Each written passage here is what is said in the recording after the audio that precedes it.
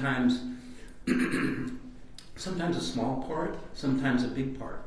It just depends. And also, I can think of cases that just pop in my head in relation to, I remember we had an overdose of heroin and we ended up doing pharmacy audits on that particular patient and getting the PDMP, the Prescription Drug Monitoring Program reports. We found out that the person was getting large amounts of lorazepam, which had been a Valium-like drug, and we knew that benzodiazepine screens does not show lorazepam. So we went back to the coroner's office, asked if we still had samples of tissue, blood, and had them tested, and that's where we found a large amount of lorazepam in those samples.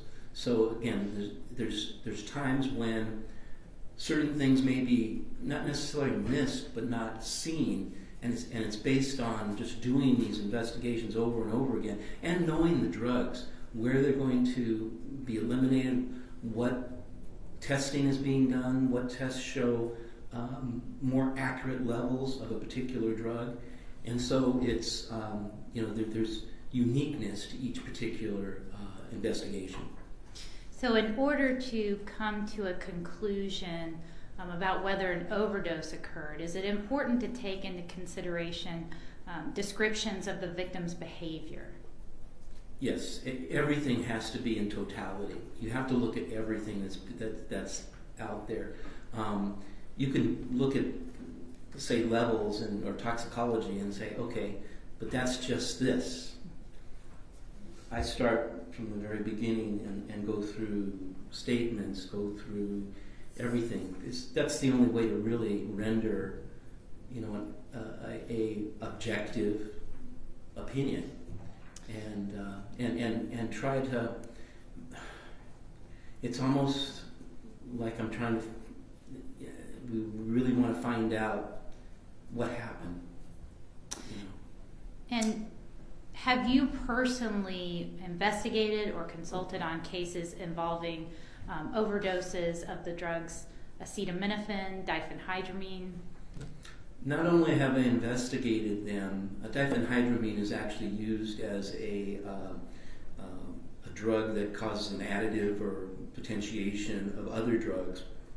So we'll see, unfortunately, kids actually steal it out of the pharmacies, and they'll take it. It's like a depressant and a narcotic depressant, and a stimulant depressant and a depressant. And basically, what they're trying to do is 1 + 1 is greater than 2. Get a better effect, an enhanced effect. So there's so many different things that, unfortunately, people do on the street to enhance the euphoria from a particular drug. And one of the drugs that's used is Benadryl, because it's over the counter, easy to get, and usually they don't even buy it, they steal it. And I've even been in pharmacies where they take the empty packaging and put it where the greeting cards are, because in the back of the pharmacy there's no cameras back there. But hold on, in the interest of time, she was asking you if you've investigated or consulted on cases involving overdose of acetaminophen and diphenhydramine. Right. The answer is yes, right? Yes. Okay, if she needs more information, she'll certainly ask you. Okay, I'm sorry. But we Yes, just yes, need Your to Honor. move through this. Very good. And have you personally investigated cases involving those drugs with children? Yes. And also worked in healthcare in the emergency rooms when we had acetaminophen toxicities and also diphenhydramine toxicities, not only in children but in adults as well. And were you able to evaluate both in live patients and those patients that were dead on arrival the effects of toxic levels of diphenhydramine and acetaminophen? Yes. Your Honor, at this time the state tenders Dr. Mark Gonzalez as an expert in clinical pharmacy as well as law enforcement overdose investigation. Response? I have no objection to those areas. Okay, all right. He will be able to testify as an expert in those areas. Dr. Gonzalez, you indicated that you have personally evaluated overdose cases involving Benadryl and diphenhydramine. In addition to toxicological screenings that would prove those substances are in a patient's system, what other factors might you look at to determine if a patient has been exposed to a toxic level? Well, we look at, once again, the totality of all the statements made, what was found, the behaviors of the potential victim, and just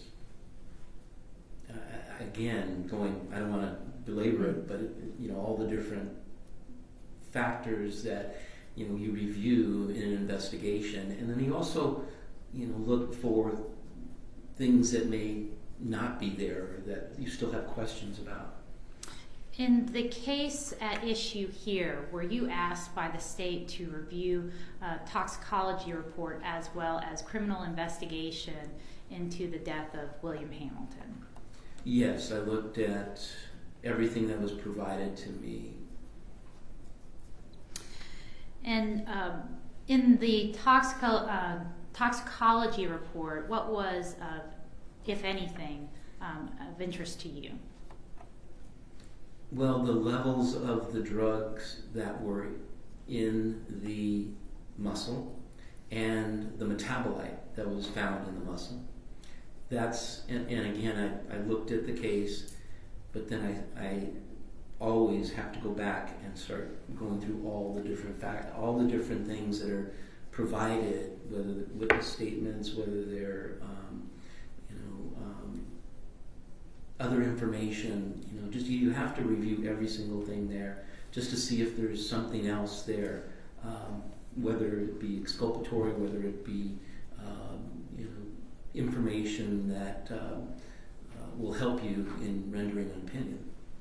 Now, in the report that you were provided, the presence of the drugs were detected in skeletal muscle. Is that typically what is used to make a determination about whether a toxic level has, whether a person has been exposed to a toxic level in an overdose investigation? Yes, because there's a certain amount of drug in the body, and what happens is, we've been using, you have to use whatever you can in an investigation. So if muscle's there, you get those levels, but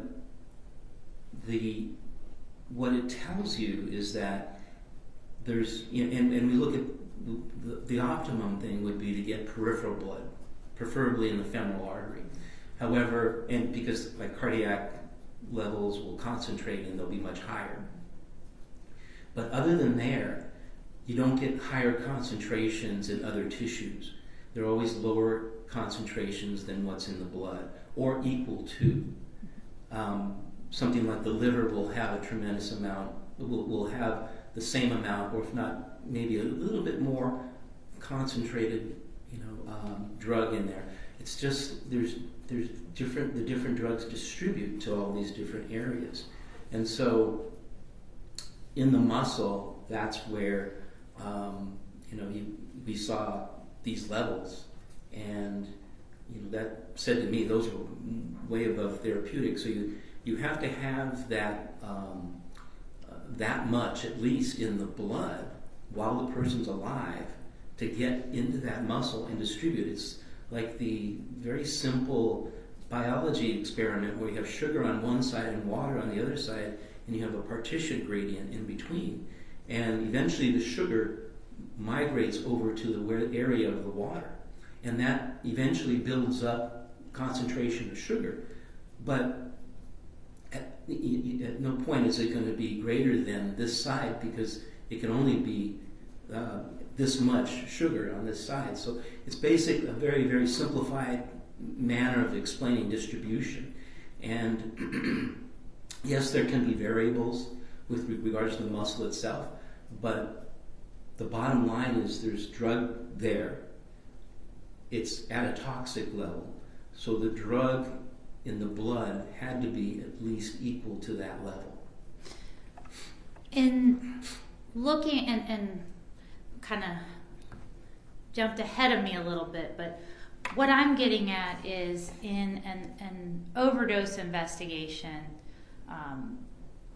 what is going to be the best evidence of what the drug level was? What is the preferred? Oh, no doubt, peripheral femoral artery. It's a large artery, and that's going to give you the most accurate level at depth. You talking about blood? Peripheral blood. Peripheral blood. Okay. Yeah. And could you explain to the court what peripheral blood is? Peripheral blood is blood in the periphery, the arms, the legs. But again, in the leg, you have a femoral artery that is a large vessel. We don't look at, even though they test for it. Areas of the cardiac area, they may test for it, but you'll see some astronomical levels because the blood and the drug concentrates there in the central part of the body and the blood. And is it always available to you in overdose investigations to use peripheral blood? No. Have you routinely had to perform overdose investigations without the benefit of peripheral blood? Yes. Have you used other tissues such as skeletal muscle? Skeletal muscle, the liver, certain organs that may have still been somewhat viable, the kidneys. But then again, you have to look at the drug itself. Because if, let's say you're looking at a particular antibiotic, that may concentrate in the kidneys because it's used for urinary tract infections and kidney infections. So once again, knowing the kinetics of the drug will tell you that, okay, that's a large level that's going to be in the kidneys or the urine, and that's because the drug concentrates there. But in other cases, you look at each particular drug. Is that drug going to concentrate in this particular tissue? Because it's going to throw you off if that happens. So are you saying that every drug distributes differently? It's unique. And are you familiar specifically with how diphenhydramine and acetaminophen distribute within the body? Specifically acetaminophen, but with regards to diphenhydramine, once again, it's that gradient. You have to have this much in the blood for this much to be in a tissue. And is it common practice in these types of investigations to utilize whatever tissue is available to perform your analysis? You utilize whatever you can. Now, with the skeletal muscle, are you able to determine exactly what would have been in the blood? No. What are you able to do? You can determine that with regard to skeletal muscle and these particular drugs, that at least it was 1-to-1. Because once again, you can't have more drug in the skeletal muscle with these particular drugs. There was one study that I found where there was a 70% distribution to muscle, and that was with acetaminophen. And again, that's an approximation of the blood. I'm not saying that it's exact approximately. It's just one factor I was able to find. And we've been using muscle and to corroborate drug in the body in many overdose investigations. And even recently, in 2021, Hansen et al. In a forensic journal reported and validated blood levels in relation to muscle levels, and that it can be used to facilitate what was in the blood in relation to particular drugs. So is this calculation that approximates the blood level useful in your investigation of whether an overdose has occurred? Yes. or whether there has been a toxic exposure of a Yes. certain type of medicine. I'm sorry, yes. Now, in this particular case, do these findings allow you to determine exactly when those drugs would have been administered? No. Can you narrow it down at all? No. But I can, based on the metabolite, when a person is alive, the drug goes through, in this particular case, both drugs would go through the liver. And if a metabolite is present, say in the muscle, that would tell me that the drug was given more than once. It wasn't, when we see acute overdose deaths, in other words, someone takes a bottle and they take the whole bottle of pills, they can succumb to the drug before there's any type or significant amount of metabolite formed by the liver. They have to be alive at that point. They have to be alive for what? For the metabolite to form? Yes, because the liver has to be functioning and blood has to be going through the liver, and the enzyme systems that are in the liver are metabolizing, conjugating, say, the drugs and making them either active or inactive metabolites, and then from there they can be more water soluble, either go out through the urine or other areas. And in this case, what was the level of the parent drug to the metabolite? Well, I know that when we saw the metabolite, the parent drug was there, and that was a toxic level.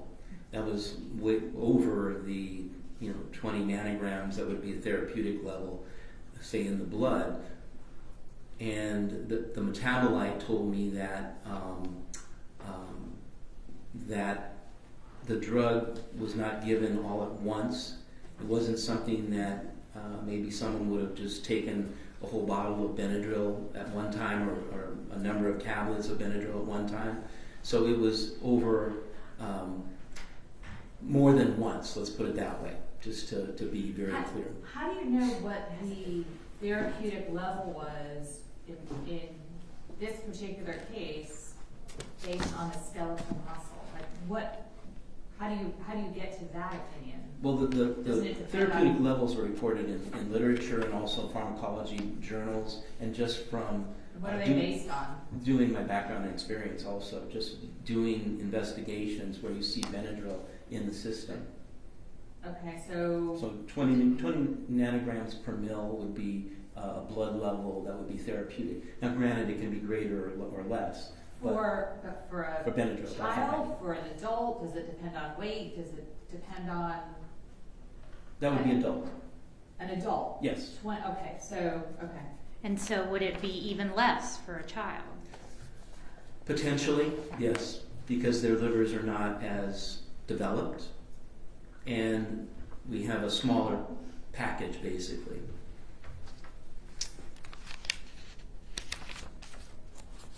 I'm going to mark for identification purposes, States Exhibit 75. Was this the report that you were asked to look at in evaluating this case for the state? Yes. And what was, excuse me, what was the level of acetaminophen in the blood?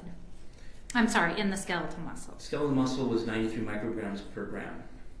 And what was the level of diphenhydramine in the muscle? Approximately 2,000 nanograms per gram. And what is the calculation that you're using to approximate what the level would be in the blood? With regards to acetaminophen, I found a 0.7 factor in one of my cited references, and so that would mean that the muscle, and again, approximation. My opinion is, that's be approximation. So if you calculate 70% in the muscle versus the blood, it would approximate 133 micrograms per gram. And in blood, it's a gram is actually equal to a milliliter. Where do you get the 0.7 factor from? It was in one of my cited studies. In my In your opinion. report? Yes, miss. Okay.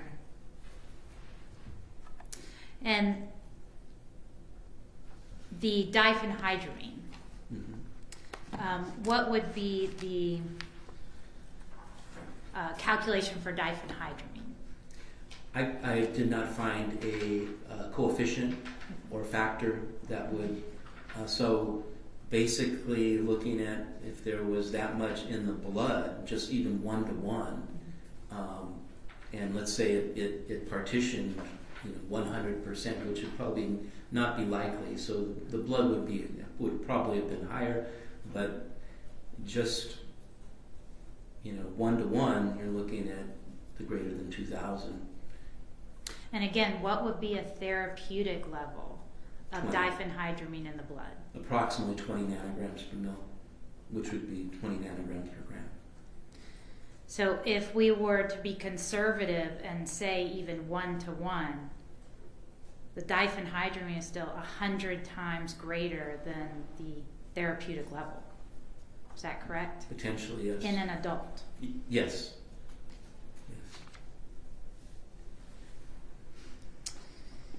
Are you able to determine whether this child was given one large dose of medicine or multiple doses?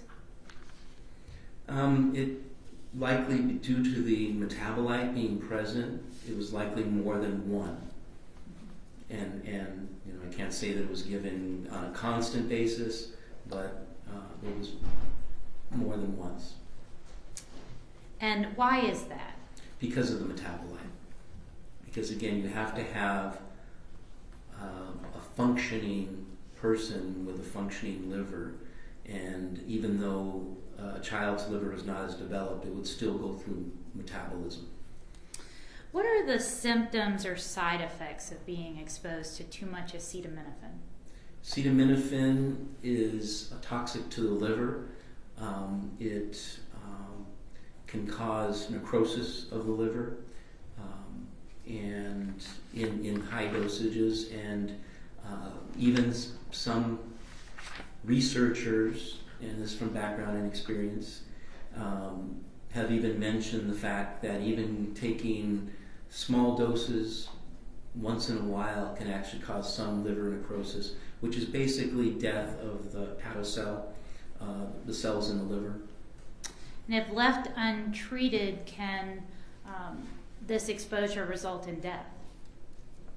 Yes, and there is an antidote, but yes, it can result in death. What about diphenhydramine? What are some of the side effects of being exposed to too much diphenhydramine? Well, you see some behavioral issues, it's a significant central nervous system depressant. So in evaluating and in interviewing parents in overdose investigations, one of the main things that every single one of them would say was that the person came home. Unfortunately, the child was using drugs. The drugs were in the system still. They went to sleep. When you lay down, 50% of your respirations are less, and that's why people die from sleep apnea. And meanwhile, these drugs are still going through the system, going through the liver. The drug levels are still going up. And the one thing that they did tell me is they would hear this. It was almost like a snore, like a very strange sound, about once a minute. And unfortunately, that was them suffocating because of the central nervous system depression that was causing them to have lower respirations. Is that what's known as agonal breathing? Yes. And can agonal breathing sound like gagging? Yes. And sometimes a loud snore. Mm-hmm. And believe me, I can picture every single parent's face that I've interviewed and see and hear them telling me about this breathing, and again, almost every single case in interviewing them, that was present. Were you made aware in the course of your evaluation of this case that the victim's mother reported that that there was something wrong with the child, that the child didn't want to talk? Make sure you answer Yes, I'm sorry. My apologies. That the child didn't want to get up? Yes. That the child was gagging? Yes. That the child was lethargic, Yes. drowsy? Yes. Would this child's symptoms be consistent with diphenhydramine and or acetaminophen toxicity? Particularly diphenhydramine, the listlessness could have been from the acetaminophen, or both. And was that the mother's own report of the behavior and symptoms that the child was having? Was that a part of your analysis? Yes. And do you have an opinion about whether this child was exposed to a toxic level of one or both of those drugs? Both of those drugs. Thank you. All right, Carl.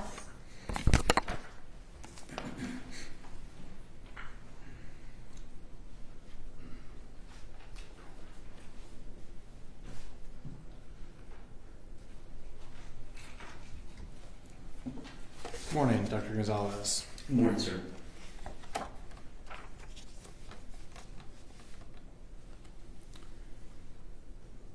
All right, I'd like to begin with a little bit about your background very briefly. You said that you have attended autopsies while you were in graduate school, correct? Yes, sir. And this was in the late 80s? Late 70s. Okay. You did not participate in these autopsies, correct? No, I was an observer, and my mentor was showing me different things that you would find, whether it be with trauma, whether it be, related to disease states, that you could actually determine based on the autopsy and your findings. All right, and you're not qualified to perform an autopsy yourself, right? No, sir. All right.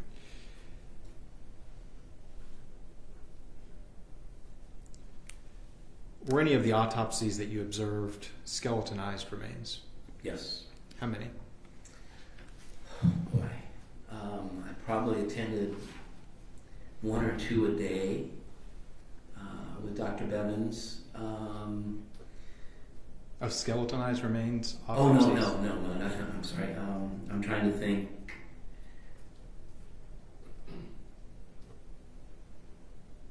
I would guess, and again, I wasn't counting each particular autopsy where it was just skeletal remains.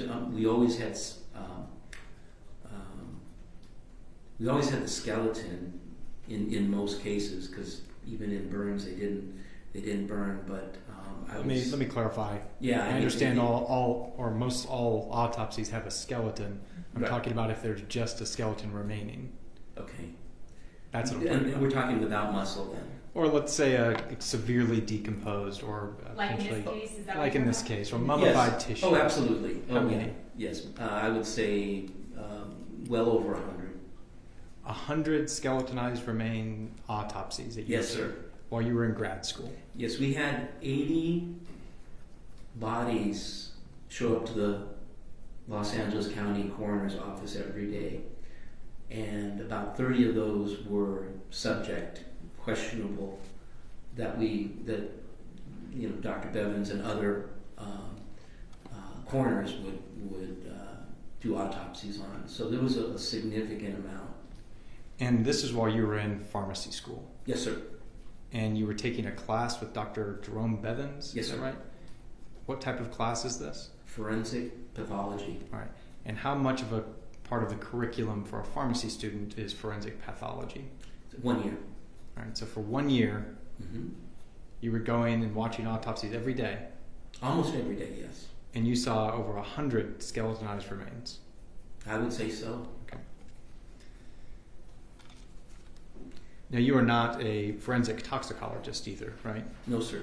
Right, you're not a member of the American Academy of Forensic Sciences, No, sir.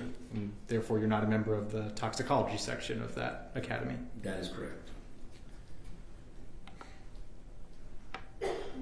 All right, I want to talk about your ultimate opinion in this case is that the amounts of drugs that you are calculating first tell you that they have been administered on a chronic basis, right? Yes. And that the metabolite tells us that this was a chronic basis. Yes? Yes. And that your approximation using a formula of skeletal muscle ratio to blood tells you this is well above therapeutic levels. When we're discussing acetaminophen, I did not find a factor for diphenhydramine But you did use a formula. You used a 1-to-1 ratio. It's just a simple formula, right? for acetaminophen. Acetaminophen was 0.7, Correct. and for diphenhydramine, you used a 1-to-1 ratio. I didn't approximate a level for diphenhydramine in my report. I just said So that. are you only saying that the acetaminophen was at a toxic level? No, they were both at toxic levels in the muscle. Right, that's what I'm asking. Yeah.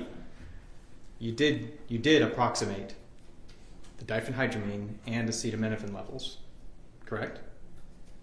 In the muscle or in the body in totality. In the body totality, there was toxic levels of both. That's what you found? Yes, sir. That's your opinion? Yes, sir. Okay. All right. And you did not find a metabolite for acetaminophen, correct? No, sir. All right. And I don't think one was tested for. That's in the report that it was not tested for? I didn't see any metabolites of acetaminophen tested for. In the, I guess it's right here, there was no metabolites of acetaminophen tested for. Yeah, just diphenhydramine metabolite and acetaminophen. So not the metabolites of acetaminophen. All right. I'd like to talk about metabolites a little bit. Sure. The parent drug enters the body. It gets distributed to the muscles, right? Or all over the body. It gets distributed. Yes. You know, maybe not all over the body, but it Right. gets distributed throughout the body. Right. That's why you can, in skeletal muscle, you can find the active drug concentration, and that's what we're referring to as the parent drug, right? Correct. All right. Now, that drug begins to get processed by the liver, right? In this particular case, with those two drugs, yes. Some other drugs are processed differently. That is correct. All right. Now, as the drug is working its way around the body, it's going through the liver here and being processed, right? Yes. If you take acetaminophen, if I ingested a dosage of Tylenol, how soon after would I find it in my muscles if you were able to test it? Distribution time would probably be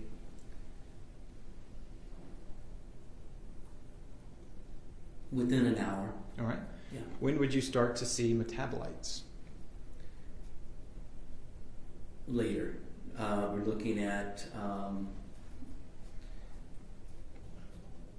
let's say it was given, I would say around 3 to 6 hours, depending on start seeing metabolites.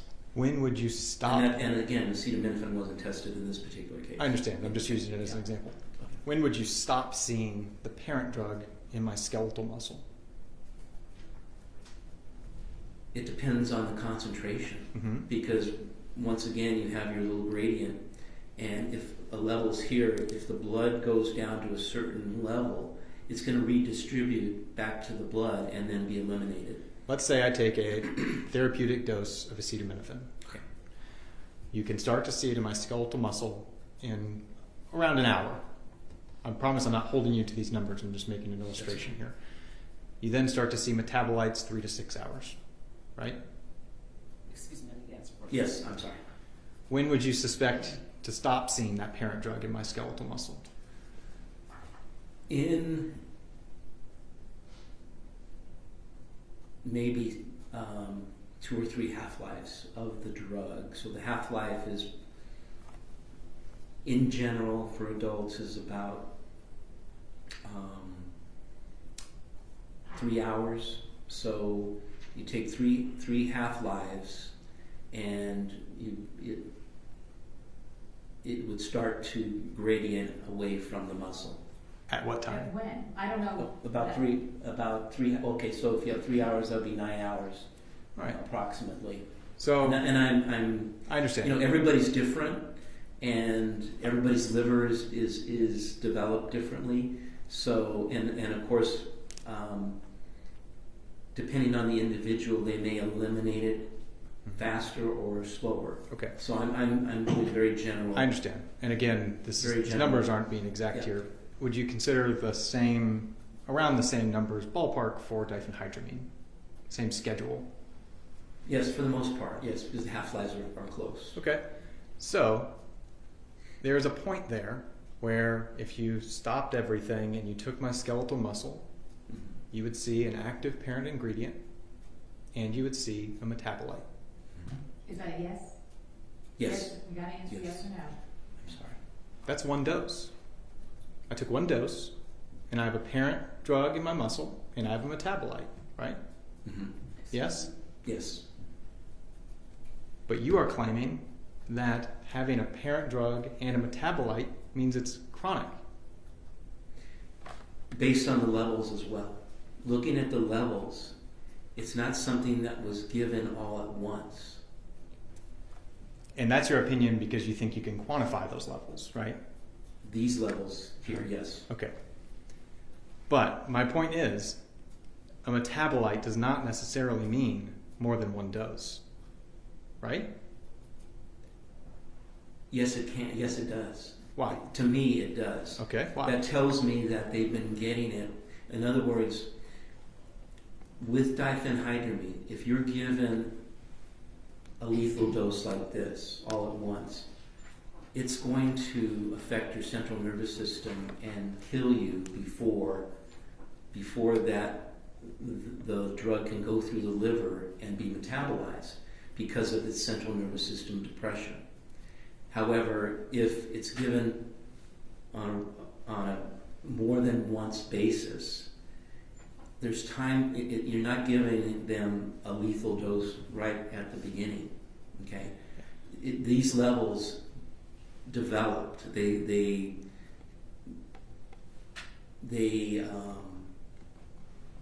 didn't get to this way with an acute poisoning.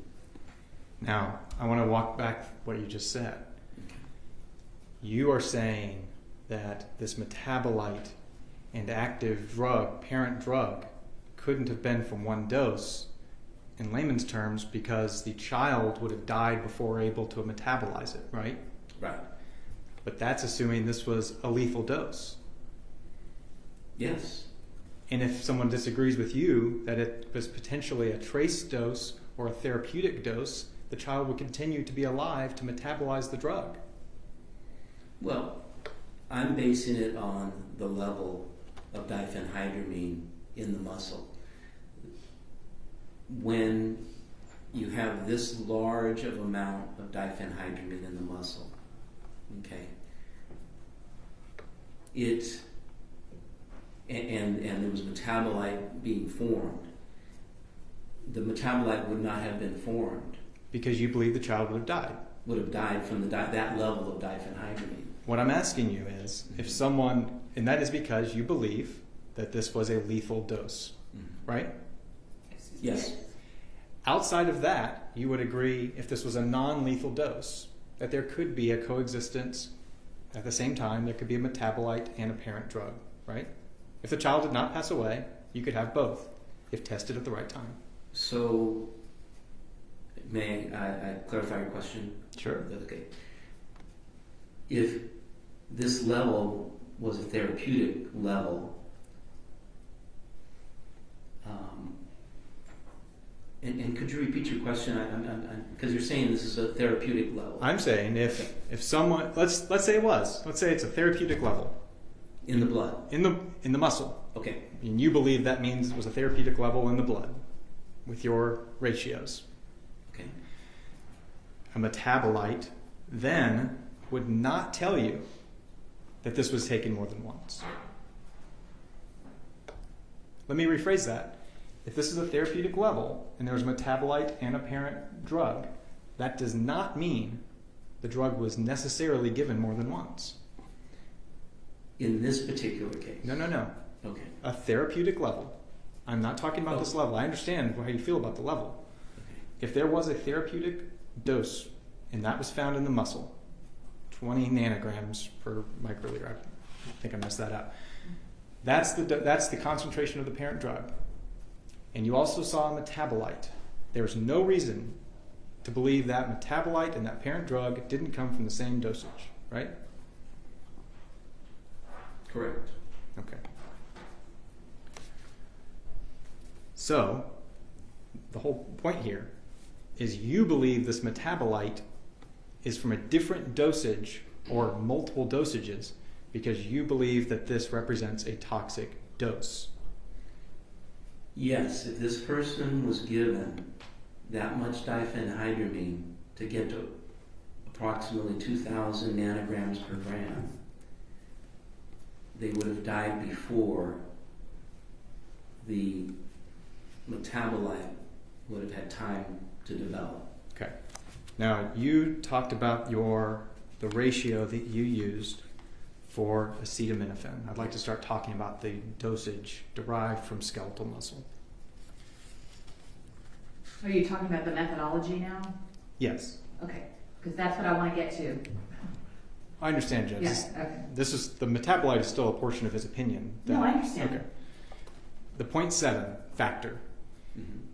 you used for acetaminophen, right? Yes, sir. And you said you got that from the study that you cited, Yes, right? sir. That study was drug concentration in selected skeletal muscles. Yes, sir. And you cited 2 studies in your report, correct? I think there were 4 total. 2 related to skeletal muscle. Yes, sir. The other one was site-to-site variability of drug concentrations, right? Now, in the first one, where you got the 0.7 number, the article says, and I quote, "We suggest that muscle is suitable for qualitative analysis, but not for quantitative corroboration of a blood sample or as a quantitative alternative to blood," correct? That is correct. That's a source you cited, right? That's correct. You cited 2 sources on skeletal muscle use, and both of them say it is not suitable for quantitative analysis, right? Correct. The main reasons is that, and I'll quote from the same article, there might be variability in drug concentration between muscle samples, right? Yes. If Yes. I take a sample from one part of a muscle, it could be vastly different from another, right? In that study. Right, the one you cited. Correct. Okay. They say that within case variability of drug concentrations may be extreme, right? Correct? Correct. Now, this study was not even decaying bodies, right? No. Nor was your other study. No. The site-to-site variability of drug concentration study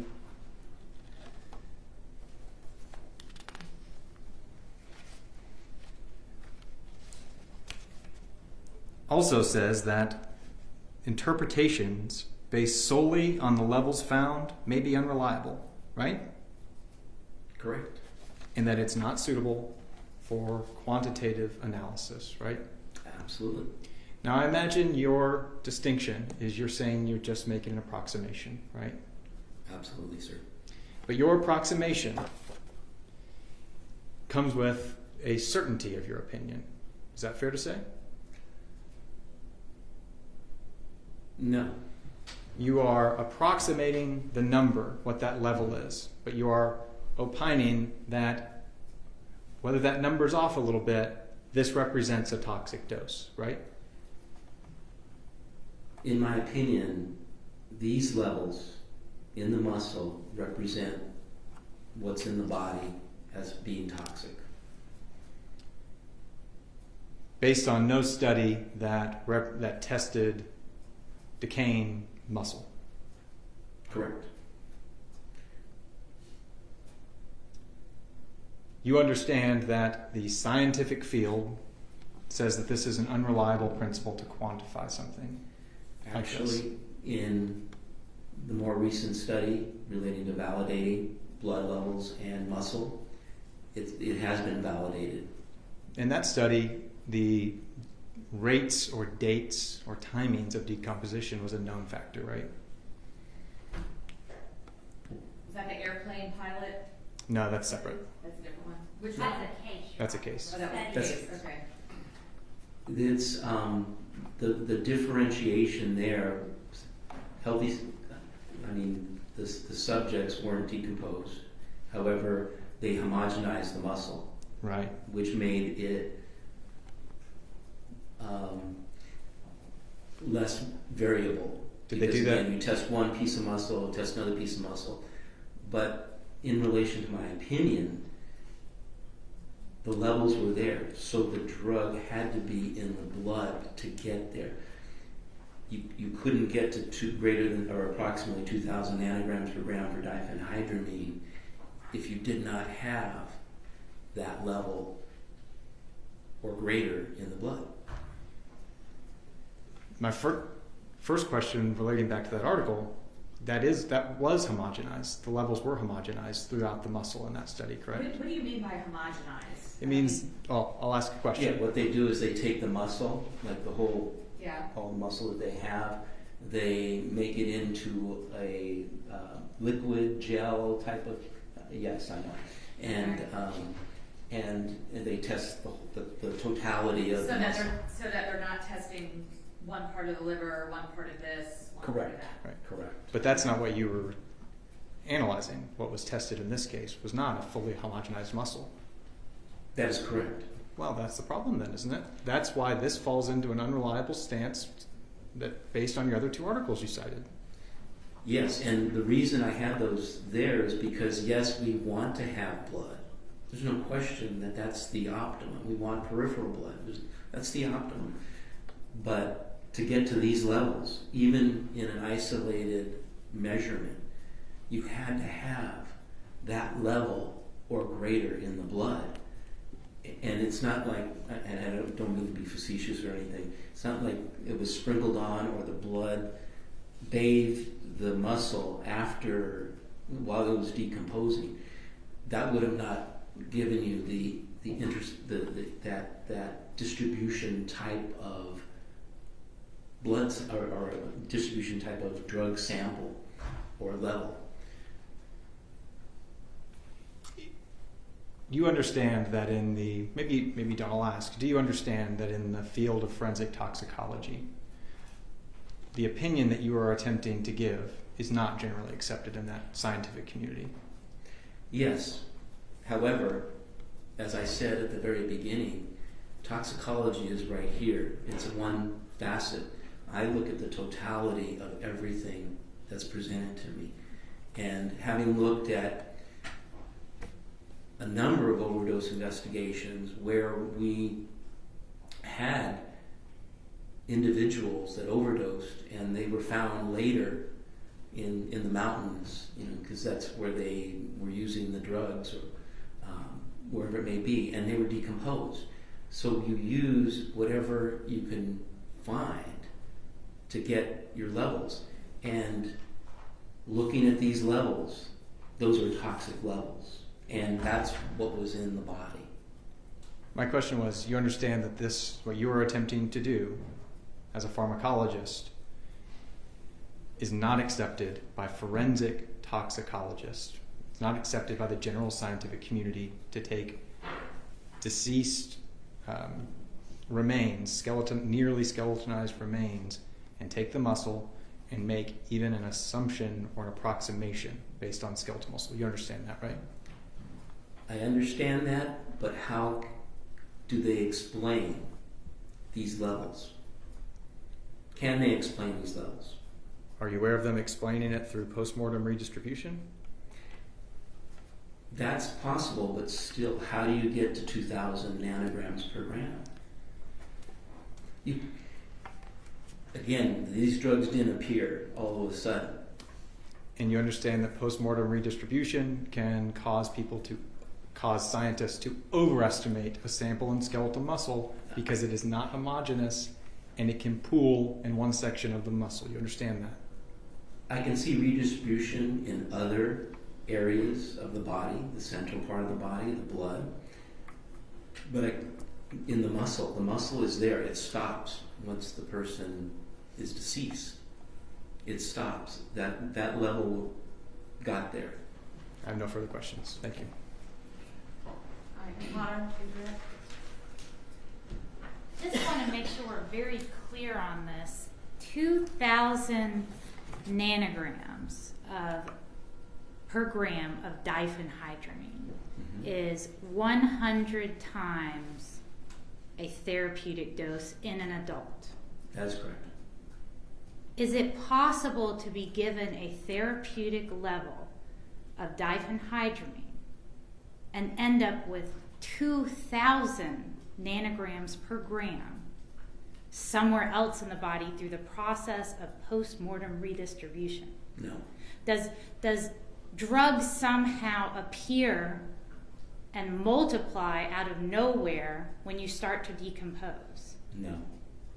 Did this child have to be given at least that much or more for that amount to end up in the muscle based on your expertise? Yes. Even if we completely disregard the approximation used to calculate acetaminophen, let's say we take that out of the equation. Can you discuss that 2,000 nanograms per gram in the skeletal muscle would represent a toxic dose to this child? That's correct. Nothing further, Your Honor. anything else? Nothing further. When you indicated that your opinion was an approximation, was there a margin of error? It wasn't mentioned in the study. They just gave a coefficient factor for partitioning and distribution into the muscle in that particular study. You're talking about the 2021 study? No, the 2021 study, they actually validated blood and muscle. Well, I guess what I'm asking is, in your analysis, in your report, you said it was an approximation. What is your margin of error in your coming to that opinion? There was no margin of error reported in the study. It was 0.7, so that would be 70%. Okay. Okay. All right. Thank you. Anything else? Not All right. All right, you can sit down. Thank you.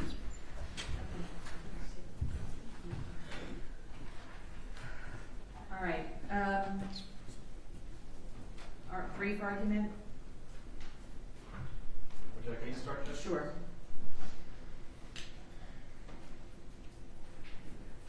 I know we've argued this before, so I know generally what the arguments are. Right. So just kind of summarize for me now that we have the benefit of his testimony.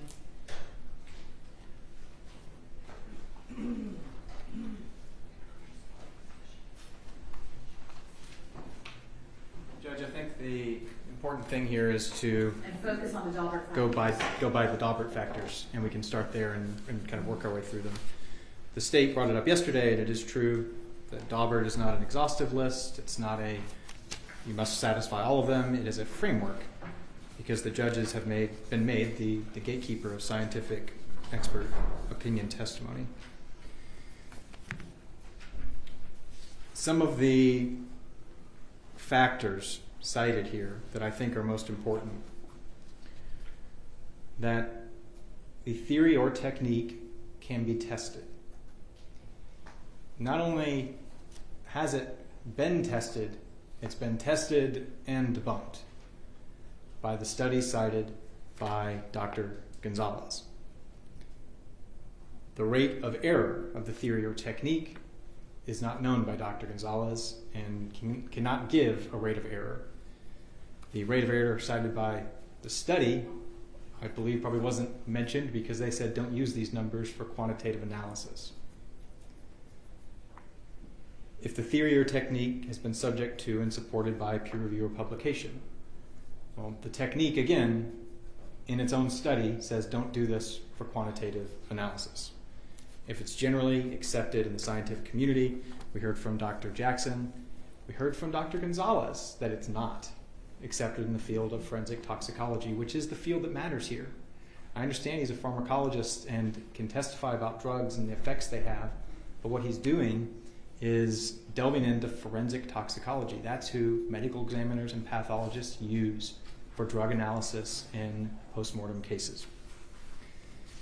The prongs in the Georgia statute generally follow the same thing, that's based on sufficient facts or data, product of reliable principles and methods, and has applied those principles and methods to the facts of this case. I want to briefly distinguish the 2021 study that Dr. Gonzalez helped us with, is that was a homogenized muscle that alleviates some of the problems cited by the two papers from the 90s that he cited. We don't have that here. That is one of the main issues. Also, that study doesn't give you a rate or a ratio to use for acetaminophen and diphenhydramine. They test different drugs. That's not tested in that study.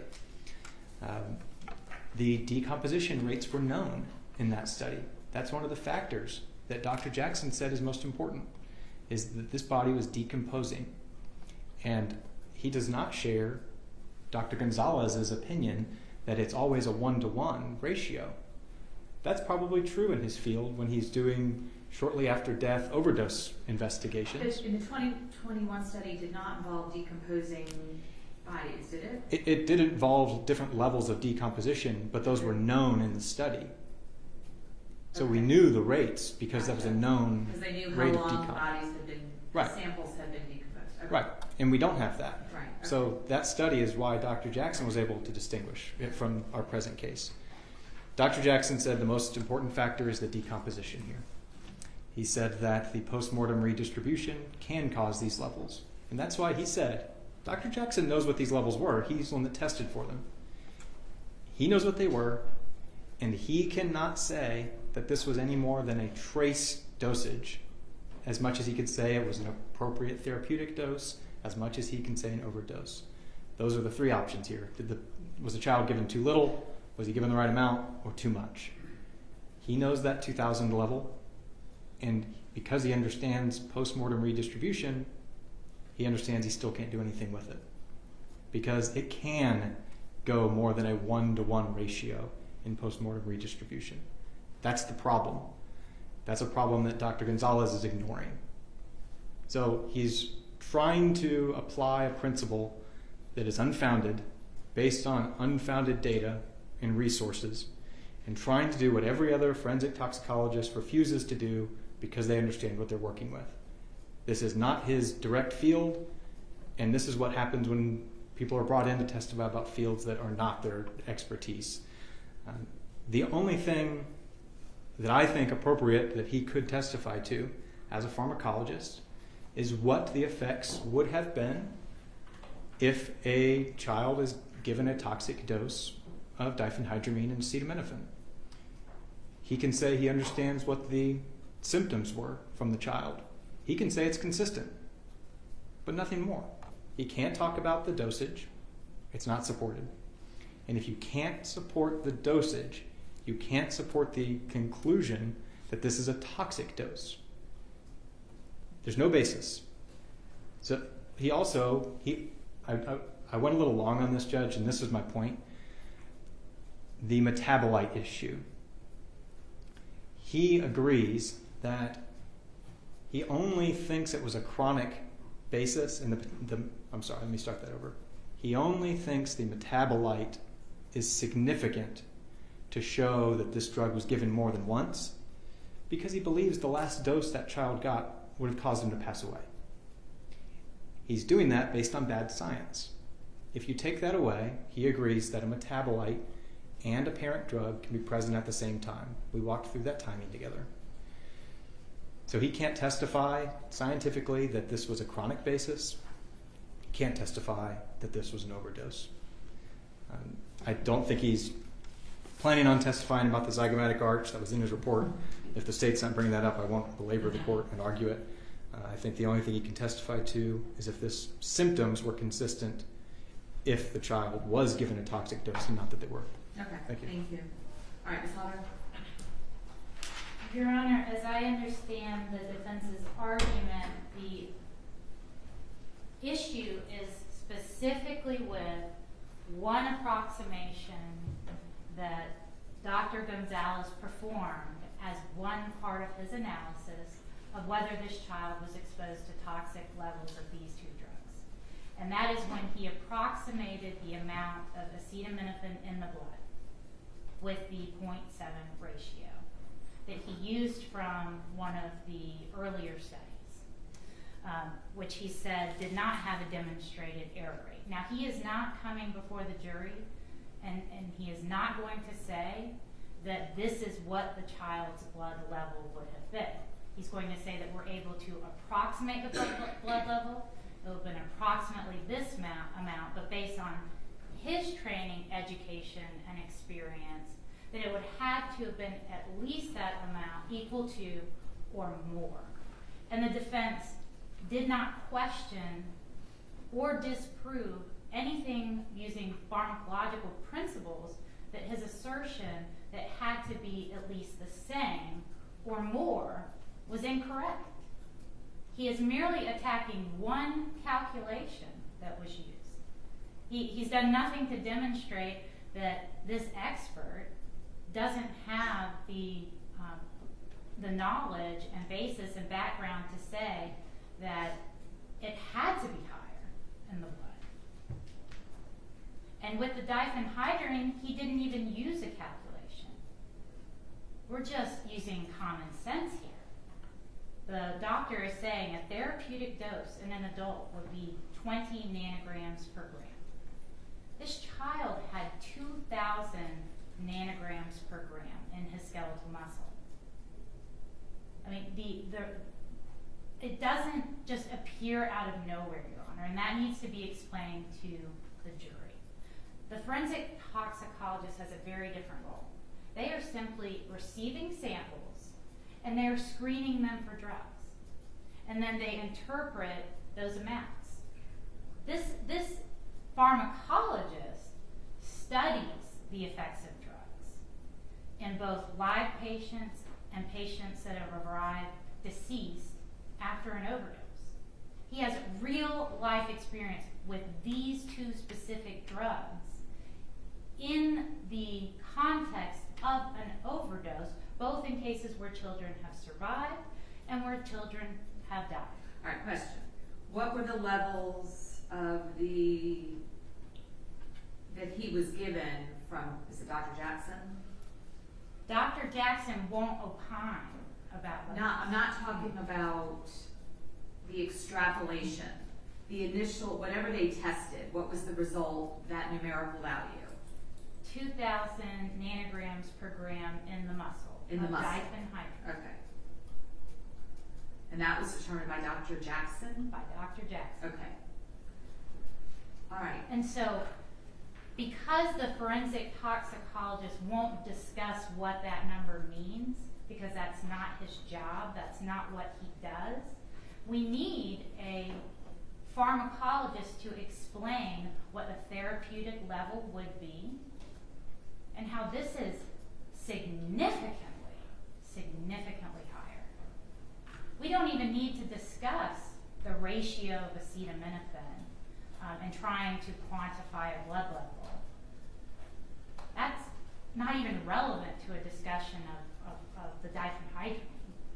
But we need to be able to demonstrate to this jury that 2,000 nanograms per gram is a massive amount. And it can't just appear out of nowhere, Your Honor. That amount of the drug had to be in the child's body. And the pharmacologist is the best person to explain what happens when the drug is ingested, how it distributes through the body, and his opinion that you couldn't have a metabolite with this specific drug, diphenhydramine, because the child would have died with this amount of drug before it would have ever gotten the opportunity to metabolize. This is very important information for the jury to know, because that tells us that the child had received this drug on more than one occasion, that it had a chance to develop in the liver. And the defense has had no line of questioning to discredit any of those opinions. Their argument has been solely based on the one calculation regarding acetaminophen. And so Dr. Gonzalez should be allowed to testify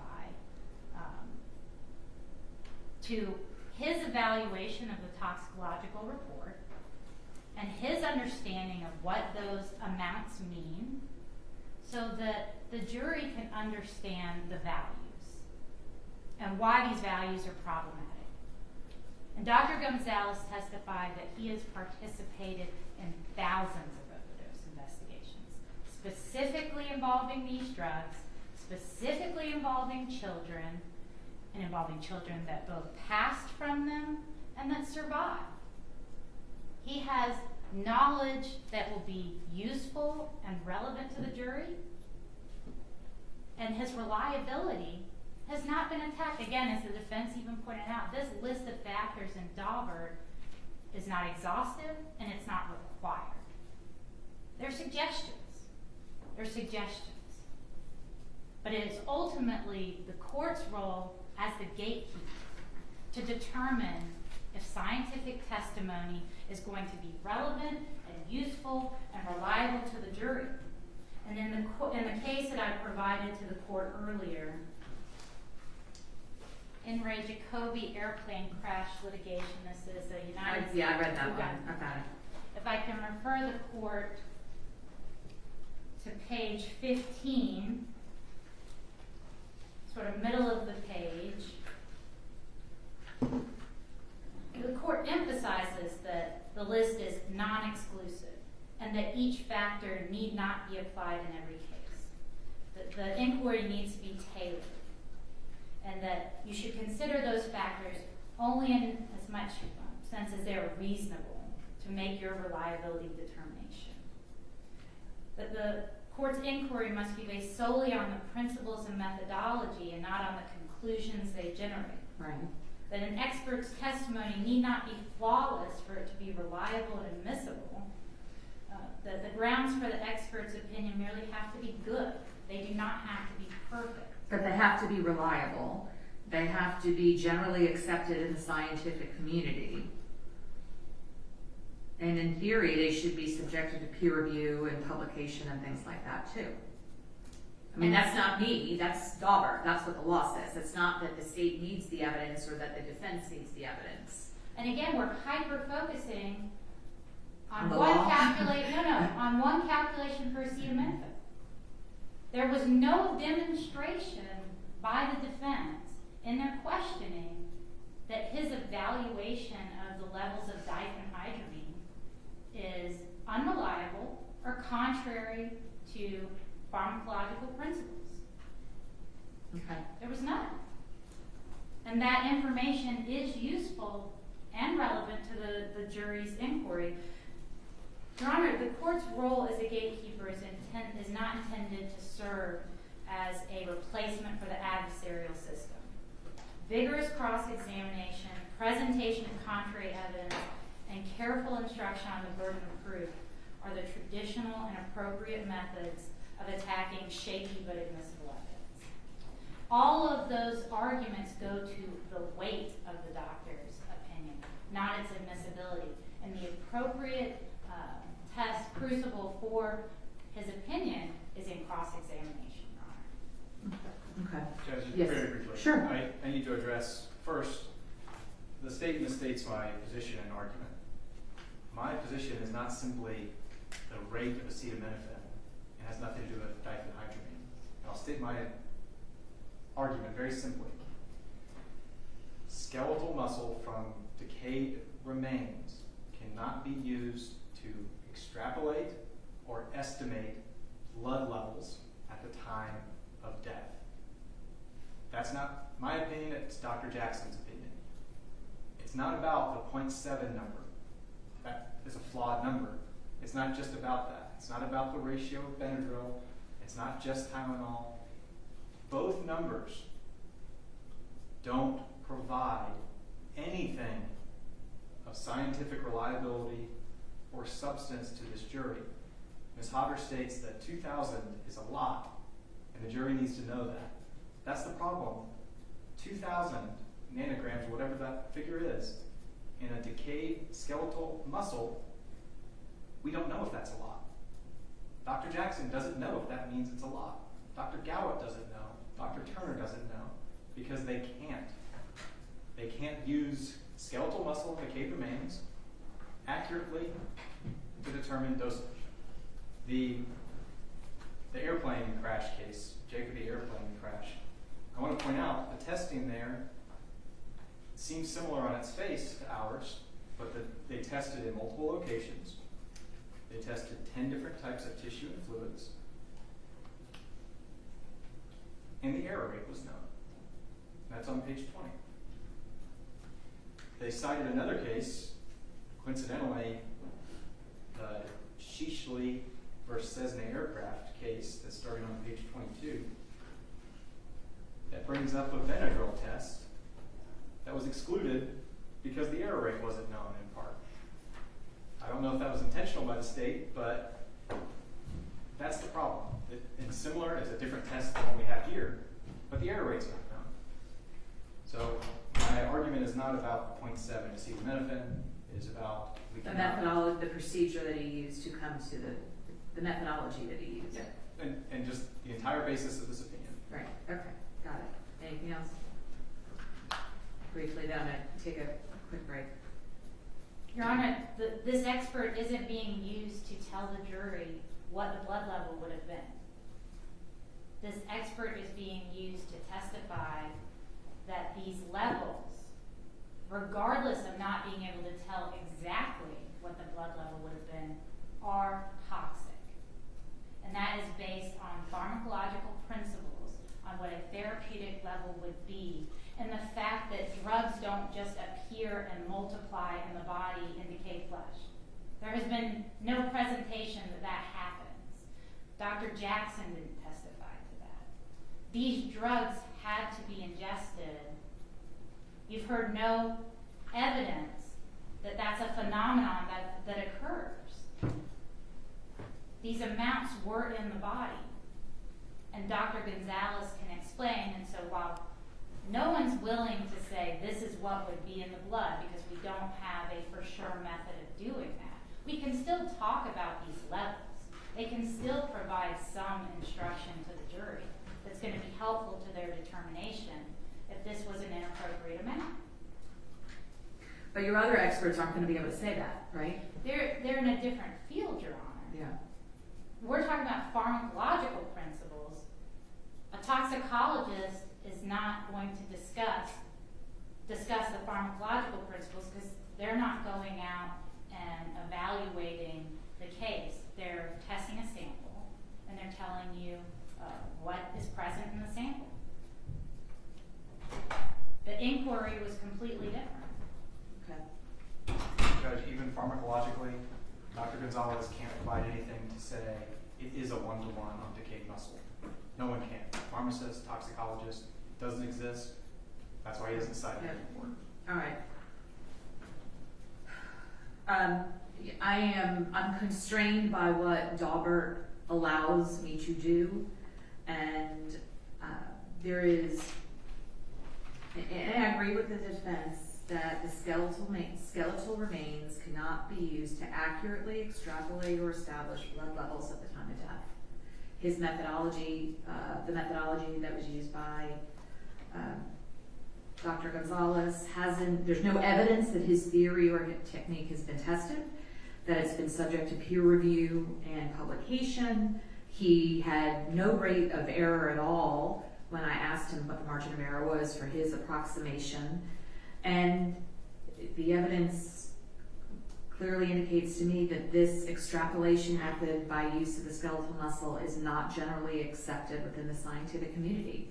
And those are things that Daubert requires before the opinion is allowed. So I am simply following the law, but I'm not going to allow those opinions. He can testify that the symptoms of what a toxic dosage was, that the child's symptoms were consistent with a toxic dose, but not the extrapolation. Your Honor, can Dr. Gonzalez discuss what a therapeutic level would be and tell the jury, I can't tell you what was in the blood, I think that's appropriate. but a I don't have a therapeutic problem with level that. would be, I think that's fine. and that It's just getting, it's that extrapolation. I'm okay with him as a general, is his experience and expertise in pharmacology being able to testify as to what a therapeutic level would be. As long as he doesn't say there's a 1-to-1 ratio and that this 2000 was the blood level. And I should be able to ask, this is not blood level, it's the skeletal muscle level. Are we on the same page? Yes, Your Honor. Okay. All right, then that's the ruling. All right, let's take a 10-minute break and then we'll bring the jury back in. All right.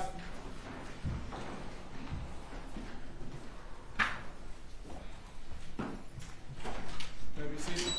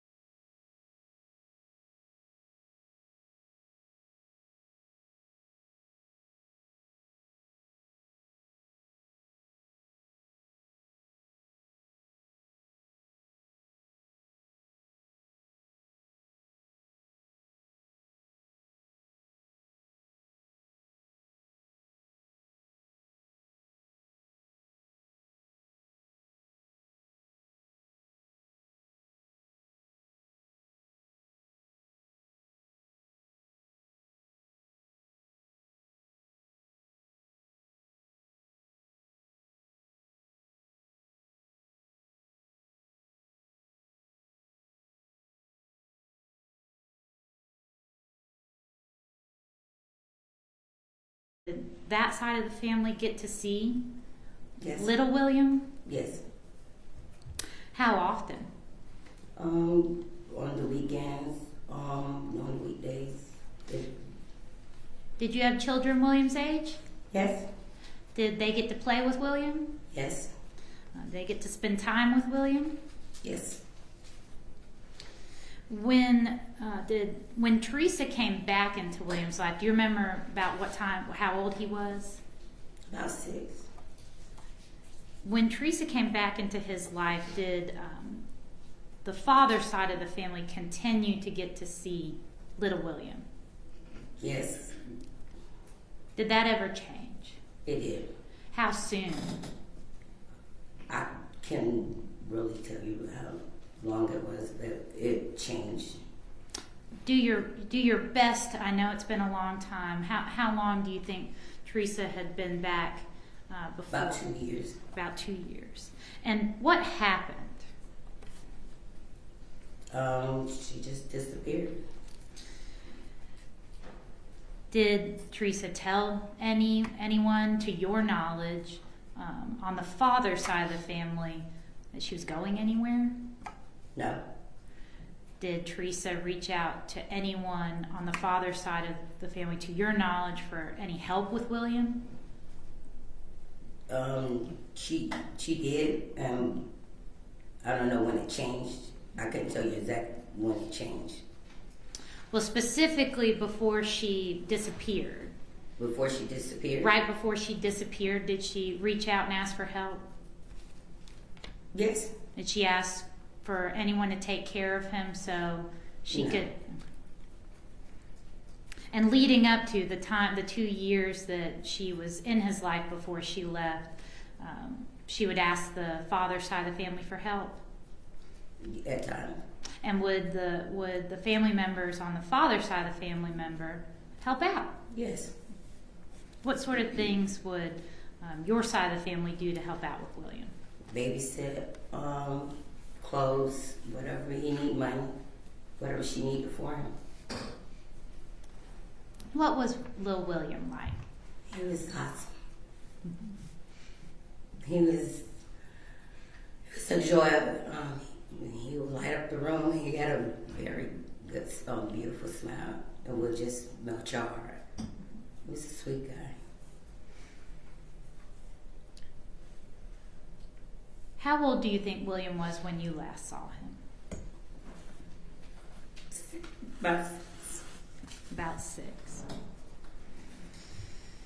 Did you ever speak to Teresa after you last saw William? Yes, I saw her. I did. Did you ask her about William? Yes. What did she tell you, or where did she tell you he was? She told me he was in a with his godfather. Did you want to speak to him? Yes. Did you want to see him? Yes. What did Teresa say? She would give him, I asked her, she would come give him my number and let him call me, but she never did. He never called. Did you keep asking Teresa to see William? Yes. Did you ever look for Teresa on social media? Yes.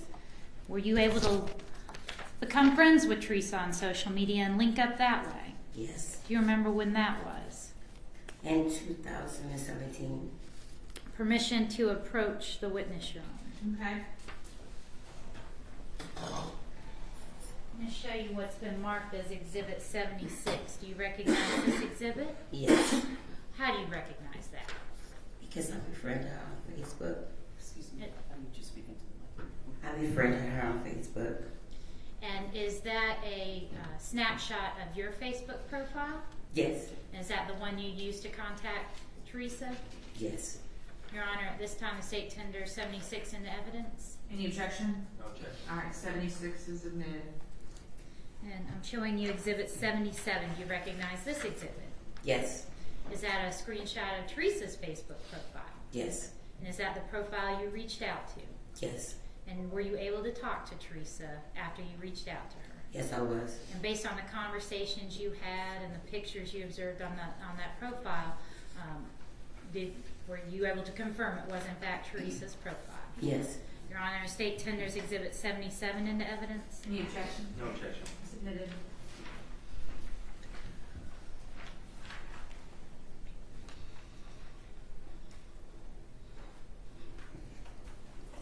When you reached out to Teresa in 2017, what did you say to her?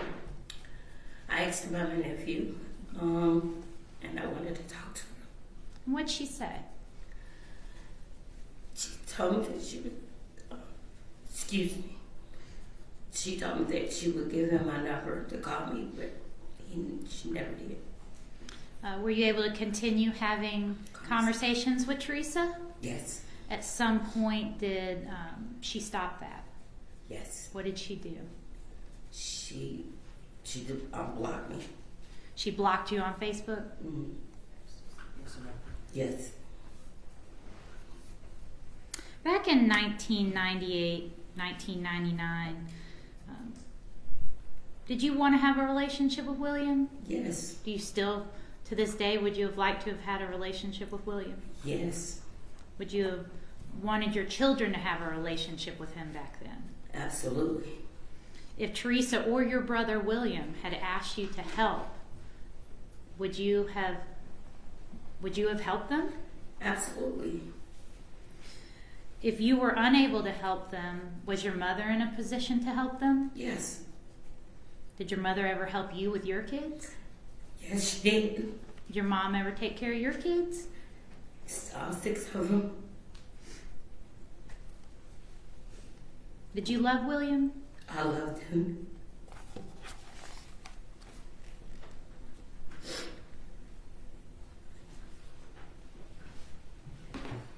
Anything else? No, Your Honor. Okay, Ross? No questions. Thank you. All right, you may step down. You're excused. You can stay in the courtroom if you'd like, or you're free to go. Thank you. Call your next witness. Your Honor, state calls Teresa Black.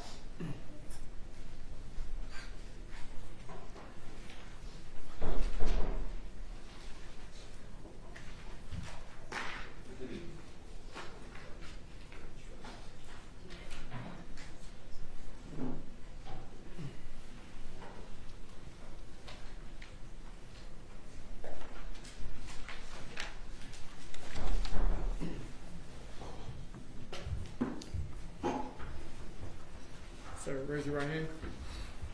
You swear or affirm the testimony you give to the court should be the truth and nothing but the truth, so help you God. Yes, sir.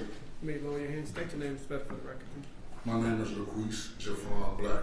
That's Luquese. Last name Black, B-L-A-C-K. Good morning, Mr. Black. How you doing? Good. I want to speak with you about where you're from. Charlotte, North Sure. Carolina. And at some point, did you move away from Charlotte? Yes, I did, to better my life. All right, and where did you go? I went to Alaska. Alaska? Is that what you said? Yes, ma'am. Okay. And then after Alaska, where did you move to? Had a family altercation, so I came back home. And then home is where? Charlotte, North North Carolina. Carolina. Okay. And so you were born in Charlotte. How long before you left to go to Alaska were you living in Charlotte? I've been in Charlotte all my life. Okay. Until you moved to Alaska? Yeah. All right. I want to speak with you about Teresa Black. How do you know Teresa Black? I met this young lady when we was younger. 92. Right. All right.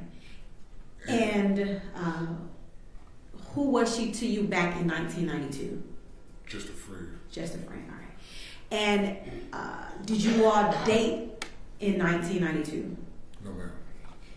At some point, did you all begin to date? Yeah. What year did you begin to date Teresa? It was in 04. 2004, okay. And did you all take your relationship to another level? Yes, ma'am, we did. Can you tell the jury about that? We met in 2004. Well, you met back up in 2004. Well, we met back up in 2004. Had jobs, both chasing our lives around. 2005, we got married and had a beautiful daughter. All right. And what's your daughter's name? DeKalb Black. And when you all got married, what state were you all living in at the time? Charlotte, North Carolina. And when you got married, and before you had your daughter, were you aware if Teresa had any other children? I was aware that she had a child, Okay. but he... When did you become aware that she had that child? Did you become aware at the time you all first began to date, or after you all were married? After we was married. So during your dating phase, did Teresa ever tell you that she had a child? Yeah, like when we first started back talking, she admitted that she did have a child. Okay. And did she tell you that child's name? Yeah, And what was that child's name? Lil William. That's what we call him. Lil William. Yeah. All right. And you said that's who we call. That's who called. You said that's what we call him. Who is we? My family, her. I mean, that's what we represented him as, Lil William. That's how we knew him. Okay. And this was around 2004. Yes. Okay. Where did you meet Teresa? Double Oaks. Is that a neighborhood in Charlotte? An old neighborhood in Charlotte off Statesville Avenue. So you met her from being in the neighborhood. Yes. All right. All right. She also told you that his name, well, you all referred to him as Lil Will. Did she tell you what his age was back in 2004? I think she did. I just can't remember. Was it in the teenage age range or the early toddler age range? What was? He was in the early teen, I believe. Okay, early teen. Right. And did you ever meet him in person? No, ma'am, I didn't. Did Teresa ever tell you where little William was staying? Yeah. Where was he staying? He was supposed to be in Atlanta with his family members. I believe that was either her family members or William's family members, his dad. All right. Do you recall which family member he was with? Was it uncle, auntie, grandmother, grandfather? At that time, it had to be like older people, like his grandparents or something like that.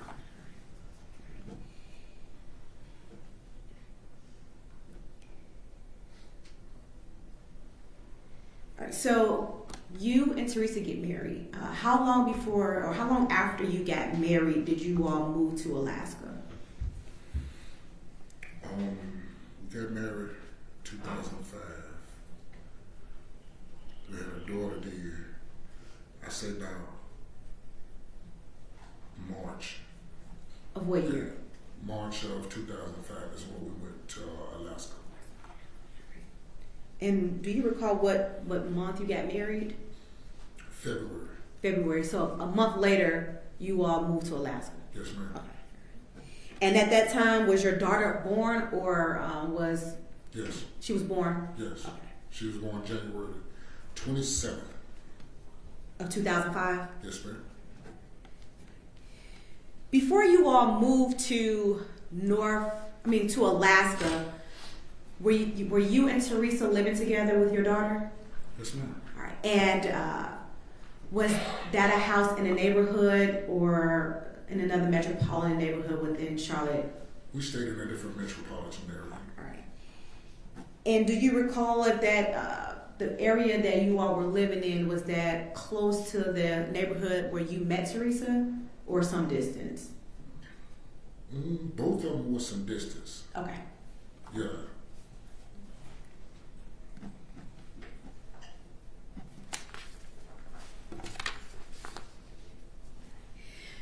At some point, now let me back up. How was the relationship with you and Teresa and your child when you all were living in Charlotte?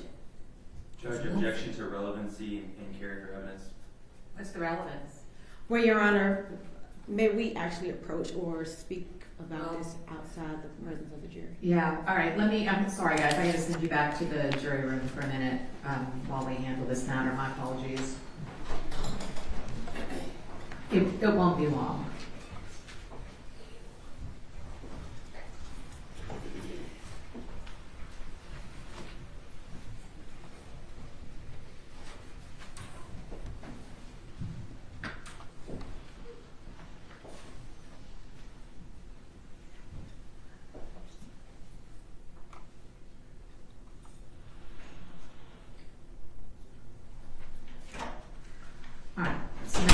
about it, this was in 2005 that she was married to him. So what is the relevance of her,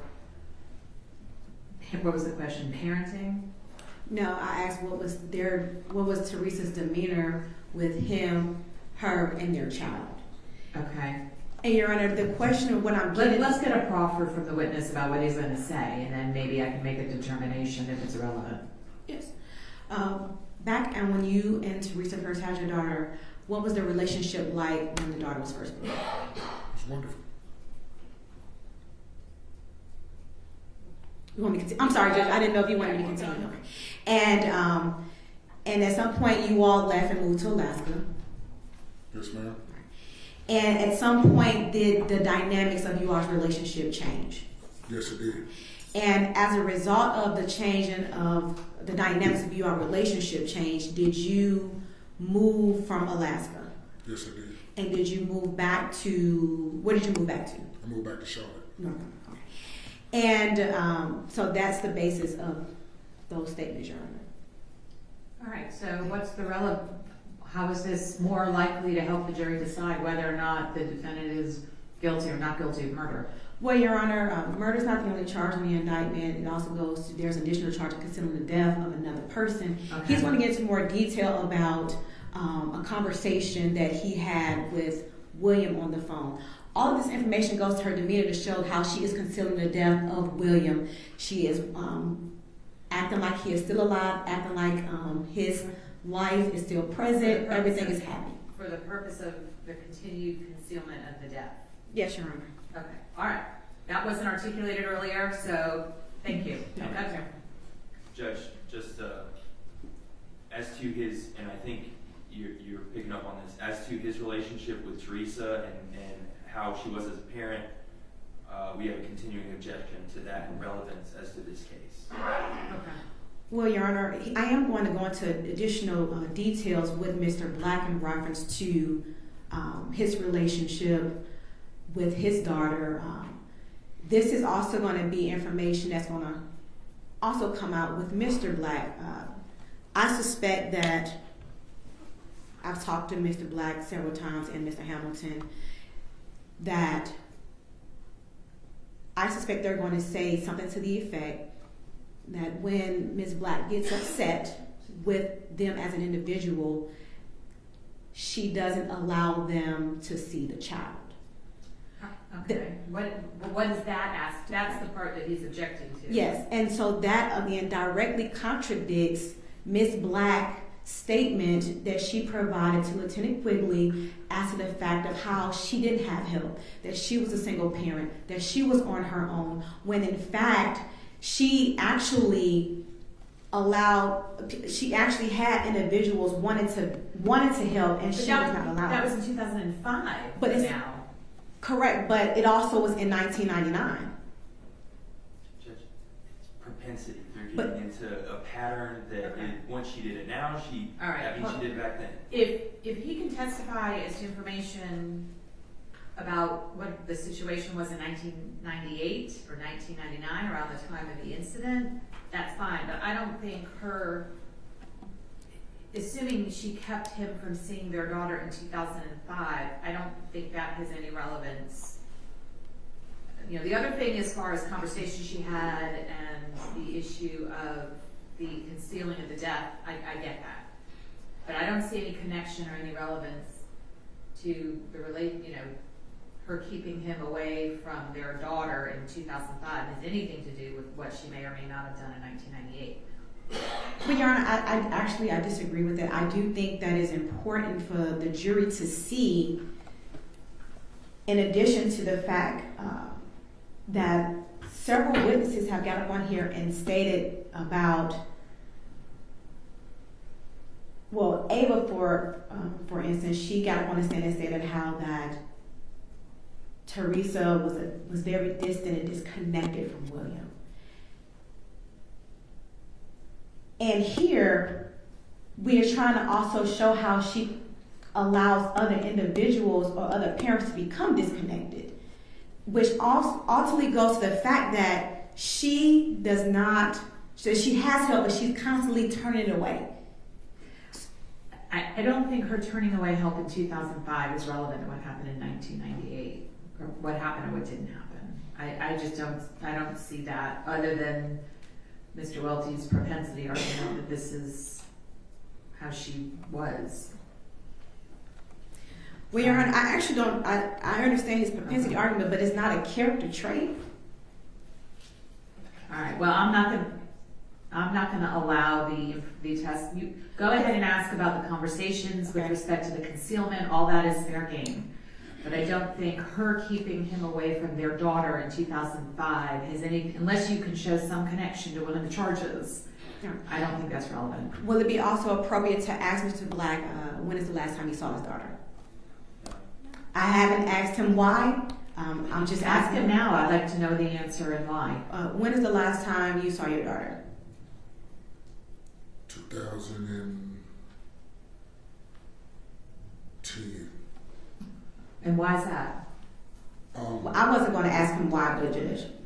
At the time, I'm asking. The jury's not here, so I want to know what it is. at the time she was, She's who? Miss Teresa was seeing somebody else. Okay. So when we so-called supposed to separate it, we was doing our parenting thing. She would send her down sometimes for me. Okay. What's the relevance of that then, when you last saw the daughter?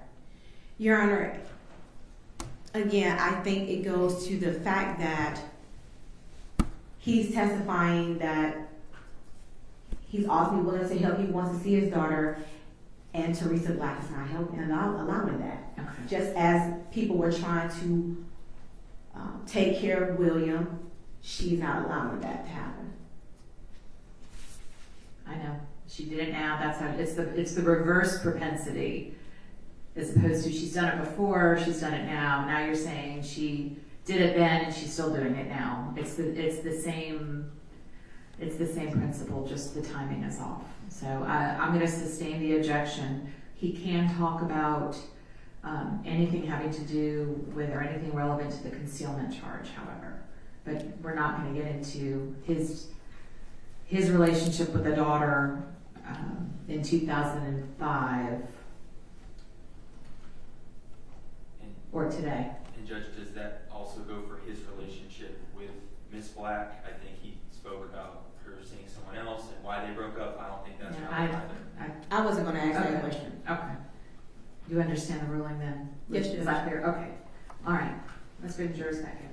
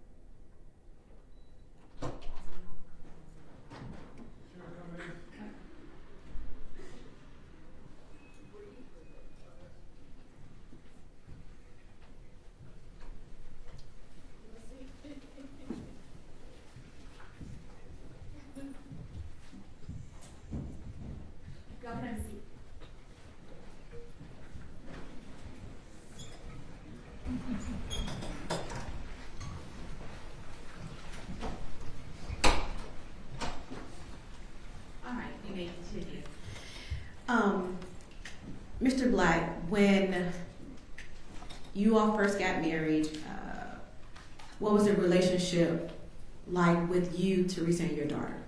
It was wonderful. And then at some point, that was in North Carolina, you all moved to Alaska, right? Yes, ma'am. Did the topic of William come up again in Alaska? For sure. At some point, can you tell the jury what Teresa told you about William? William was supposed to be staying with relatives in Atlanta. Okay. And that's all I knew. He was all right. He was well. At some point or any time while you all were in Alaska, did Teresa ever allow you to talk to William on the phone? That's the strange thing. I was supposed to have talked to him. Okay. And the person on the phone that you perceive to be as William, you spoke with that person on the phone. Yeah. Wait, hold on. You spoke to someone that you believed was William? I asked my ex-wife to call my son. I wanted to speak to him. Okay. She made a phone call, and I spoke to some gentleman on the phone that was supposed to be him. Okay. And did the individual and or Teresa identify that individual on the phone as being William, Teresa's son? Yeah. And did you conversate with this person under the impression that that was Teresa's son, William? Yes, ma'am. And during the conversation, can you tell me what did you ask the person you believe to be little William? Well, at the time, since we had just got married, I'm trying to catch up with him and see how he's doing, see if, he will allow me to be in his life. Okay. We supposedly had talk, and the talk was a good conversation, but it doesn't mean nothing to me now because it wasn't him. All right. And at some point in time, was William supposed to come to Alaska? We was arranging plans for him to come, To Alaska. And when you say we, who is we? me and his mother. All right. And did William ever come to Alaska? I never got to see him. Did you ever bring up the conversation to Teresa in reference to when William was going to come to Alaska? No, it actually kept getting pushed off. All right. And when you say it kept getting pushed off, tell me what happened. I mean, she didn't want to talk about it. She was like, he'll come when he want to. All right. So at some point, was it relayed that he wasn't ready to come to Alaska, but planned on coming? But, hold on. Objection to the form of the question is leading. Sustained. Rephrase your question. Okay. At some point, was there ever... Did you ever speak to William again after the initial conversation? The alleged person to be William. No, ma'am. All right. No. So all the information was being relayed by another person as to what William was saying? Judge, objection as to the form of the question leading. I didn't say who the person was, Your Honor, so I don't know how it's leading. The question was, so all the information was being relayed by another person as to William. All right. Rephrase the question. Who was the person relaying the information to you in reference to William thoughts on coming to Alaska? It was supposed to be William I was talking to. Right. Who was telling you the information, relaying information to you about when he was going to come to Alaska after the initial conversation you had with William? My ex-wife, All right. And who was your ex-wife, just to be clear? Teresa Black. All right. And what was her married name? Teresa Black. All right. And do you see Teresa Black in the courtroom here today? Yeah. Can you please identify her by her location in the courtroom and what she's wearing? The young lady sitting over there in a suit, All right. What color is your suit? brown. All right, Your Honor, let the record reflect that the witnesses identify the defendant. Any objection? No objection. All right, the record will so reflect. And so, approximately, if you can approximate, how many conversations you had with Teresa about when William was coming to Alaska? I said about roughly 2 or 3, no more.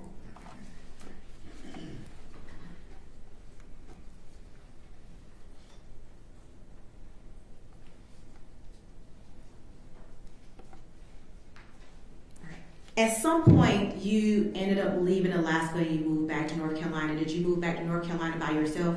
Yes. And at some point after you moved back to Alaska, did you continue to communicate, move back to North Carolina, did you continue to communicate with Teresa? Yes. And at any time during that communication, did she speak to you about her son, William? No, ma'am.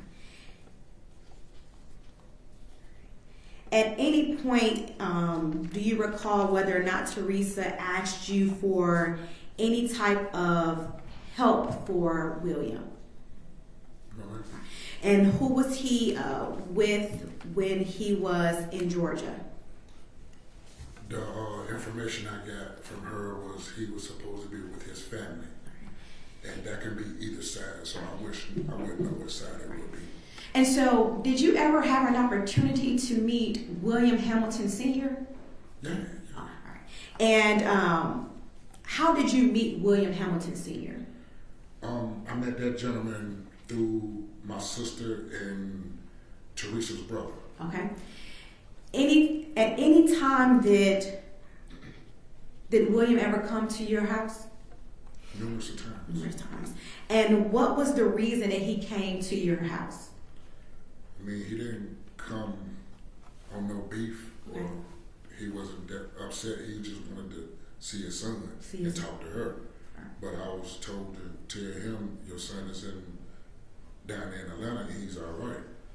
And that's all I was told to tell him. And you relayed that information to Mr. Hamilton? Yeah. And did you find it odd that, well, let me ask you this. Did you know where your wife's mother and father were located? At the time when we reunited in 2004, her mother passed away, may God she rest in peace. Okay. Her father, I was real cool with, alone. Right. He's a good dude. Did her father live in Atlanta? No, man. All right. Where did her father stay? He stayed in Charlotte. All right. And so if Teresa's mother was deceased and her father lived in Charlotte, who did you think little William was with? Well, since I knew her mother was gone, it had to be William's side of the family. All right. And did you find it odd that William was coming over to Teresa's house asking about his children when they were allegedly with his side of the family? At that time, I did. But nevertheless, in your eyes, is common, or can you tell me whether or not in North Carolina where you resided, was it common for grandparents to look over children? It's an old Southern thing. It's like that from Atlanta to Charlotte. All the older grandparents will take our kids and take care of them if our life is not on track. Okay. If we're doing something that's a little out of line and our grandparents or mothers don't approve of it, they will snatch the kids up and take care of them themselves. Okay. So I wanted to ask you, how did you come to provide this information to law enforcement here in Georgia? Excuse me, sir? How did you get involved in this case? I would say by being married to her and worried about him. All right. I also wanted to know too, because there's a young man who's coming to my door asking for his son, and me being a man, I don't have no information for him, so I don't know what his next move gonna be. It can be he can get mad or do something to me, so I only told the man the truth, what I knew. At some point, did you end up speaking to law enforcement about what you knew in reference to William? No, ma'am. All right. Did you ever speak to anyone in the district attorney's office? When I found out about it, I had called what is it, the hotline? Okay, so you saw a hotline and you called the hotline. Yes. And you left a message. Yeah, I left a message with a gentleman. I don't know the gentleman's name to be exact, but I did leave a message with one of the gentlemen. And then someone ultimately from the district attorney's office contacted you? All right. Yes, ma'am. Thank you. Ross? Just one moment, Judge.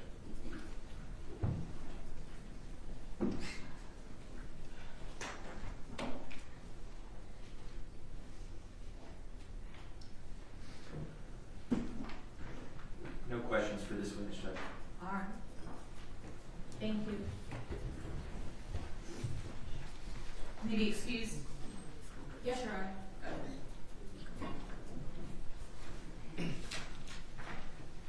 Oh, your next witness. Can I say call William Hamilton?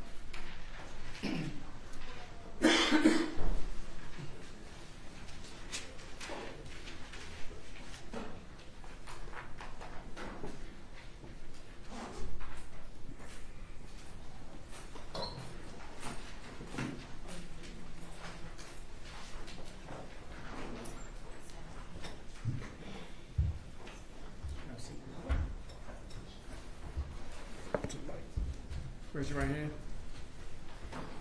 You solemnly swear or affirm the testimony you give to the court should be the truth and nothing but the truth, so help you God. Yeah. You may lower your hand. You state your name and spell it for the record. William Hamilton. Good afternoon, Mr. Hamilton. If you can do me a favor and make sure you speak into the mic so you can pull it down if necessary. Or scoot your chair up a little bit so you're closer. Mr. Hamilton, where do you live? Charlotte. Charlotte. And how long have you lived in Charlotte? All my life. And do you have any children, Mr. Hamilton? Yes. How many children do you have? I got 5 boys. All right. What's the name of your boys? William Dashawn, Nairobi, and William Jr. Got 2 sons. I got 3 boys named William. 3 boys named William? Yeah. Okay. All right. So you have 3 boys named William. William Dashawn Hamilton. Where does he fall age-wise? That's my oldest son. That's your oldest son, okay. And who is William Dashawn Hamilton's mother? Teresa Black. All right. And when was William born? No, 92. 1992. Okay, all right. So tell me, how did you meet Teresa? She was a neighbor, and my sister kept, my sister. So what's your sister's name? Wanda Hamilton. Okay, Wanda. And so were she friends with Teresa or? Yeah. Okay, so they were friends, and ultimately you met Teresa through your sister. Tell me about that. I was hanging with a brother too though, but Okay. my sister, she liked me well, so she kept on insisting I talk to her, so we just hooked up. Okay, all right. And you stated that you also knew Teresa's brother. Were you good friends with her brother? Yeah. What was his name? Edward Bailey. Edward. How long would you say that you and Teresa dated approximately? Off and on, I'd say about 5 years. And at the time when William was born, were you in a relationship with Teresa? Yeah. And roughly, at some point, the relationship ended. Approximately how old was William at the time you and Teresa ended you all's relationship? I mean, I don't think it ended. I mean, the relationship was already over with, but I'm saying he was young when she started. Well, she was young. I mean, he was real young when we split up. Okay. All right. Do you see Teresa in the courtroom here today? Yes, ma'am. Can you please identify her by what she's wearing, her location in the courtroom? Brown suit. With braids in the hair. You're gonna let the record reflect that this witness has identified the defendant. Any objection? No objection. All right, the record will so reflect. So I want to talk with you about your relationship with Teresa when William was first born. Can you tell the jury how you all's relationship were? So it was decent, you know. It was alright. Were you able to see William when he was first born? Yeah. Oh yeah. Were you able to take William around your family? Yeah. Were you able to provide any type of items for William, be it toys, clothes, shoes, anything of that nature? Yeah. And did Teresa accept those items and take them in for William? Yeah, we was together. We stayed in the same house. Okay, so you all were living together at the time when William was first born. Right. Do you recall where you all were staying? Dearborn. All right. Was that in the house to which Teresa's father lived, or another house that you and Teresa got together on your own? We got her father left in the house. Okay, and that's where y'all were staying. Yeah. And so it's safe to say that, or not, just tell the jury when little William was first born, you were there with him around the clock because you all were living in the same house. Right. Did you help in bathing him and feeding him and things of that nature? Yeah. Is that a yes? Yes.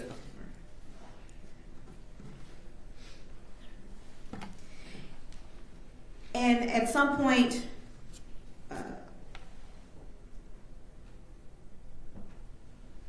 your mother was also able to see William and your sisters. Yes. What about all of your other relatives? Was he able to attend family functions? Yeah, they come to the house and see William. It was all that.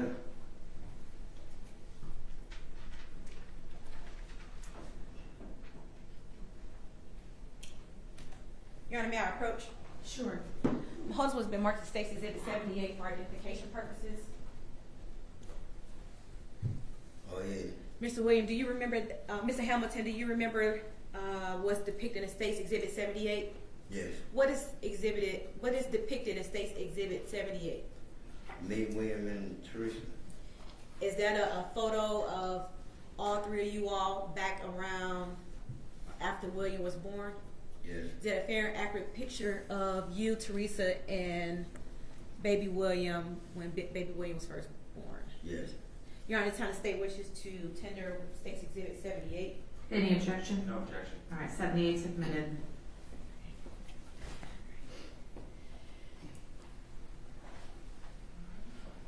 So, you all took a family photo together around that time. Do you know, if you can approximate roughly, how many months was William in this photo? I think it was like about 3 months. 3 months, okay. So you were around, everything was good, and you all even commenced you all's life to a photo. Right. As a family dynamic all together. Right. At some point in time, Teresa had went away, right? Right. Who had primary custody of baby William when Teresa was not around? Come on. Her mother. Was her father around as well? Yeah. All right. And did baby William live in their house? Yeah.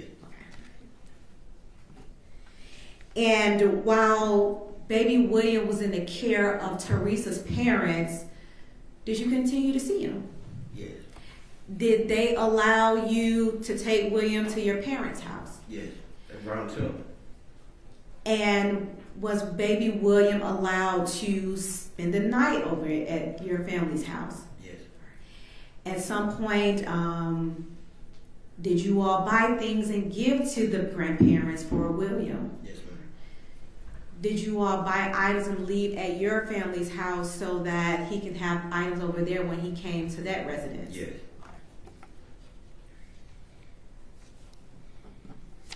How would you describe your relationship with William while William was living with Teresa's parents? Good.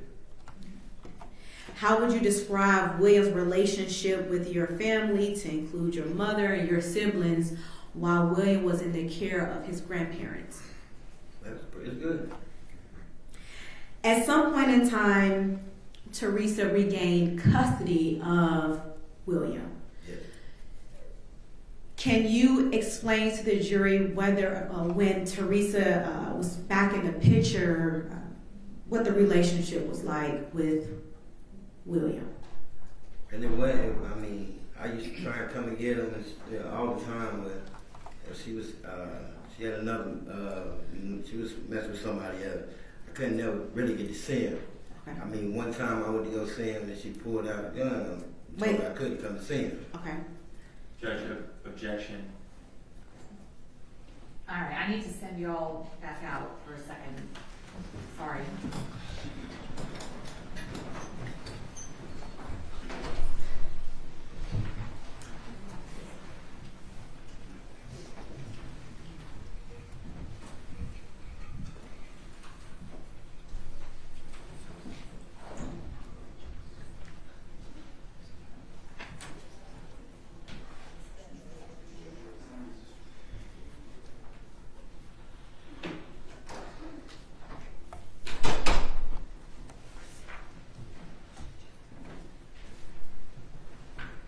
All right, go ahead, Mr. Welty. I didn't want you to say anything else about it in front of the jury.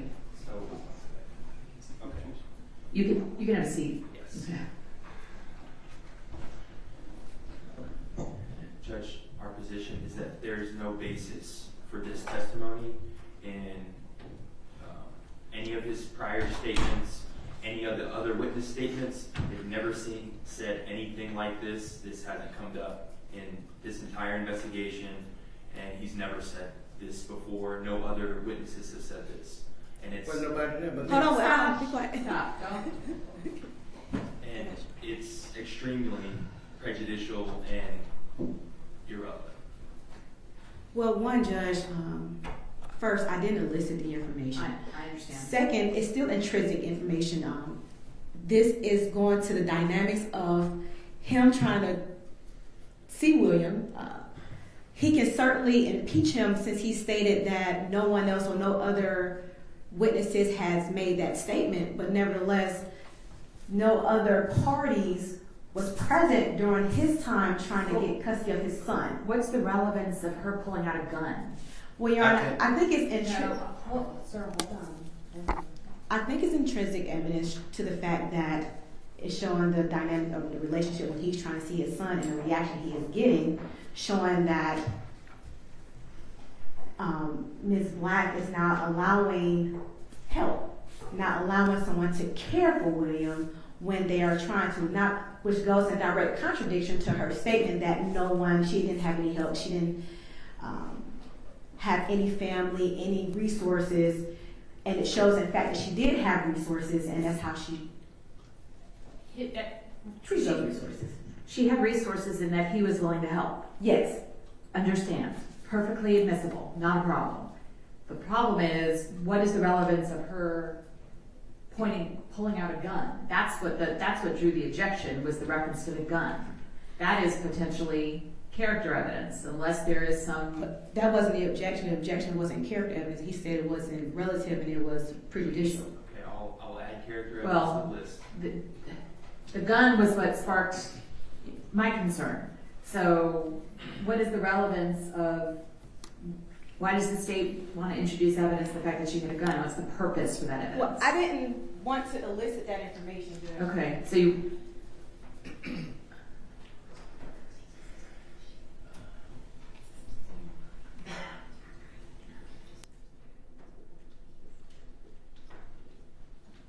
Your Honor, we think that this evidence is intrinsic evidence, and it goes to the fact that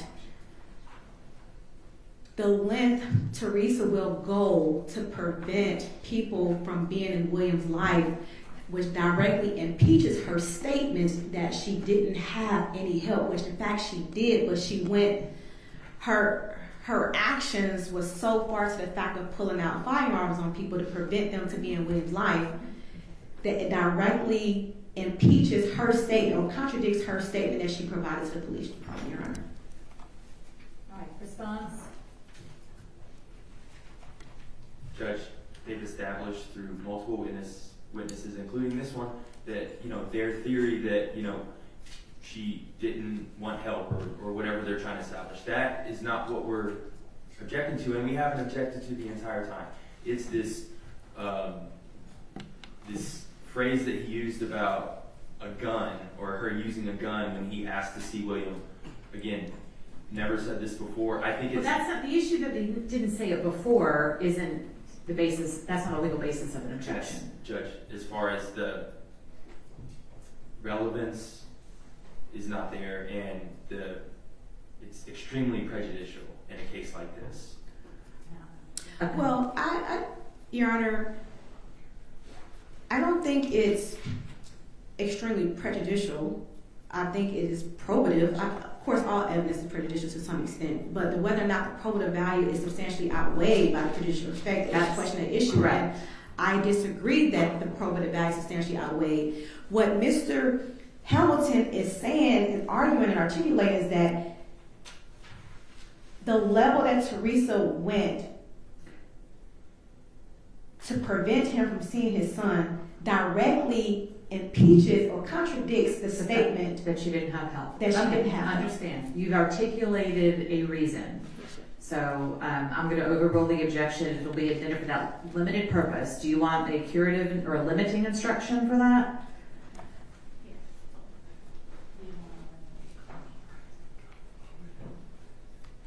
And Judge, you don't understand why the gun being mentioned is probative of. I know, but I've already ruled that And- she's articulated a reason as to why it's relevant to show the lengths that she was willing to go to conceal. What was the time period? The gun? This was While William was still alive. yes. Okay, so the lengths that she was willing to go to keep him from William, to the extent it is relevant to contradict her testimony that she didn't have help, I'll allow it for that sole purpose. So my question is, do you want a limiting instruction? The state does, I'm hearing. If we could just discuss that. Yes.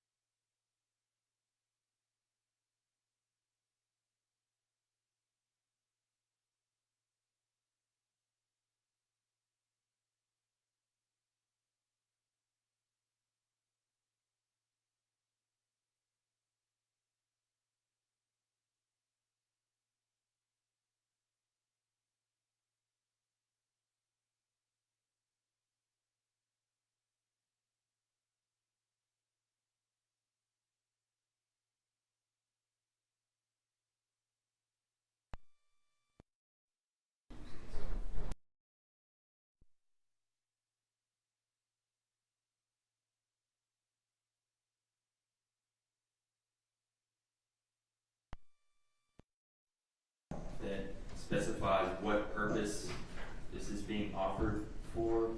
Okay. Here's.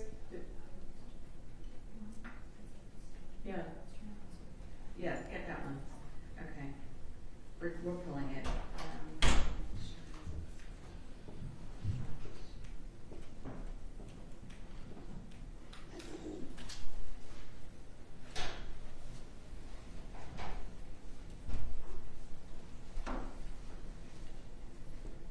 It's going to be something along these lines.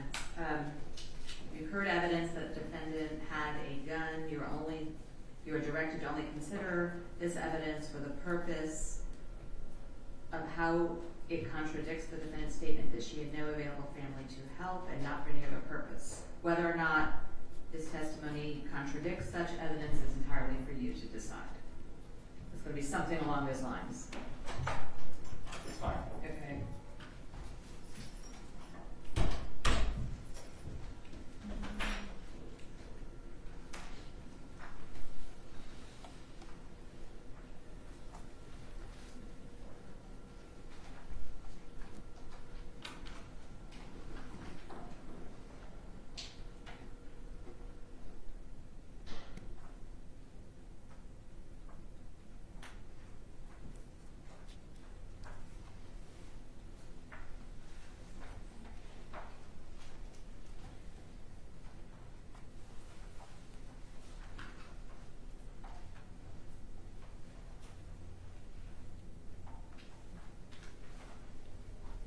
I think we're good.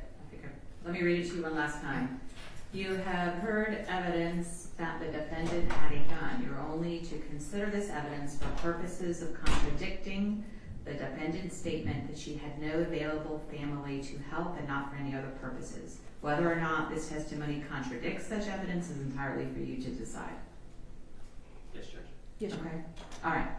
Let's bring the jurors back in.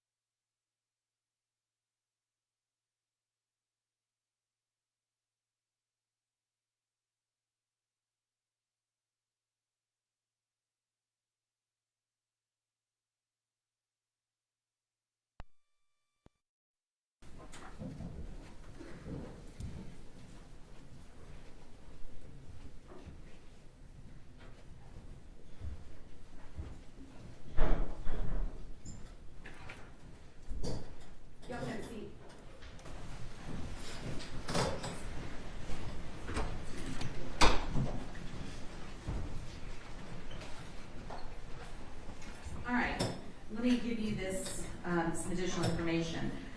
Ladies and gentlemen, sometimes evidence is admitted for a limited purpose. Such evidence may be considered by the jury for the sole issue or purpose for which the evidence is limited and not for any other purpose.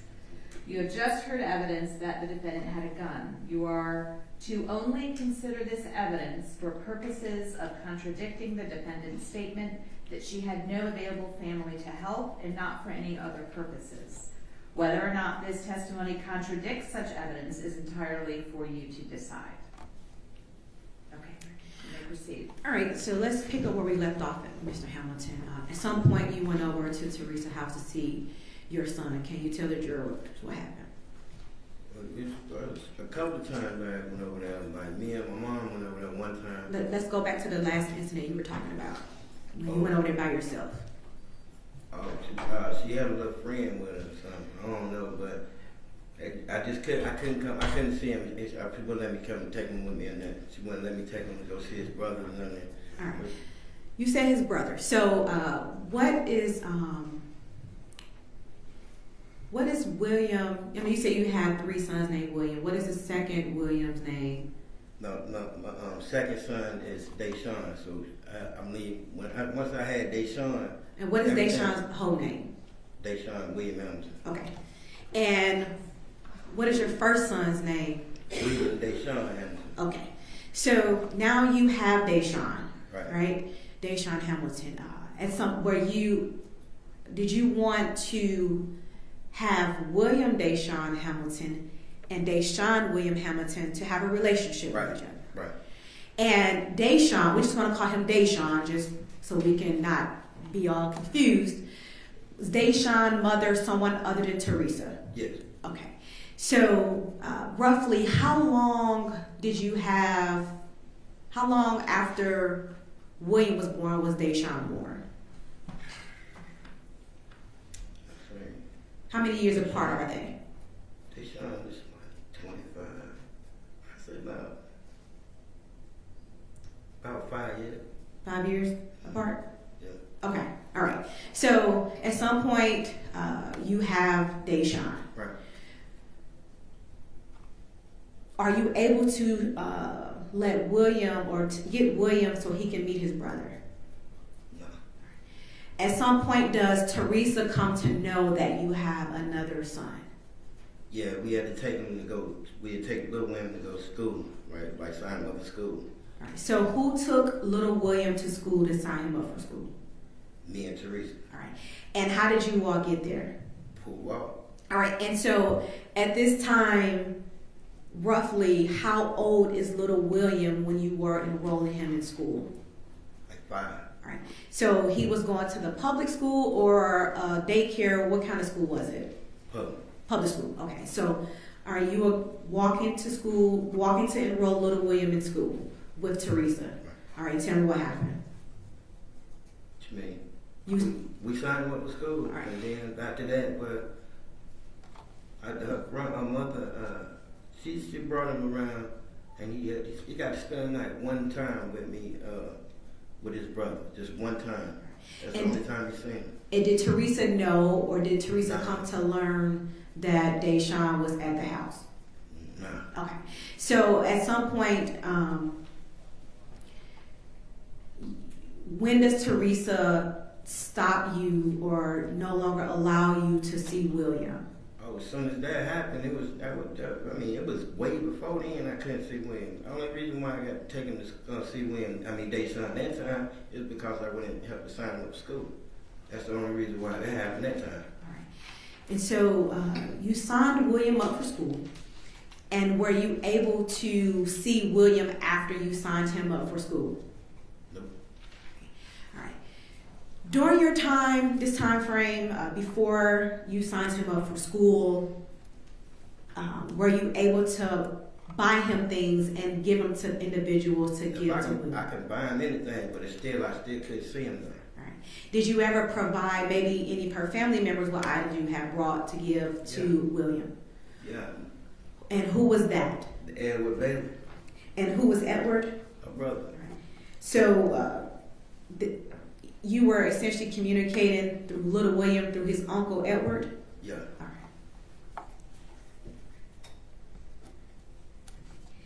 Do you recall whether or not your mother was allowed to get William during this time? Oh yes, sometimes she'll go get him, but that was like a couple of times too.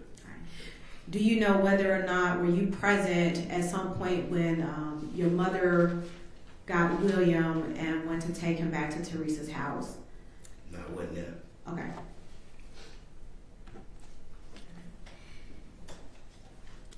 At some point,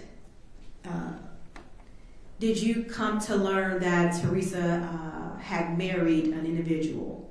Yeah. Right. While they were married, did you ever go to the house to try to see William while they were married? Yeah, I stayed right down the street from them then. I stayed right in front of, it's in Gridtown. But I stayed in the front, and they stayed like in the middle of Gridtown. I used to go up there and try to see him, but she was like he was in Atlanta with his family. That's all I ever heard was he was in Atlanta with his family. And did you hear that information from Teresa as well as her husband? I got it from her. Okay. And some point you learned that Teresa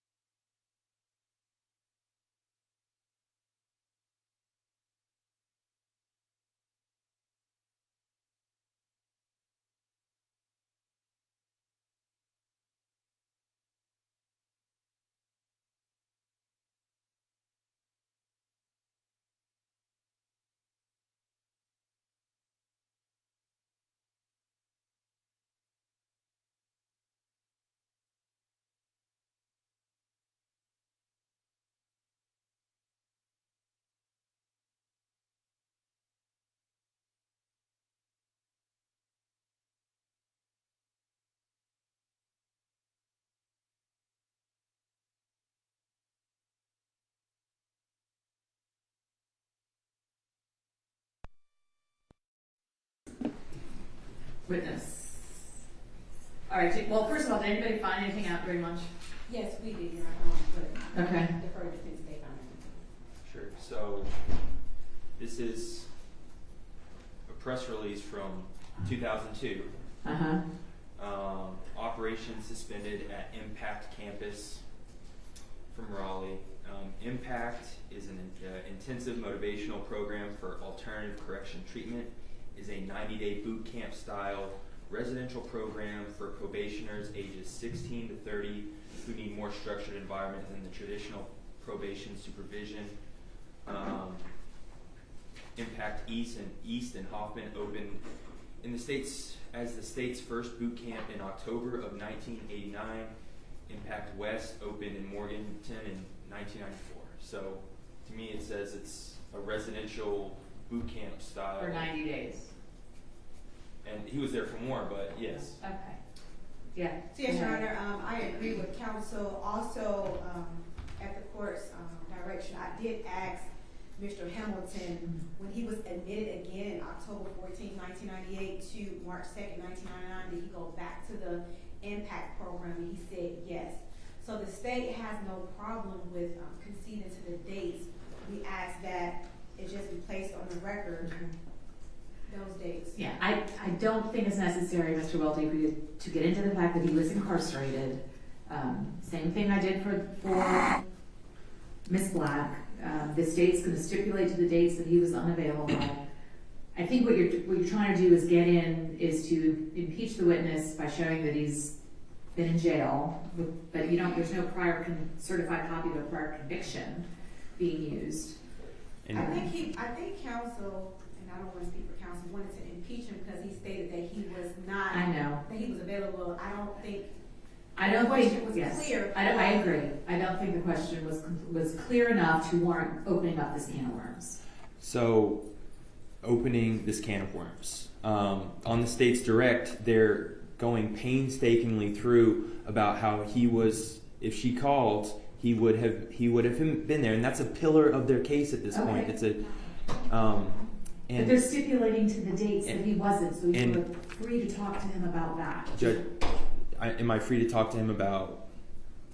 Not where he was, but that he was unavailable during those dates, and we can instruct the witness he's not to mention that. Okay.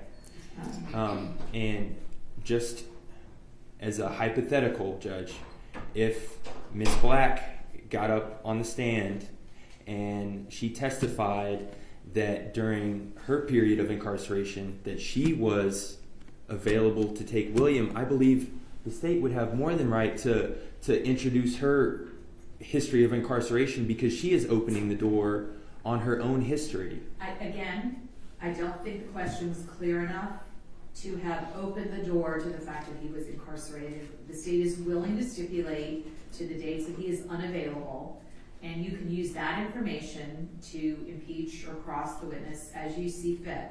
But I do not think that the probative value of the fact that he was incarcerated, I don't know enough about his impact program. I don't think it's relevant for anything. So that's the ruling. Okay. Yes, Judge. And before we do bring the jury back out, just briefly, there's another issue that came up as it stands with child custody. He gives an interview with the National Center for Missing and Exploited Children. Okay. And it's our position that he has contradicted himself from the statements that he's made on the stand and the statement that he gave to them concerning several things, but what I want to get into with him is child support. Without the presence of the jury, I'd like to have him authenticate and his voice in this recording so we can play it without having to have another. Okay. Are you saying this is a prior inconsistent statement? Yes. All right.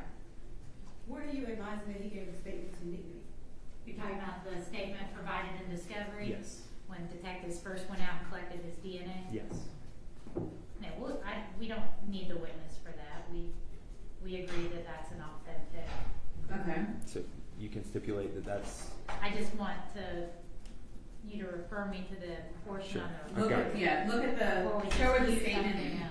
Show her the statement or the portion of that statement that you believe is contradictory or that was contradicted by his testimony today? I don't have a transcript, it's just going to be recorded. Well, I don't think it opens the door to playing the whole recording. I'm not going to play the whole recording, I've got it clipped out. Yeah.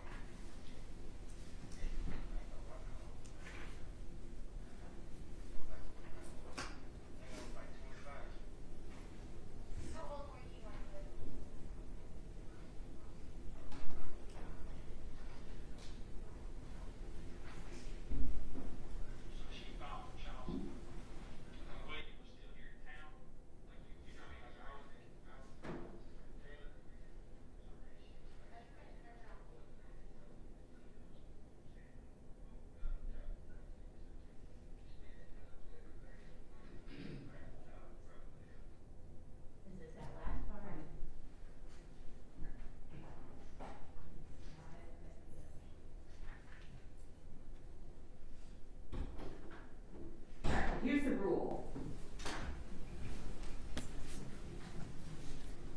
You can cross-examine the witness about any, about anything that contradicts his sworn testimony from the witness stand, as long as you have a good faith basis to believe that it was true, which you clearly do. However, if the witness denies the contradicting fact, you don't necessarily get into the substance of it unless it is collateral to the issues of the case. So what is the subject matter is child support? Yes. Okay. And in this clip that we're prepared to play, he says that he remembers her filing for child support when he was living in Taylorsville, like he just testified to. In this clip, he says he was around 25. On the stand, he says he was around 30. And then he says, yeah, she filed for child support, but it didn't do any good because I didn't have any money. On the stand, he says that money was taken directly out of his paycheck to give her child support when he was 30. So it goes to his credibility as a witness, how he remembers things, as well as his Okay, but here's the question. truthfulness. If you ask him about, if you confront him and say, did you in fact make this statement that you didn't have any money to pay child support, and he says no, then do you intend to get into the substance of that statement, to try to play that statement? I would like to, Judge. Okay, so then the analysis becomes whether or not that prior statement is collateral or non-collateral to an issue in the case, apart from the purpose of impeachment. I don't know. And Judge, so as I said earlier, the state has made it a large part of their case that their allegation that Ms. Black never asked anybody for help, and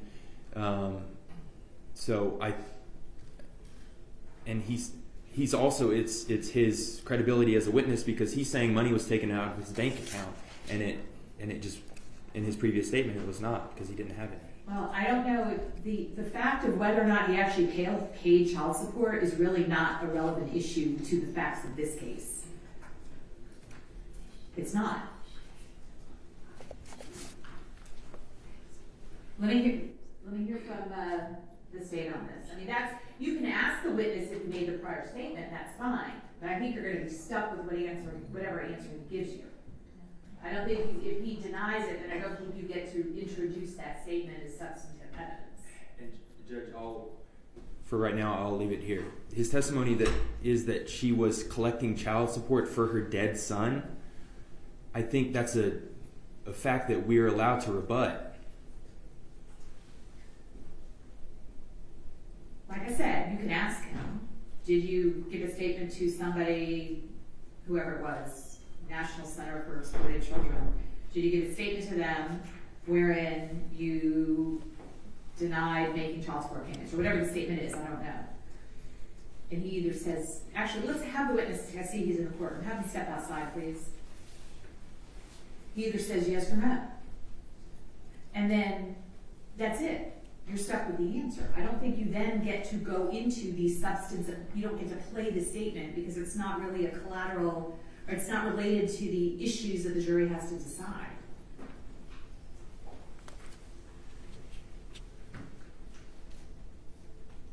Collateral versus non-collateral. A fact is non-collateral if it's relevant to the case apart from its impeachment used to contradict a particular witness. A fact is collateral if it's only used in the case is to contradict what a witness says and has no other apparent relevance to the case. So it sounds like it's a collateral issue. I might have misstated those words before. It's an unrelated issue to the substance of what he's saying doesn't have anything to do with the facts of the case. It's like, isn't it true your car was was yellow? No, it was red. Did you tell somebody it was red? Well, that doesn't really matter. You can use it, and you're just stuck with the witness's answer. It doesn't come in for substantive evidence that the actual statement. That's what I'm trying to say, not very articulately. And Judge, I understand where you're coming from, but if that was true, then they wouldn't have been able to get into the child support payments anyway. There was no objection raised to child support payments, right? Did you object to it? No, Judge. I mean, I don't think, I see what you're saying, but I don't know. I don't want the side issues to take over. And I understand it's a very short clip, and I under the rules of evidence, I don't see that it's admissible. I think the trial court has discretion to determine what's collateral and what's not. And it's not just for this specific question on this specific witness. It's a theme that the state is establishing, that she never asked for help, and she's never done any of this. And his timeline on the stand is much different and much less sympathetic to her than what he says in this statement. I don't know how much discretion I have. OCGA 246-608B does not allow extrinsic evidence as admissible to follow up an attack. Scott versus the state, 309 Georgia 764. A party may not use extrinsic evidence to impeach a witness by contradiction on a matter collateral to the material issues at trial. And Your Honor, I'm looking at... So you're saying that the state has made it non-collateral by introducing evidence of child support. Is that what you're saying? Not just evidence of child support, but evidence that she is not asking anybody for help. I think this has become an issue. All right. Anything else, Ms. Jackson? Your Honor, well, the only thing I will speak on is that counsel has stated that we've made this a central issue in reference to that Ms. Black didn't have support. Our central issue wasn't that Mr. Hamilton was the only person to which she can reach out to. We have brought up at least 4 witnesses: Ava, Margaret, the grandmother, the sister Wanda, as well as Mr. Hamilton, and we asked them all the same question. If, with the exception of Ava who elicited herself that she would secure William, but 3 other individuals stated that if Ms. Black needed help, they would have helped her. I understand that. The issue that's not the issue. So I don't think we made it a non-collateral issue. I'm not talking. We're beyond now the help issue. We are dealing with the child support payments.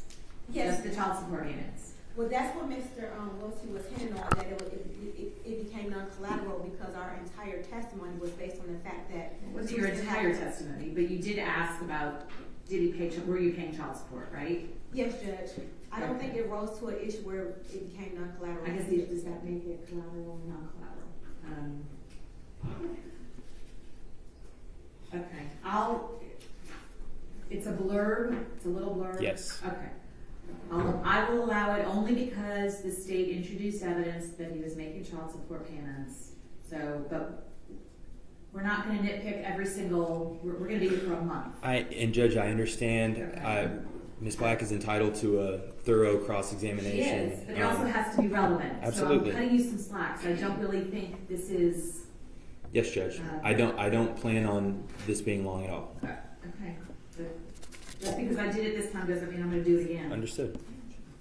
Okay, all right. Are we good? Yes, Judge. Anything else?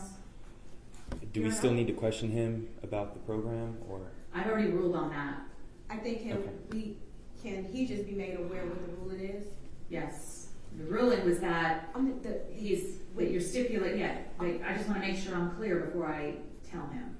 That you are stipulating to the dates that he was unavailable, and he's not to mention that he was incarcerated or in any type of, impact program, boot camp.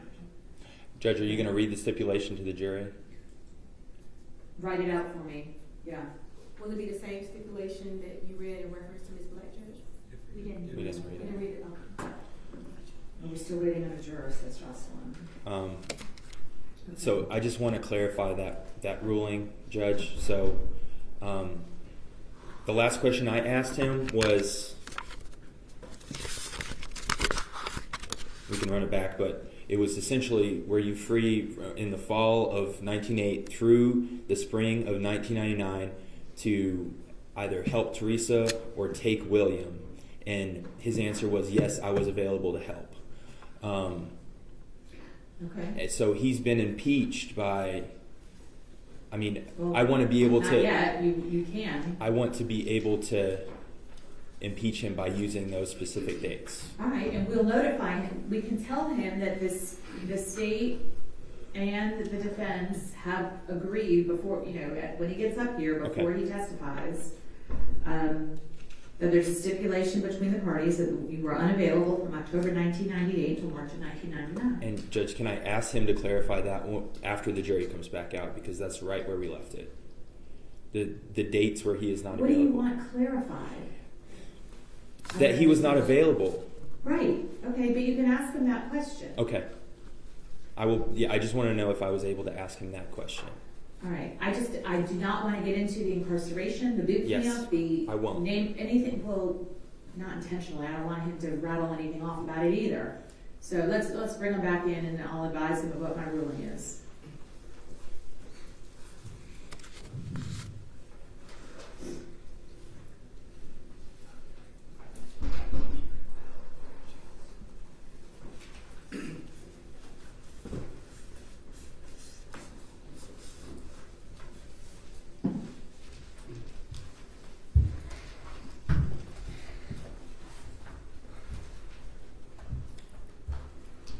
All right, did you want to ask him the question now, or you want to wait till the jury comes out?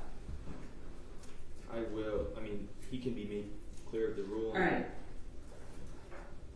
So I've ruled that based on discussions with counsel, and the counsel has agreed, they have stipulated to the fact that you were unavailable from October 1998 until March of 1999. Those were the dates that were provided to me and to the parties that you were in some program or incarcerated in the state of North Carolina, boot camp, whatever it was.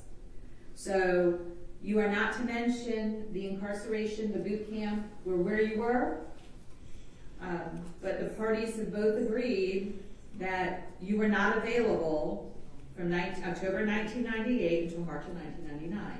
Right. Okay. Now, can we have the specific dates, October 14th, 1998, through March 1st, 1999? Yes. Yes, October 14th of 1998 to March 2nd? 1999. Okay, got it. And Judge, I just want to, I'm sorry, to make it clear. My first question, as soon as the jury will come out, is going to be to state to and ask this question to Mr. Hamilton. You were not available from October 14th of 1988 until March 2nd of 1999. Through. Yeah, okay, through. Yeah. All right. Okay? Yes. All right, anything else? Although we check with Jocelyn and see if we have all the jurors now. Somebody came in late. Still waiting on one juror, she said.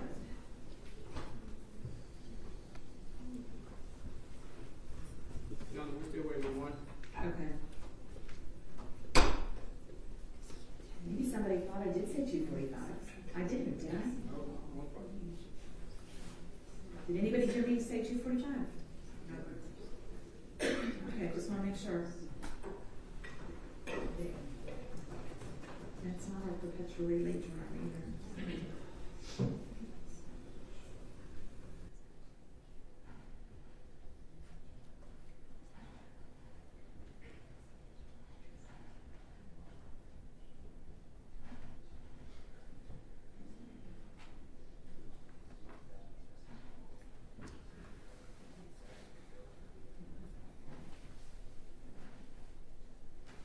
All right, somebody needs to check with Jocelyn to see if we have that last juror. You want me to step off the bench? Good. All right.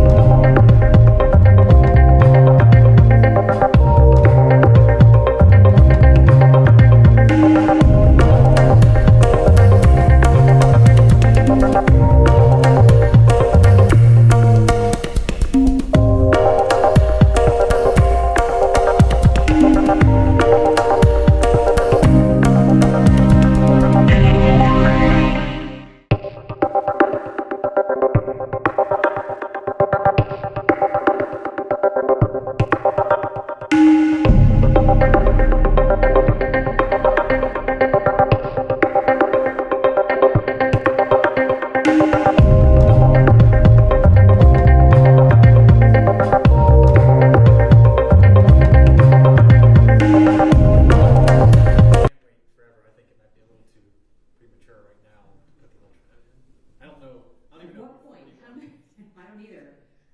You're supposed to be here at 35, 37 minutes ago. So, all right, I will. 2:45. Can we I know. have the deputies walk around the parking deck and to see if they can locate him? I don't think they have staff to go walk around the parking deck to. If I knew he was at a particular location, I would send somebody to go get him. But they don't have the staff to go perusing the parking lot, looking in cars to see if somebody's sleeping. So, how many more witnesses for today? You have one that needs to get on a flight later, correct? Yes, Your Honor. Okay. Well, Two that need to get on the flight. We have 4 more 4 more witnesses. total. Yes, Your Honor. Okay.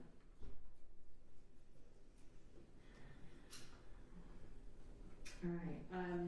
I'll give until what 2:30, 2:45, but after that we're going to start. We'll replace them with an alternate. What? He's here.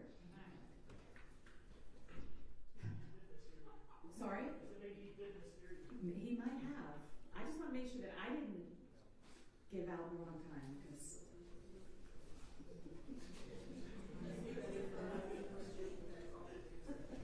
It is not out of the realm of possibility that I misstated something.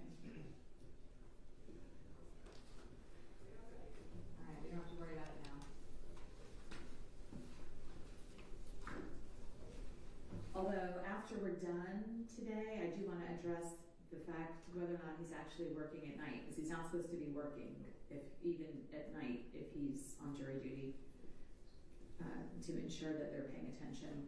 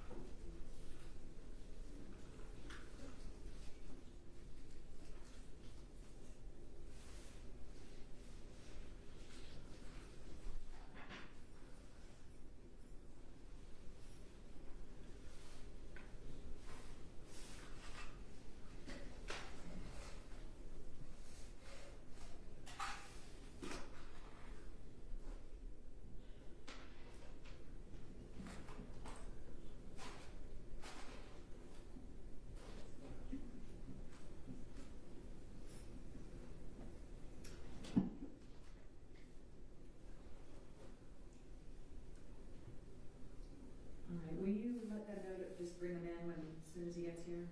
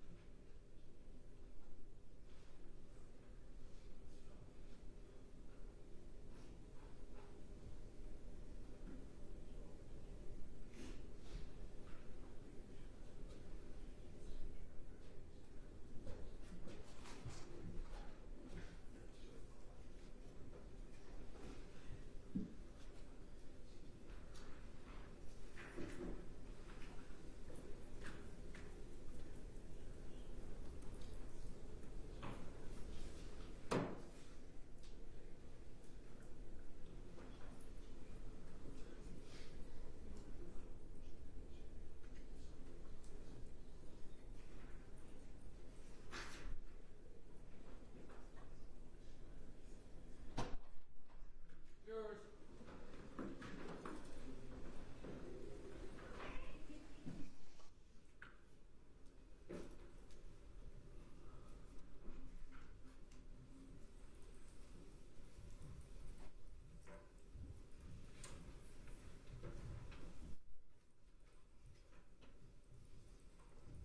All right, y'all can have a seat.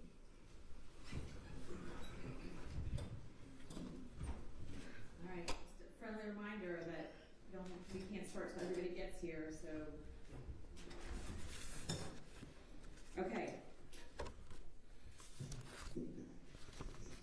Go ahead. Do you want me to read the stipulation first? Yes, Your Honor. Mr. Welch, do you Yes. agree with that? Okay. All right, folks, the parties have entered into another stipulation that this witness was unavailable from October 14th, 1998 through March 2nd of 1999. Okay, go ahead.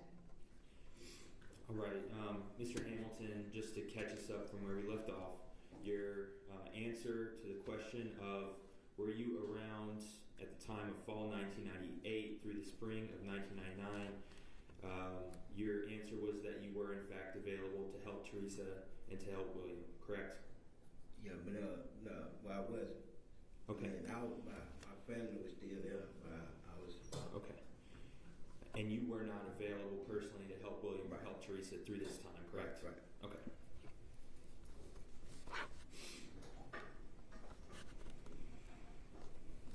All right, Mr. Hamilton, you testified earlier that Teresa filed for child support at one point, correct? Right.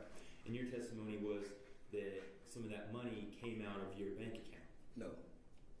Your testimony was not that... You didn't ask me was the money taken out of my bank account. You asked me did I have child support taken out of me. You never asked me was the money taken out of nothing. So, Mr. She took out child support on me. Okay. That's the only thing you asked. That's the only thing I said was she took out child support on me. Did you... Okay. Did you ever pay any money in child support? Yeah. She took it out of my checks. Okay. When I was working. All right. Your testimony today is that Teresa filed for child support. And in knowing that the child was already gone. Okay. Mr. Hamilton, your testimony today is that Teresa at some point filed for child support, right. Correct? And your testimony today is that it was around sometime when you were around 30, correct? I can't take you the exact date, but all I know is I was in Taylorsville, and she came to Taylorsville and took out child support on me, knowing that he wasn't alive. And Mr. Hamilton, when the district attorney today asked you if Teresa had taken out child support, your answer was that that was around when you were 30 years old, correct? I just told you I don't remember what age I was. All I know is I was in Taylorsville. I was around, I don't know what age, but I was in Taylorsville. She know what she did. Okay. And your testimony today is that money was taken out of your checks based on that child support. Yeah. Okay.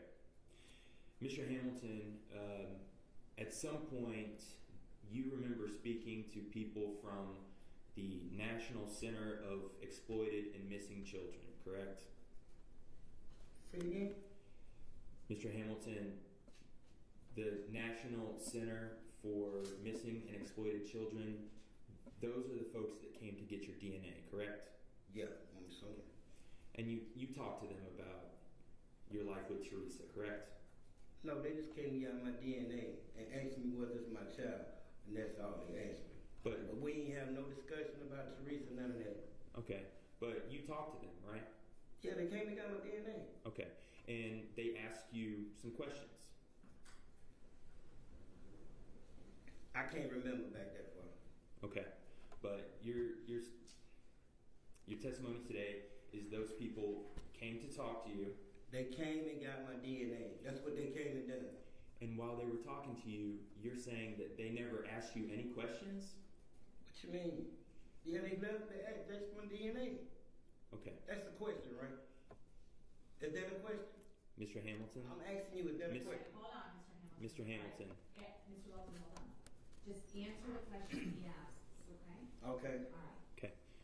Mr. Hamilton. Yeah. It is your testimony today that when those people came to get your DNA, they did not ask you any questions. Yeah, they asked me questions. Okay. All right. And for the record, the state has stipulated to the authenticity of this recording. Mr. Hamilton. You have to confront him first. Do you not? You have to ask him about it first and give him an opportunity to say yes or no. So, in Mr. Hamilton, it was your statement at that time that Teresa did file for child support, but it did not do any good because you had no money. At that time. You said at that time that they said So, at that time, when these people came to talk to you, They didn't ask me about no child support. they didn't ask you about any child No, support? they didn't ask me about no child support. Your testimony today is that the people from They this didn't ask me organization... Hold on, let him finish the question, Mr. Hamilton. Your testimony today, Mr. Hamilton, is that those people from the National Center for Missing and Exploited Children that collected your DNA did not ask you anything about child support? Nope, they didn't. Your Honor. Yes, now you may. And the state has stipulated to the authenticity of this recording. Ms. Jackson? Yes, we're still going to object. I think he didn't lay the proper foundation in reference to who Mr. Hamilton was speaking with. Is not Okay, go ahead. Sustain your objection. Do you know these people that took your DNA? No. I know, all I know is they came from Atlanta. I'm not from Atlanta. I don't know these people. I don't know about that bit. Your testimony today is that you gave your DNA to people that you weren't I gave familiar- my DNA to the sheriffs and the deputies that came to Charlotte. Looked for me in Charlotte, and they came and got my DNA. That's what I did. Your testimony today is that you never spoke to anyone from the National Center for Missing and Exploited Objection, Children. Your Honor, that's not the question I was asked.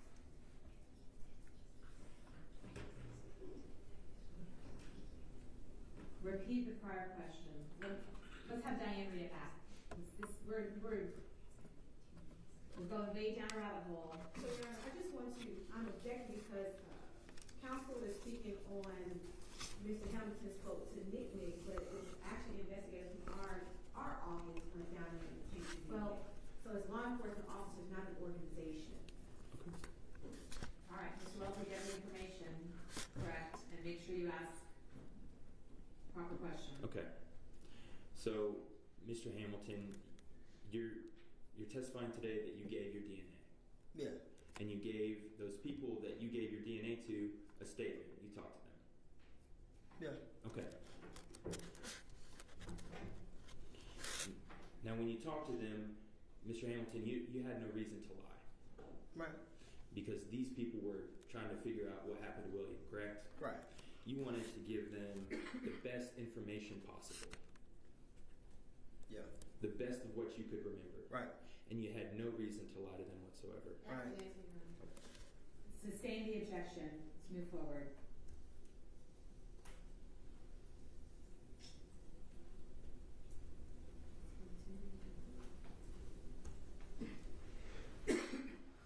Your Honor, permission to tender this as an exhibit. What exhibit number? This is defense 2. Any objection to defense 2? No objection. Okay. Mr. Hamilton, I'm going to play you a portion of that interview. Your Honor, can you make sure I'm ready? No, they have to, I'm sorry.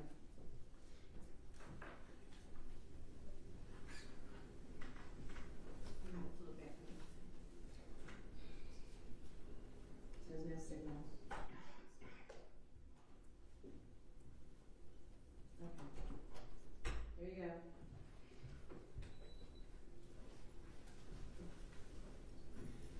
Did she ever, did you ever have his social security number? Did she ever file for child support? She filed child support one time when I was staying at Taylorsville. You know when that was? It's been like a while. How old was I then? I go back with how old I am. I think I was like 25. How old were you when William?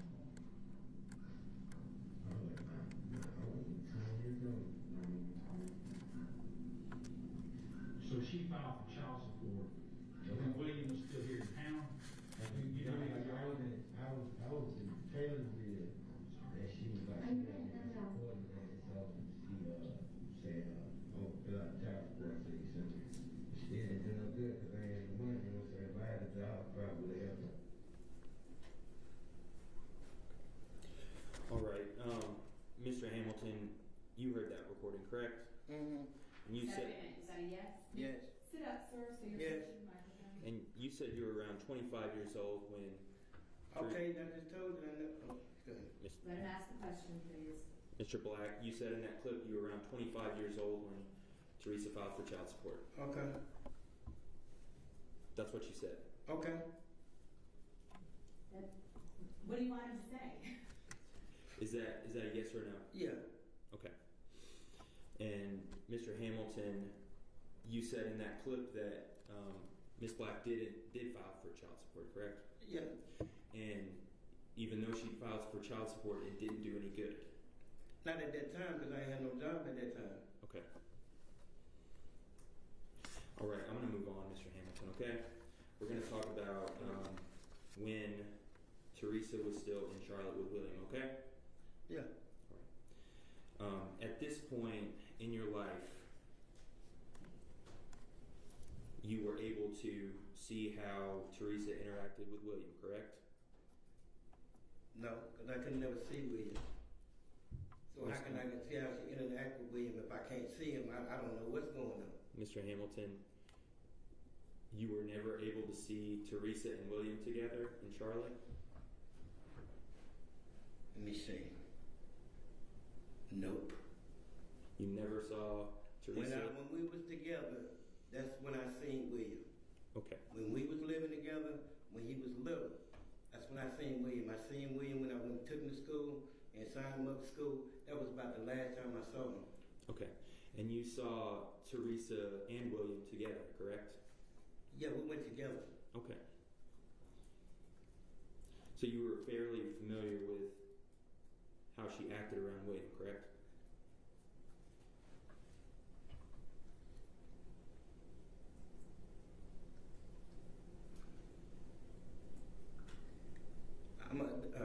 No, I can't. Okay. No.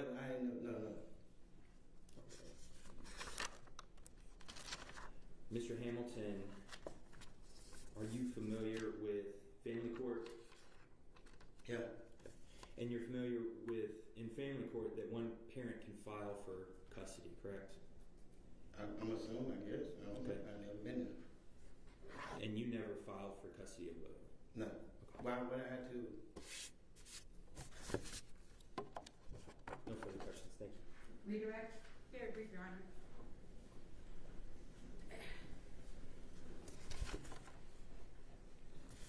Mr. Hamilton, we already stated that you were not available between October 14, 1998 through March 2nd, 1999.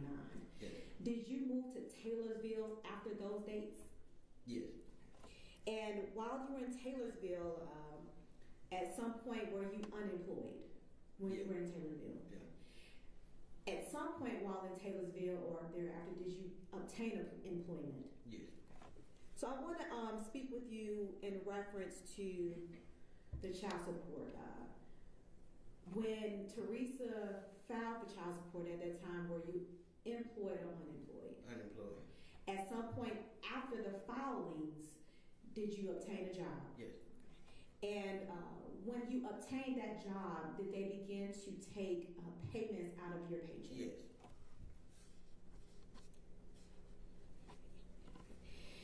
During the time, Mr. Hamilton, when you were not available, was your mother available to take care of William if necessary? Yes.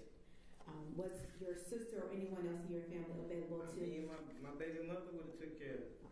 So you had additional individuals that would have been there to take care of William while you were not available? Yes, ma'am. That's it, Your Honor. All right, anything else? No, Judge. All right, thank you. May you be excused? Yes, Your Honor. Okay, thank you. You're free to go. You may remain in the courtroom if you would like. Call your next witness. Your Honor, the state calls Dr. Gallup. Scheduling matter, attorneys come first, please.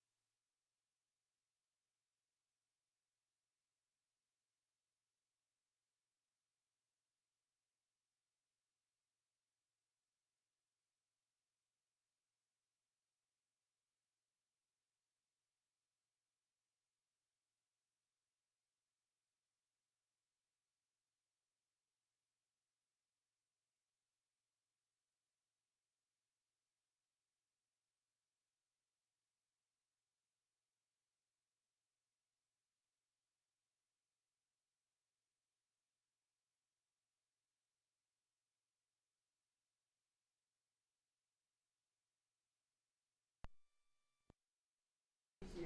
You to raise your right hand. You solemnly swear or affirm the testimony you give to the court shall be the truth and nothing but the truth, so help you God. I do. May you lower your hand. State your name and spell it for the record, please.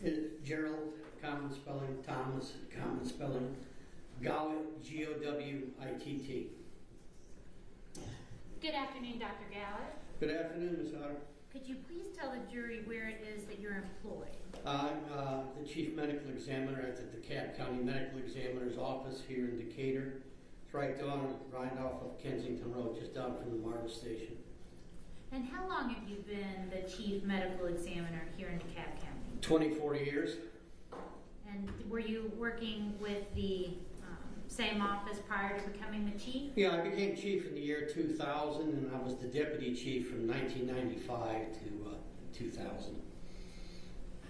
And during your time at the medical examiner's office, specifically back in 1998, 1999, what was your role? I was deputy chief medical examiner. Could you tell the jury about your educational background and training that allowed you to perform your tasks as a medical examiner with the DeKalb County Medical Examiner's Office? Sure. How far back would you like? Let's start with medical school. Sure. So I received a Doctor of Medicine degree from the University of North Carolina at Chapel Hill. That was in 1982. And then I moved to Atlanta to study what is known as hospital-based or general pathology. That's a 4-year training program. It's called a residency. And I completed that residency at Emory, Grady, and the Atlanta Veterans Hospitals.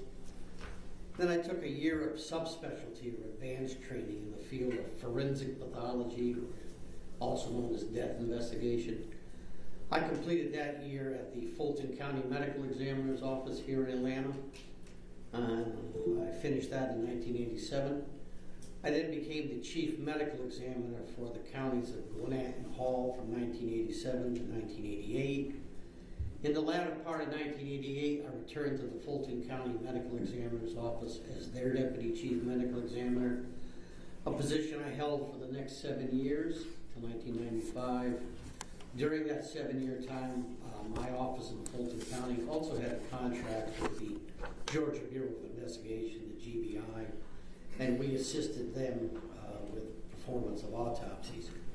In 1995, I became the deputy chief medical examiner for DeKalb County, and then in the year 2000, I was appointed as the chief medical examiner here in DeKalb by the county commission, and that's the position I've held ever since. In my career, I've conducted approximately 14,000 autopsies. I've been involved in over 40,000 death investigations. And I've been qualified as an expert witness in the field of forensic medicine and forensic pathology approximately 750 times here in Georgia, as well as 21 other states. I had 25 scientific publications in the medical literature, most of them either dealing with general pathology or forensic pathology. I hold academic appointments at the Emory University School of Medicine, the Philadelphia College of Osteopathic Medicine, the Medical College of Georgia, the Lincoln Memorial University of Osteopathic Medicine in Knoxville, and several other places. I am certified by the American Board of Pathology in the disciplines of anatomic, clinical, and forensic pathology. In fact, my entire office is accredited by the National Association of Medical Examiners and has been for the last 10 or 15 years. My office now has pathology residents and medical students that rotate routinely.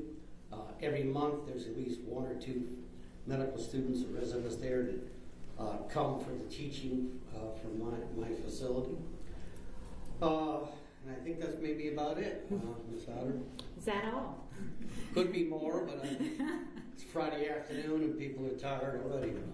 Doctor, at this time, Your Honor, the state tenders Dr. Gallert as an expert in forensic pathology. Any objection? There you go. All right. He will be allowed to testify as an expert in forensic pathology. Dr. Gallert, could you please explain to the jury sort of the process of conducting an autopsy? Well, sure. First, a death will be reported to my office. One of the 12 investigators that Works in my office will take the death report. They may go to the scene of death, or they may just have the body brought in. The person has been transported to the hospital. But once the body arrives in my office, one of either me or one of the 6 other doctors that's employed there will conduct some type of an examination on the remains. And that examination might be something as simple as just looking at the body from the outside to make sure there isn't any trauma or evidence of foul play. Or it might be something somewhat more complicated, that the body is not only looked at from the outside, but then a surgical dissection of the body is performed, in which the organs of the head, neck, chest, abdomen, and pelvis, and possibly other areas, are removed. They're dissected. Internal evidence like blood or bullets might be collected. The organs are dissected once again, and the findings are reduced to writing. Our goal and our charge under the law, Georgia Code 451626, is to arrive at a cause of death. How did someone die? Did they get shot? Did they have a heart attack? These are all medical opinions. And then we also offer opinions with respect to the manner of death. That is, was this an accidental death?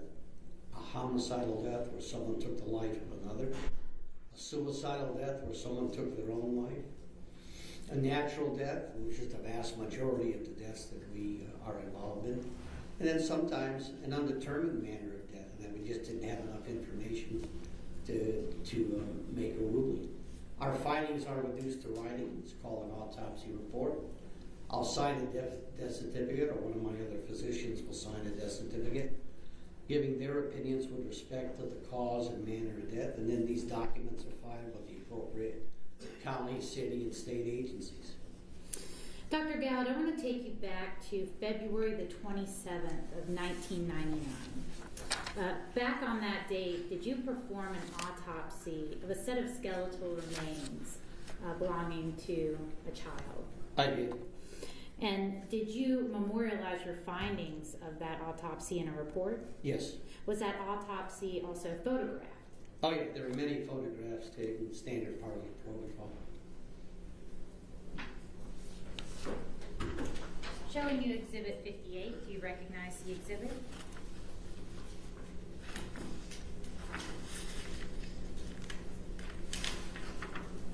Uh, 58 is a copy of my autopsy report, dated May 18th, 1999. And is it a true and correct copy of your report? It is. Your Honor, State tenders 58 into evidence. Any objection? No objection. Okay, 58 submitted. Showing you Exhibit 48 through 57, do you recognize the exhibits?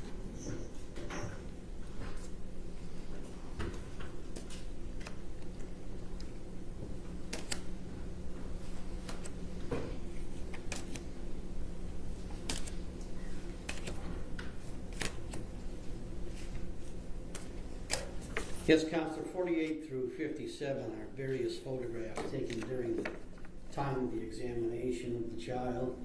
Skeletal remains, clothing.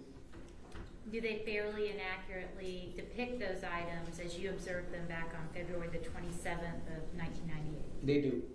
Your Honor, State tenders Exhibit 48 through 57 into evidence. Any objection? No objection. All right, well, I'll be admitted. Permission to publish. Sure.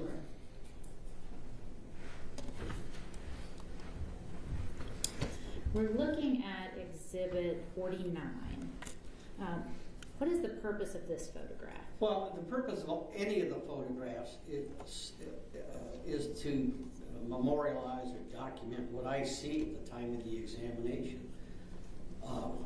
If there are future events that come about, such as the proceeding we're here today, or family conferences or meetings with law enforcement, you have to have a photographic documentation of what you saw at the time you examined the remains. So this is the first photograph, but that would be the purpose of all of the photographs that we showed today. And this is how the remains arrived and the conditions Yeah, this is found them in? the remains are laid out on a white sheet here, and what we're looking at is the lower half of the body.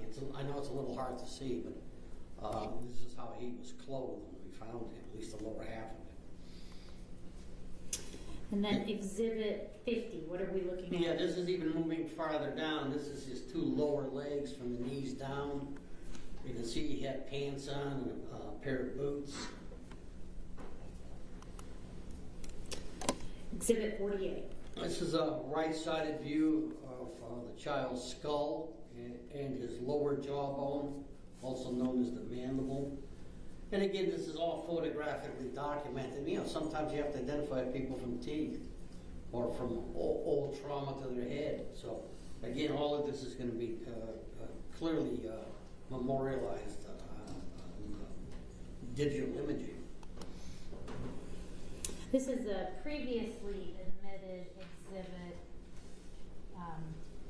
What are we looking at here? This is a face-on view of the child's skull. You can see there's a couple of teeth that are missing, and if you look at the cheekbones at the bottom of the eyes, the bones of the skull still have not fused. And you know, your skull is made of a series of bony plates that allow for growth. So there are parts of them that come together, margins that come together that don't completely fuse until you're 18, 20 years old, something like that. So that's what we're seeing here, that he doesn't have fusion of the upper jawbone to the cheekbone, and that he has some teeth that are also missing. This is Exhibit 45 for the record. Then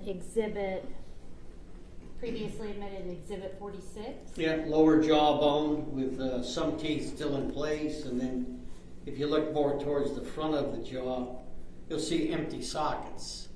Now that generally means the teeth fell out after death. Usually if you have sockets, when the teeth first come out, there'll be another tooth behind it, or if it's been a while ago, the socket fills in with bone after time. And did the medical examiner's office investigators look for some of those teeth that had fallen out? Yeah, they went back to the scene. I think they went back a couple of times, and they sifted the ground. And you know, when you first recover remains, the skeletal remains outside, yeah, you can pick up what you can and put it in a body bag, but there might be pieces, body parts actually that fall off, and if they're small, you won't see them. And so we usually go back out with a screen and we sift through the debris around where the body was found. We're looking for little tiny things like little pieces at the end of your finger or fingernails or bones that are hard to detect if they're laying in soil or laying in other foliage.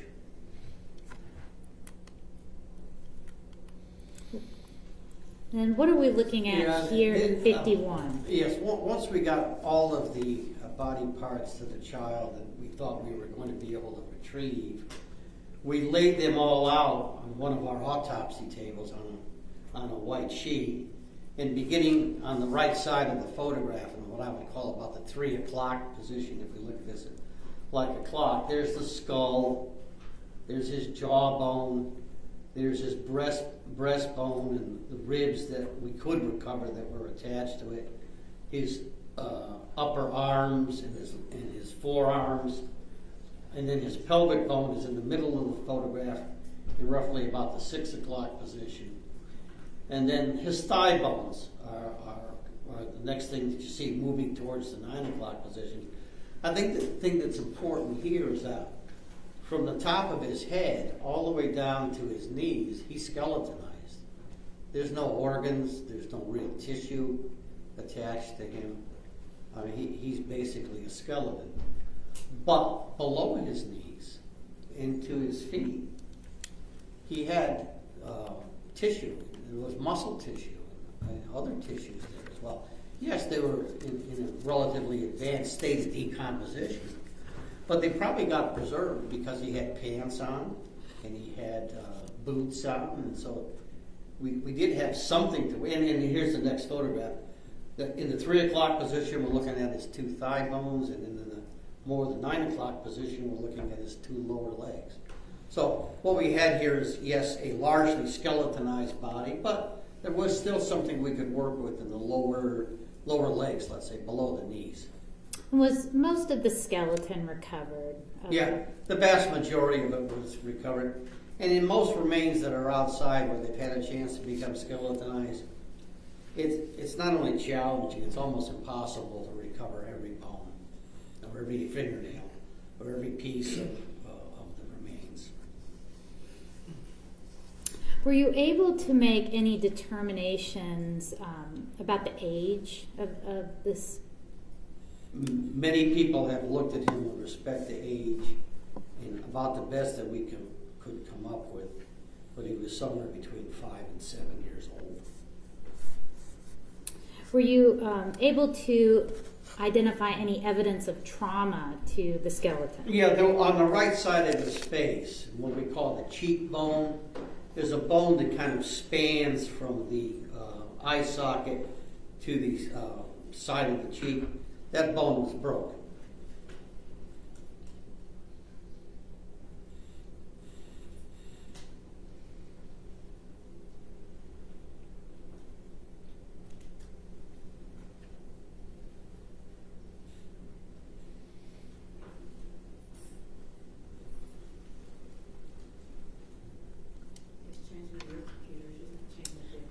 I noticed that.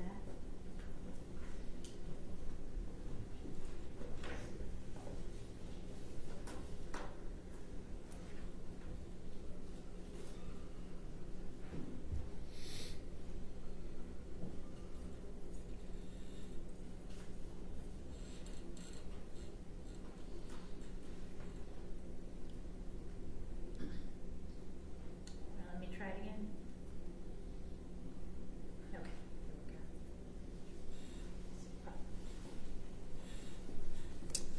Okay, I want to go back while you're to exhibit 45. You indicated there was some evidence of trauma.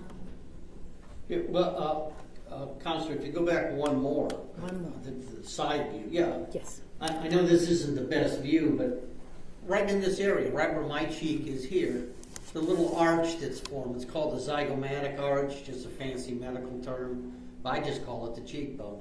That was ruptured. I mean, that was fractured. And in this photograph, it would be just above where his teeth are, back teeth. And are you able to say how that fracture occurred? I cannot. There are numerous potential explanations, and I don't know what the right one would be. Is it possible that that fracture could have occurred after death by carnivorous scavenging animals? It is possible. Is it possible that that damage could have been caused by a traumatic injury, such as a blow to the head or a car accident? Sure. I mean, before death. Is it possible that both could be at play? That the child could have had a traumatic injury from a blow to the head and then been left in the woods and also been disturbed by animal activity? All the scenarios you present are potentially possible.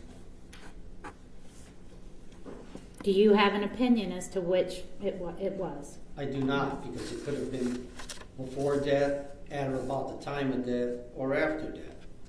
So I don't think it would be scientifically accurate for me to offer an opinion. It'd be misleading, actually. So I don't have an opinion. Let's go back to exhibit 51. Was there any evidence of pathology present? Bony pathology, I'm assuming you're asking. Yes, Dr. Gavin. Yeah, no. Other than the fracture of the cheekbone, there was no other bony pathology. Any evidence of malnutrition? Not in the bones, anyway. Did you do anything to try to obtain information utilizing the remains' DNA? I'm sorry, Counselor. Did you send off any of the remains to try to obtain a DNA profile? Yeah, we did immediately on this particular case. We wanted to get a DNA profile as soon as we could. And what kind of information were you able to get back in 1999 about? Yeah, we are going back a ways, but we got a basic DNA panel on him. What was available at the time. Could it tell you what the sex of the child was? You know what, Counselor, I don't really remember. I think not, but I don't remember. Were you able to determine, based on all the information you had then, if the child was male or female? I think because so many people looked at him, we felt that he was probably male, but we really didn't say that definitively. Pretty difficult to tell, you have this much decomposition. Let's talk about the decomposition. Were you able to make a determination or estimate about how long these remains had been decomposing? Many weeks to months, potentially even longer. And when you say many weeks, what are we talking about? Well, if you look at some studies that have been done in Georgia, where in the summer it's pretty hot, a body can become completely skeletonized in, let's say, South Georgia in the middle of July in about 3 weeks, if they're left outside. I would think it would be longer than that if it isn't in the middle of summer. This child is not dressed for the middle of summer. He's dressed for winter, or at least for colder weather anyway. So that's why I'm saying many weeks or even many months, because he's not dressed in shorts and a t-shirt. He's dressed as if it's like today outside. And the remains were recovered in February. In February, that's right. That's exactly right. So just looking at the skeletal remains and the information you had available to you, were you able to determine a cause of death? No, it was not. In fact, we ruled the manner or the cause of death is undetermined. What happens when you have an undetermined cause of death? You indicated you are responsible for doing the death certificate. You can still do. I mean, just indicate that the cause of death is undetermined. And what do you call an undetermined child set of remains? Again, I'm not quite sure I follow the question. So with an adult, you've got a John Doe. What do you call a child that you can't identify? I don't know that we have any special designation for that. They're not referred to as a child Doe? You can, sure. Right, he was so well known in my office. We gave him a name. What did you name? We gave him a name of Dennis, so we wouldn't just refer to him as the kid that we don't know who he is. You know, my staff is a fairly empathetic staff to all deaths, but child deaths in particular. So we gave him the name of Dennis, so we would have something to refer to him by. Did your office do anything to try to utilize the clothing or the boots to help identify this child? Ms. Otter, I can't tell you how many hours were spent. The child was relatively well dressed. If you don't mind, let me just read this to you.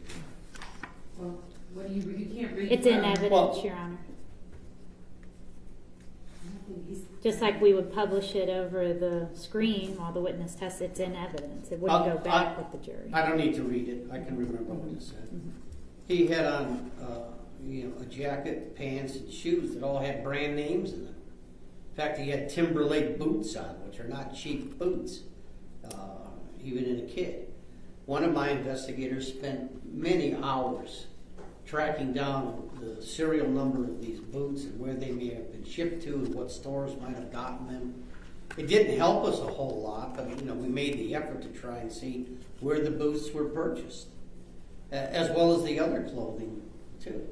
It wasn't like he was just a skeleton out there with nothing else. I mean, he was a skeleton out there with clothes on that you'd expect to see in a well cared for child. And I'm showing you Exhibit 55. Is that, if you'll look at the screen in front of you? Yeah, I see it. Is that the shirt that was recovered for the child? It is. And Exhibit 56, are those the pants that were recovered? Those are the pants. And Exhibit 57. And those are the boots in question. Did you do anything with the tissue, the leg tissue that was available? Yeah, the muscle that was still present on the lower legs, we took a piece of it and we sent it to a reference toxicology lab. And what were the results? Yeah, the determination that was made by the toxicology lab is that the muscle tissue contained a drug called acetaminophen. You might know it as Tylenol. It's a very common drug. It also contained another drug called diphenhydramine, also commonly known as Benadryl. Both of these drugs are over-the-counter drugs. You can go into any drugstore and purchase them. They were over-the-counter then, they're over-the-counter now. Would that be common in over-the-counter medicines such as Tylenol PM? Yeah, a PM is just they could have something else in it. If they were together? Yeah, Mm-hmm. yeah, yes. Now, did the results of the toxicology screening allow you to determine when the drugs were administered? Well, fairly recently, Counselor, I don't think they would have been there. Shortly before death, he was given these drugs. Are you able to determine whether the child was given one dose or multiple doses? I could not.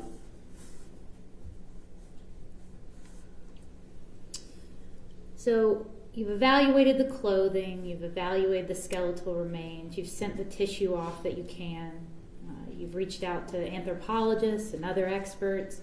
Did you ever utilize the media or send out the information the office had? We most certainly did. There was a reporter, forgive me if I don't remember the station that she worked with, but there were a lot of stories done on this child. Then there were anniversary stories done when we didn't have them identified after a certain period of time. The media took great interest in this case, and why wouldn't they? I've been doing this the better part of 40 years. I've never had a child that was skeletonized who went and identified for 20 some odd years before. And I probably will never see one like this again. It is very uncommon. And in those stories and the media coverage, did you ask for help? Oh, we did. Provide your number. Yeah, I should have mentioned more. You asked me what else we did with clothing. We went to the school system and tried to see if any school kids had not showed up that had been there the year before, hoping that he had been enrolled in a school that might say, well, geez, this child was here last year and he didn't appear this year. So yeah, we did. When we run out of science, we try to do some other things, and the media was one of them. Were tips coming in?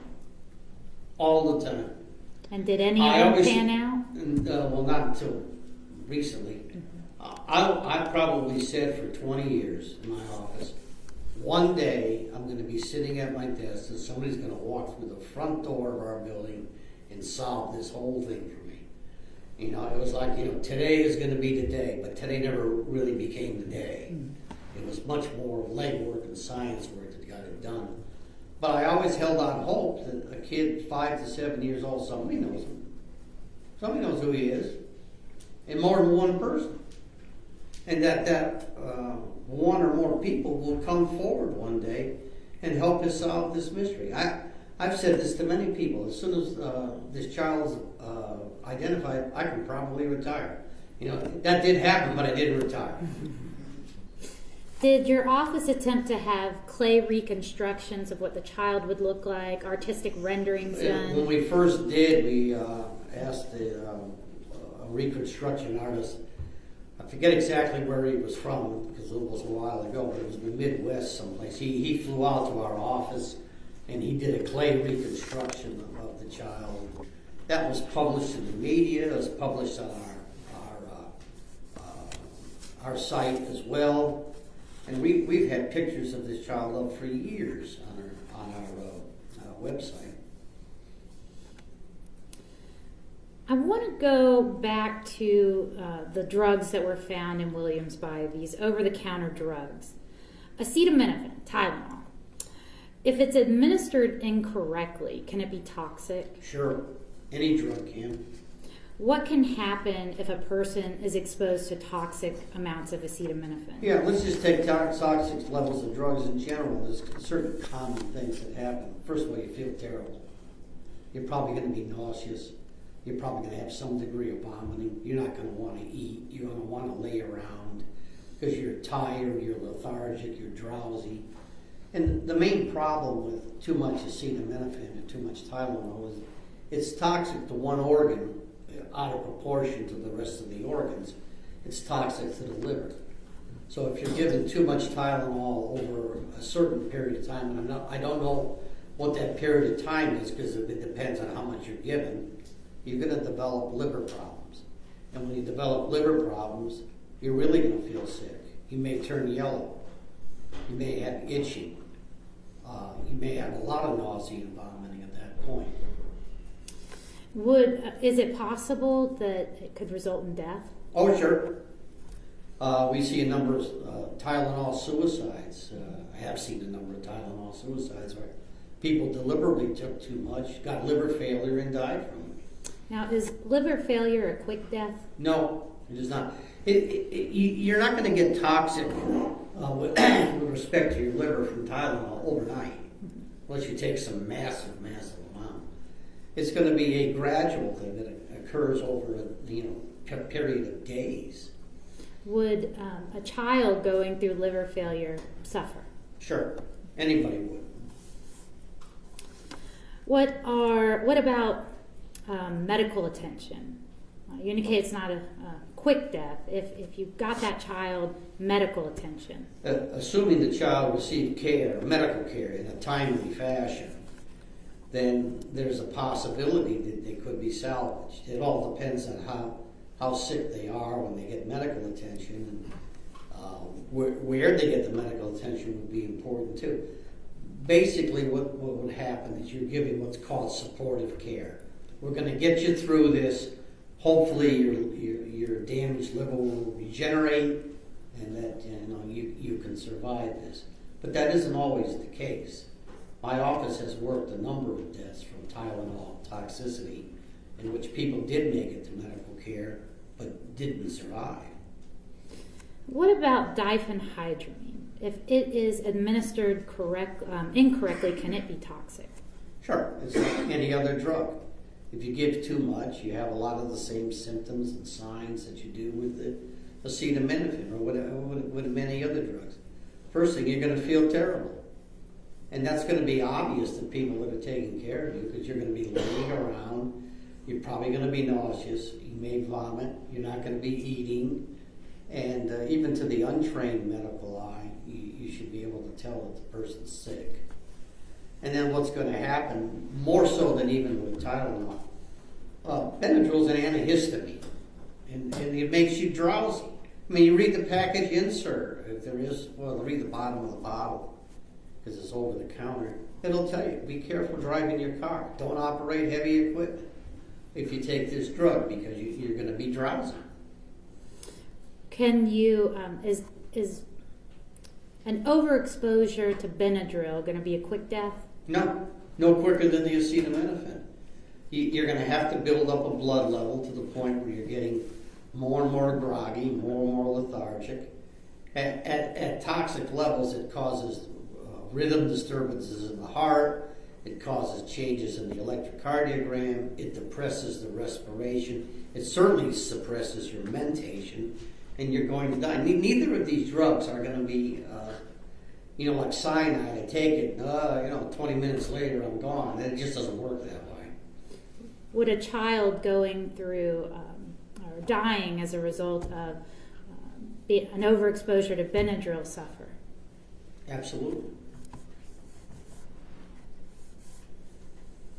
What if you get that child medical attention? If you notice they're not feeling good and you get them to the hospital, can it be treated? Yeah, oh sure. It's not something that's immediately terminal. Again, it's like I answered before, counselor. It depends on how toxic you are, how much drug you got, and when you got treatment. Again, the treatment is basically something relatively simple. It's supportive care. They need to be put on a ventilator, you put them on a ventilator. If they need blood pressure medicine, you give it to them. You hope that you get them through this acute phase trauma, and that they'll be able to, rebound back or recuperate from the injury. Now, How many or how often do you see cases of children dying from an overexposure to Tylenol and Benadryl? When you say children, you want to give me an age to go by? But under 12. I don't think I've seen any. And I see a number of child drug deaths. I know you can't say just based on the toxicology report by itself that whether or not in this specific case there was a lethal amount of these drugs. But if it was reported to you that prior to death a child with acetaminophen and diphenhydramine in their system was not wanting to talk, they're not wanting to get up, that they're gagging, that they appeared to have something wrong with them, that they were lethargic and tired, could that be consistent with a child being exposed to a toxic amount of either of these drugs? Yeah, all of the signs and symptoms that you just listed are consistent with either Tylenol or Benadryl toxicity. In the course of your time with the medical examiner's office and conducting autopsies of children, do you ever see cases where children have died as a result of abuse and neglect? I personally have seen about 200. Do you ever see cases where children have died under unknown circumstances? All the time. We used to call them SIDS deaths or crib deaths. They're now called sudden unexpected deaths in infancy. But usually kids less than 12 months old who, after a scene examination, a complete autopsy, including microscopic examination of tissues, complete toxicology studies, review of medical records, we just don't come up with a cause of death. We call it sudden unexpected death in infancy, but we actually begin shifting away from that terminology to just say that the cause of death is undetermined. We just don't know. And have you noticed a difference in how the family works with your office or communicates with your office when you're dealing with abuse and neglect cases versus a truly unknown death or unexpected death? I have noticed a difference. What have you noticed? The immediate caretakers in a fatal child abuse case don't often contact our office for what happened to the child. They kind of know what happened. But in the sudden unexpected death in infancy, or some child that just collapses where there's no history of trauma or no trauma found at the autopsy, we're getting calls from the parents and the grandmother and the aunts and uncles all the time. So there is a distinct difference, and it isn't universal, but I'm more likely to get calls on sudden unexpected infant deaths, or the kid that collapses on the playground that had undiagnosed congenital heart disease, or the kid that was diabetic that nobody knew about it, than I am to get calls on the child that was fatally abused. Is it fair to say that in cases that you've worked, that parents with unexpected deaths are dying to know what happened to their child? Yeah, for lack of a better term, they're very anxious about what happened to their child. Thank you, Dr. Gallup.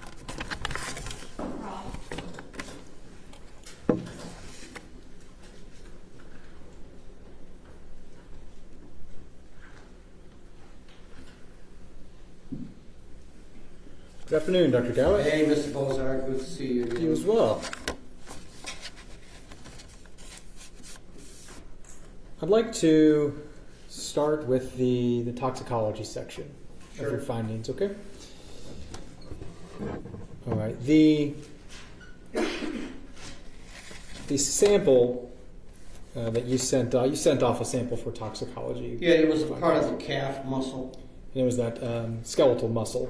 Yeah, we call it skeletal because you can move it on your own, in life. But the part that we sent would be called the calf muscle. Okay. Gastrocnemius, but calf is It's called skeletal muscle because it moves your skeleton? Yeah, that's right. Okay. Now that was sent off to the National Medical Labs. Yeah, National Medical Services. At the time, they were in Willow Grove, Pennsylvania. They're a reference lab, counselor, but we still use them today. I mean, we have an account with them. We send a lot of toxicology in them. Why send it there and not the GBI? You get a faster result, Okay. and there's nothing wrong with the GBI except that I'm not a patient man when it comes to working up cases. So I'd rather get my results back quicker than later. Particularly if I think both labs are equally qualified to do the test. Wouldn't you take the 3-week over the 4-month? And in fact, Most people would. You received the results back here. Yeah. You got the results back I from did. National Medical. Now, how does National Medical send you the results? You say that it was positive for acetaminophen and diphenhydramine. When you say send, today it's electronic. Back then it would have been. Let me fix that. Yeah. That's a poor question. How are the results listed on their report? Does it say positive for acetaminophen? Well, it'll give you a quantitation. Okay. They'll say acetaminophen dash so many. This is per so many of that's. Like so many micrograms per nanoliter. Yeah. I mean, the standard form for muscle would be so many either milligrams or micrograms per gram of tissue. It has a unit to it. Sure. So that when another toxicologist or somebody like me looks at it makes some kind of sense as to what volume we're dealing with. Now that's dealing with the concentration of that drug in that muscle sample, right? That's right. It's the same thing as if you had a blood sample.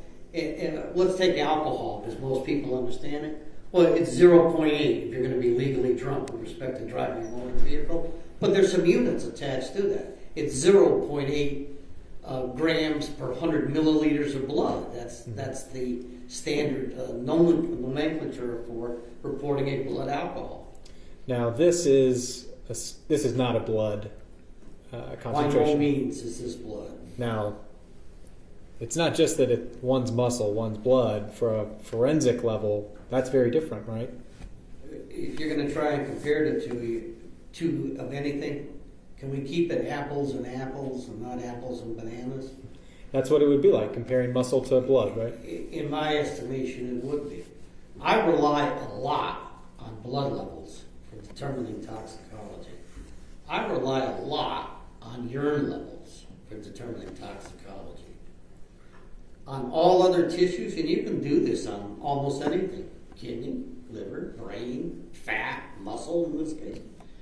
Yes, you'll be given a value, but be exceedingly careful at taking that value and trying to say, based on that value, this is what the blood level would have been. You know, if we could do that, it'd be pretty easy work. But we can't do that, right? We don't do that. We don't do that. And you didn't do that. You don't, because it's misleading. So that's why right now, in 2024, it's fair to say you can't say if these two drugs, acetaminophen and diphenhydramine, were a toxic level, a therapeutic level, or a trace level, correct? Or a lethal level. Right. I mean, what you said is, let's use the terminology out, subtherapeutic. It's too low to do much of any good. It's therapeutic. It's delivering the effects that we want without toxicity. It's toxic. It's delivering the effects that we want, but there's a lot of side effects that go with it. And then it's lethal. It's going to cause death in about half the people at that level. Okay. Now on a sub-therapeutic dose, one of the ones we can't pick from out of those 4 options, would that typically cause any physical pain? No. What if it was to a child? No, wouldn't matter.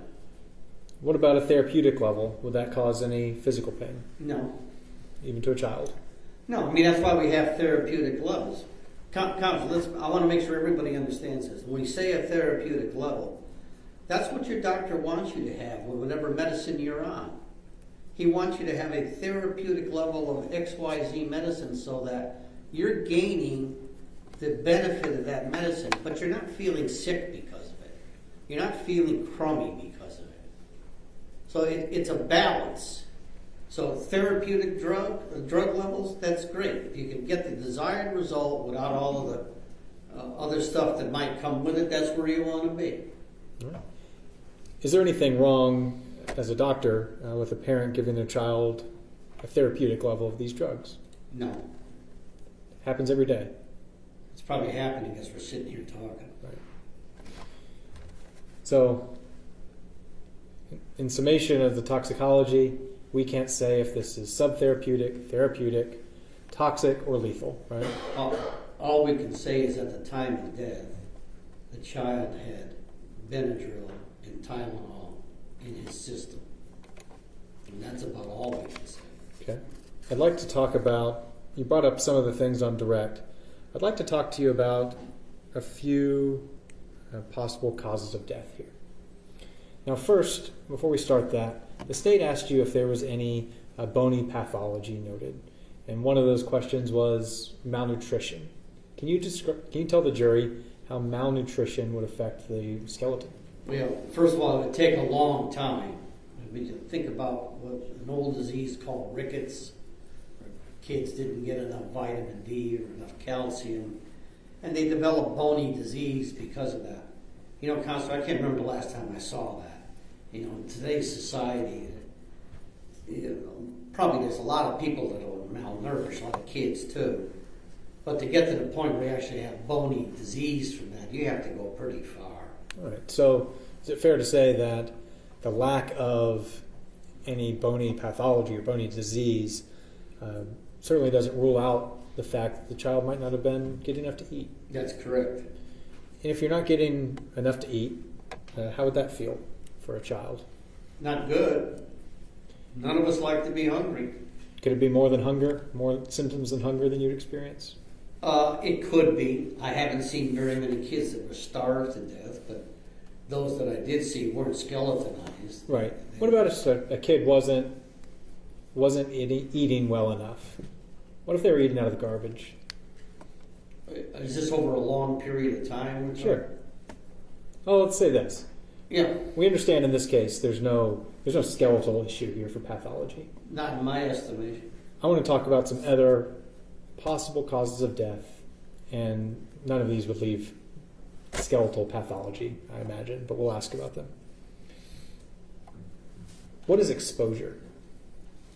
Are we talking about environmental exposure? As in a cause of death? Yeah. Well, we see it frequently here, particularly this time of the year. How does that happen? You're outside in a cold environment for too long a period of time. And actually, the autopsy findings are relatively non-specific. There's a few things you might see, but they're not diagnostic for low body temperature or death due to exposure. If you talk on the other side, too hot, left out in the summer, well, you might see a few more things at autopsy, but again, nothing really specific. Would you see anything in an autopsy like this one? Absolutely not. Can you rule out exposure as a possible cause of death in this case? I cannot. What is sepsis? It's an infection in your blood, usually from some source like pneumonia or an abscess. Can you rule out sepsis as a cause of death in this case? I cannot. What about food poisoning? Can you rule out food poisoning? I can't. Would it be possible to get food poisoning from eating garbage from dumpsters out behind fast food restaurants? I'm sure it would be. Somebody with food poisoning, are they likely to experience vomiting? They most certainly are likely to experience that. Could that lead to fatigue? Sure. Feeling lethargic? Sure. Not wanting to talk? Sure. What about pneumonia? You mentioned it earlier as a possible lead-in to sepsis. Yeah. If you have a pneumonia, it's not uncommon to get a bloodstream infection from it. It becomes septic. What would some symptoms be for pneumonia? Cough, fever, shortness of breath, coughing up phlegm and sputum. Some people might have some chest pain, particularly when they take a deep breath. I mean, you have some symptom. Most people with pneumonia, you have an idea that they have pneumonia. Okay. What about a seizure disorder? Prone to cause sudden death without much of an explanation. and I don't have a brain to examine. So if you're telling me that this child might have had a seizure disorder, could he have died from it? Sure. Have you done autopsies on children who have passed away from seizure disorders? Usually it's prolonged seizure activity, and it's more common in adults to die of a seizure disorder. Would a parent see a seizure disorder coming if it's undiagnosed? No. They'd see the seizure Right. if they were in the same room, but they wouldn't see this coming. What about undiagnosed diabetes? Happens all the time. We probably see half a dozen deaths a year from undiagnosed diabetes. Would a parent see that coming? I think they might, because again, it's like all the other things we talked about today. It doesn't just come on overnight. Your blood sugar is building up over a period of time in which you feel terrible, you are lethargic, you are drowsy, you're thirsty, you don't want to eat, you may be nauseous, you may have vomiting. But it would come on over days, maybe even more than days. Could that be a possible cause of death in this case? I can't rule it out. What about undiagnosed congestive heart failure? Again, I don't have a heart to examine. And I had, let's go one step farther. Not only that I have a heart to examine, I have any medical records either. So sometimes we'll have a person that comes in, they're partially decomposed, but they have a long, extensive heart history that helps me a lot with how they died. I don't have either. I don't have a heart or a medical record here. What about congenital or cerebral abnormalities of the brain? Same answer, Counselor. Okay. You can't rule that out? I can't. Would a parent see something like that coming on? Depends on how they present. May not, may. Okay. At least once a year we get a child in, and when I say child, this age, maybe even older, with undiagnosed congenital heart disease. And the first symptom of that is sudden death.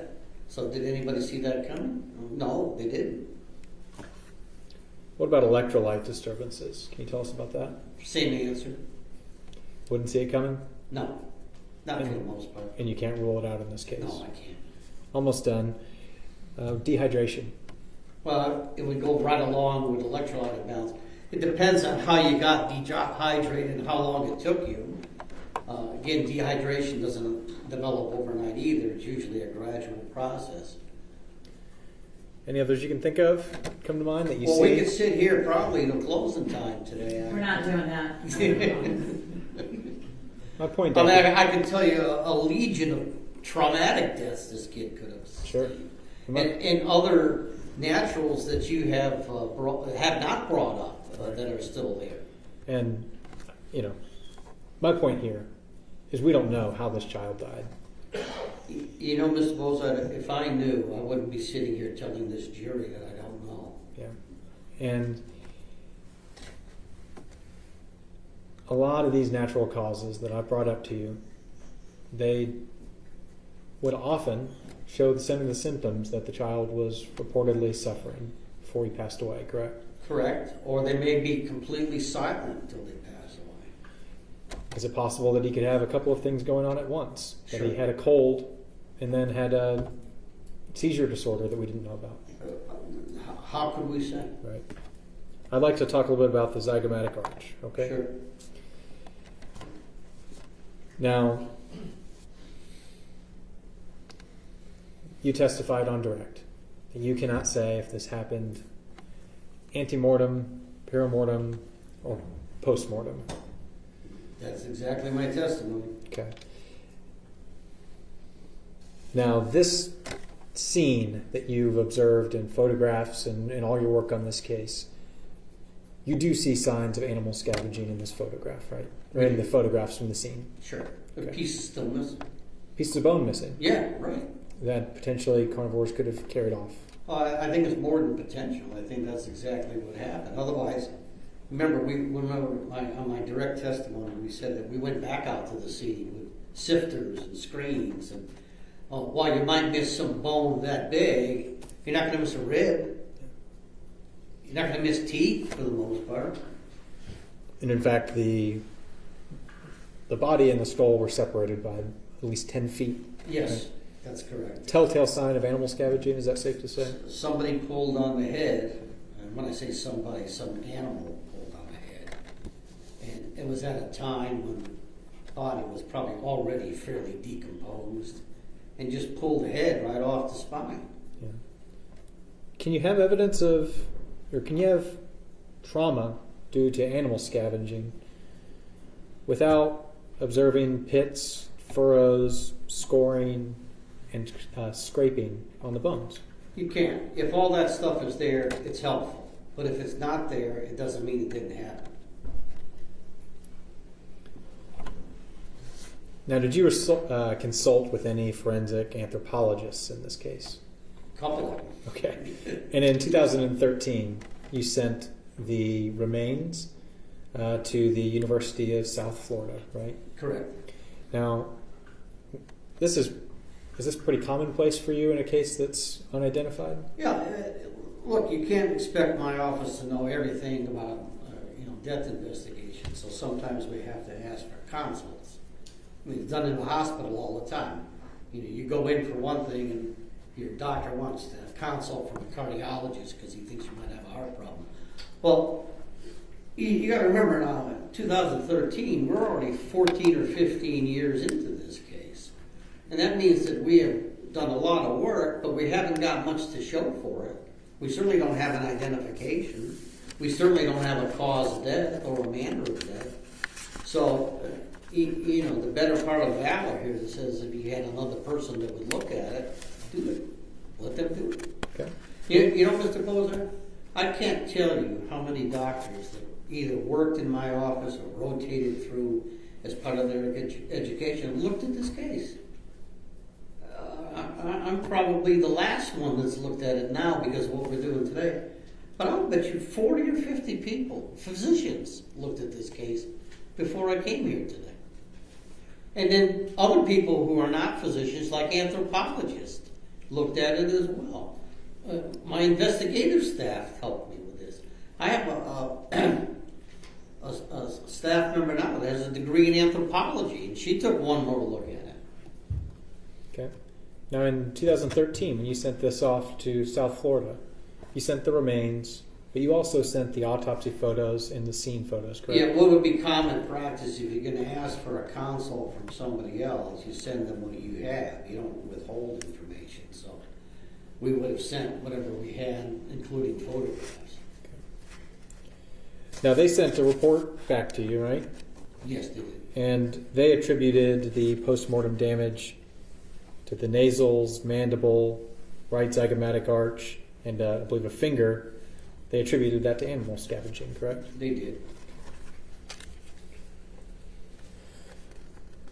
All right. Very briefly on the question about time of death. Now that is it safe to say that is very dependent on the weather? It's dependent on the weather. It's dependent on how you're clothed. It's dependent on how you die to some degree. You brought up the condition of sepsis. Well, when you're septic, you're infected. And so you're going to decompose more quickly if you're infected than if you're not. So yeah, it's very dependent. And time of death is something that there are volumes of books written about it. And it's kind of like at the end of the day, we don't know much more about it than we did before the volume of books were written. A child this decomposed, time of death, I think I was asked on direct, weeks to months, and maybe longer. Okay. I don't want to sound like a smart guy, but I often say about time of death and like this, when were they last known alive? When were they found? And they died sometime in between. Right. I'd like to talk about a few other things you noticed in this case. I'm almost done here.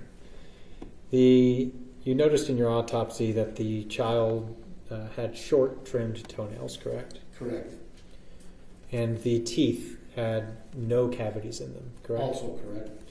And we mentioned his boots on direct, but his boots were both double knotted, right? Oh yeah, the laces were double knotted, yeah. Has there been any changes, Dr. Gowett, in science since 1999 that would change the opinion you gave in that original autopsy? If there is, I'm not aware of the changes. Since your review in 1999, that body you observed then has been identified, right? Correct. Does that change anything about the science in this case? No, it just gives us an identification. Makes us feel a little better that we know who he is, but it doesn't change all the rest of the stuff that I testified to. And that it doesn't change anything about the medical evidence in this case, right? His No. identity. Does not. You do not currently have a cause of death by any medical science, correct? I do not. And in 1999, you did not declare this case a homicide. I did not. And in 2024, you do not declare this case a homicide. I still don't. Thank you. Any redirect?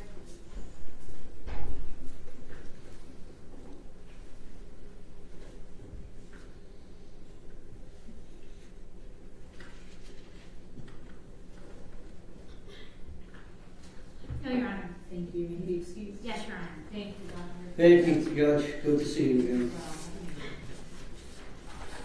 All right, call your next witness. Your Honor, state call Dr. Jackson, Dr. George Jackson.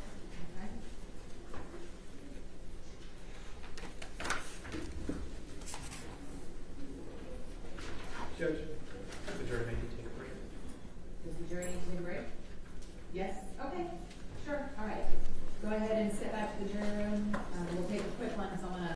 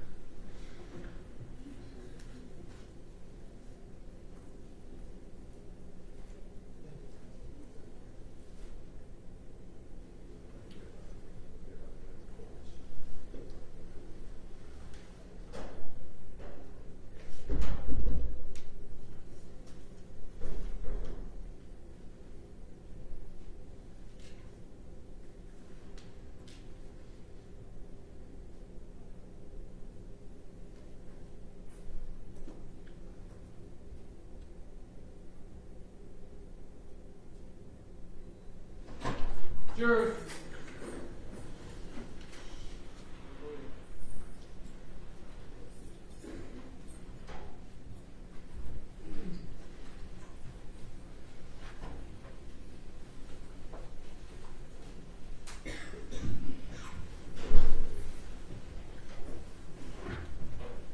Y'all can see.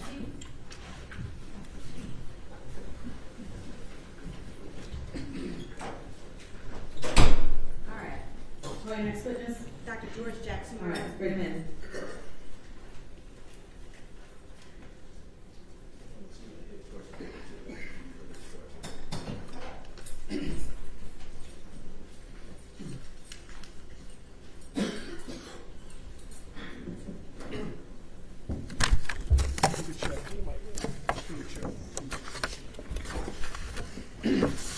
Raise your right hand. You solemnly swear or affirm the testimony you give to the court should be the truth and nothing but the truth, so help you God. Yes, I do. May you lower your hand, state your name and spell it for the record. George F. Jackson, Jacksoa.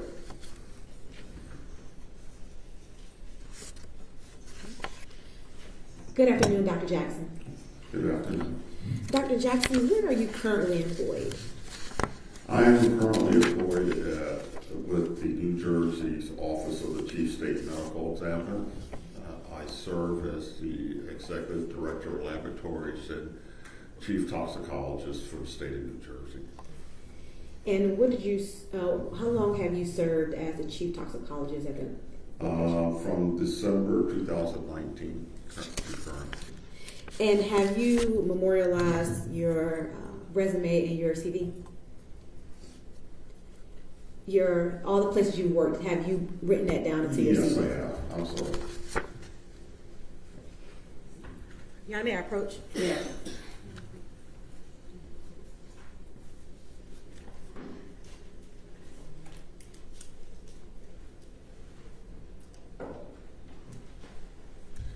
I'm holding it was marked as States Exhibit 79 for identification purposes. Dr. Jackson, what Thank is you. depicted in States Exhibit 79? It is a copy of my CV. Is that a fair and accurate copy of your CV as you recall? Yes, it is. You're at the time of State Exhibit 79.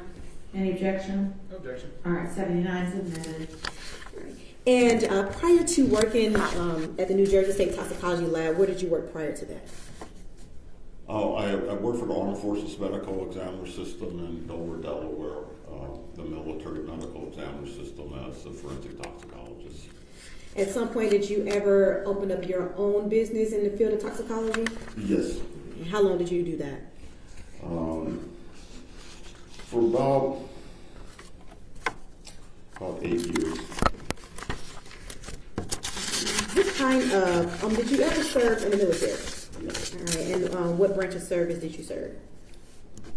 I was What branch of service? branch Air Force. Thank you for your service. How long did you serve with the Air Force? 3 years.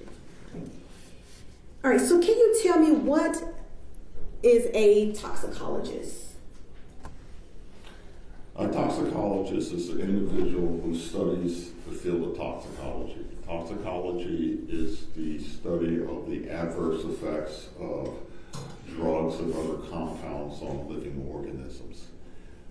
Forensic toxicology is the application of the field of toxicology to medical legal situations such as the one before you today.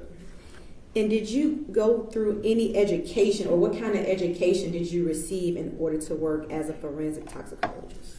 I have a bachelor's science degree from Morgan State University, a master's degree from the Medical College of Virginia in pathology, a PhD from the Medical College of Virginia in pathology, specialty toxicology. In addition to that, I am a fellow of the American Board of Forensic Toxicology. I'm a fellow of the American Academy of Forensic Science. I also have certification as a master clinical chemist, as a toxicological chemist. I have a New York license as a director of laboratories, a license from New Jersey Medical Examiner Board as a bioanalytical director. And have you ever published any literature in the field of toxicology, forensic toxicology? Yes, I have. I've published in the field of toxicology in peer-reviewed journals. I've given lectures and made presentations at many different events. Have you ever testified as an expert before? Yes, I have. I've testified in the local, state, federal, military, equally for the prosecutor as well as the defense. Approximately how many times have you testified in court as an expert? Never been asked that, but numerous times over 25 years. And have you ever been qualified as an expert here in Georgia? Yes. And when you testified in court as an expert, was it in the field of forensic toxicology? Yes, it was.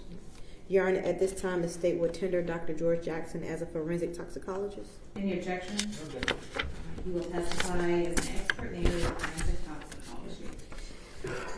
Dr. Jackson, at some time you were employed at the National Medical Services. Can you tell us about your time there and the role that you played? Yes, that was in the late 90s, I believe. And I did a 1 year, I was supposed to do a 1 year fellowship at National Medical Service for about 3 years. Ended up staying there. And my position was as a forensic toxicologist, which we handle cases from many different types of cases from all over the country. And how long were you employed at the National Medical Services? Approximately 7 years. And while you were at the National Medical Services, did you serve as a forensic toxicologist? Yes, I did. Is National Medical Services a private lab or a state lab? No, it is a private lab, one of the few private labs in the country. They provide services in the area of clinical forensic toxicology and criminalistics. And where are they located? They're located in Willow Grove, Pennsylvania. And at some point during your time there, you received specimens in reference to a case in DeKalb County. Do you recall when you received that? If you don't recall, it's a kind of refresh your recollection. Could you refresh my memory? Sure. You understand our approach? Yes.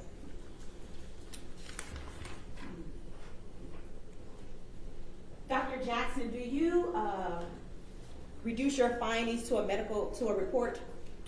Yes, I do.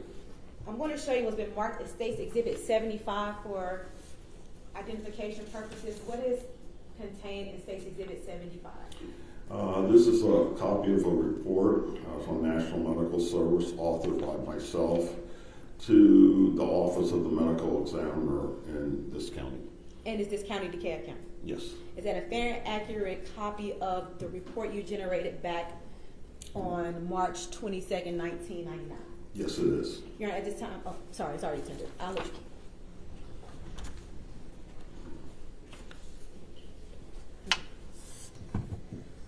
All right, so you received specimens from the DeKalb County Medical Examiner's office. That is correct. Can you tell the jury what kind of specimens you received?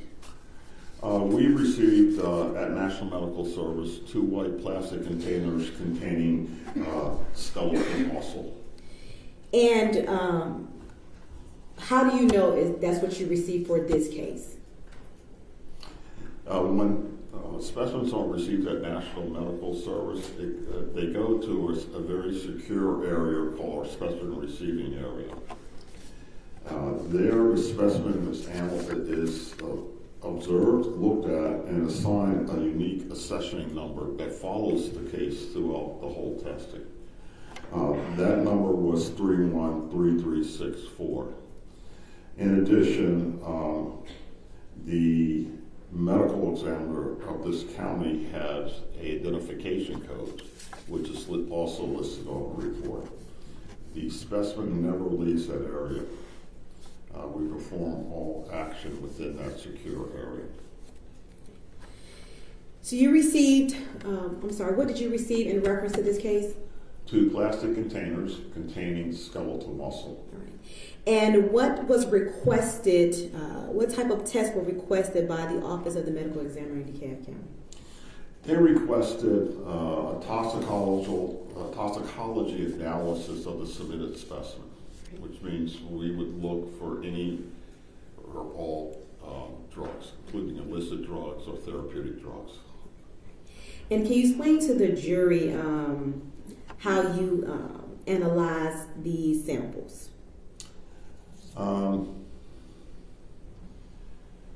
We take first everything is done under chain of custody, so everything has to be Use the tracked. mic. I need to use the mic. You're not talking into the microphone. So it makes it hard for the court reporter to hear you. Yes, ma'am. Thank you. First thing that we do is we have to prepare the tissue for analysis. We cannot take solid tissue and use that for some of our techniques. So we prepare a slurry, which we call homogenate. We then analyze it by an instrument called gas chromatography mass spectrometry, or GC mass spec. What that does is we will identify any compound by its molecular makeup. So the testing was done that way, and as a result of the testing, we were able to identify, confirm, and quantitate substances in the submitted skeletal specimen. Can you tell the jury what substances were found within the skeletal muscle samples that you received? Yes, we found acetaminophen, Tylenol. We found diphenhydramine, or Benadryl. And we also found the metabolite of diphenhydramine, the breakdown product of diphenhydramine. And so, is Tylenol and Benadryl, are they commonly over-the-counter cold medicine? Medicines that are generally found over the counter? Correct. And in reference to your studies, how can you tell the jury the amount of acetaminophen that was found within the sample? In the submitted specimen, we found 93 micrograms per gram of acetaminophen or Tylenol. We found approximately 2,000 nanograms per gram of diphenhydramine in the skeletal muscle. And we also found the breakdown product of diphenhydramine in the skeletal muscle. And was there any other elicited or therapeutic drugs that was found in your sample aside from the ones you've already mentioned? No, there were no others. That was all that was found. And in reference to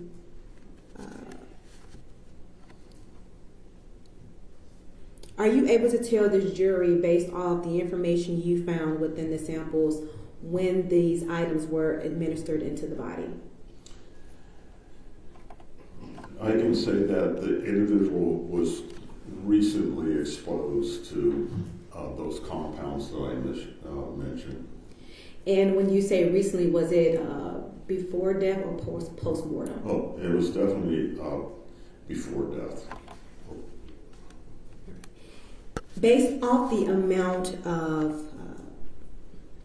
drugs found within the body, are you able to determine, based off your experience, any conclusion as to whether or not this was a lethal dose, overdose, underdose, or any type of frequency in which the skeletal muscle was ingesting these drugs?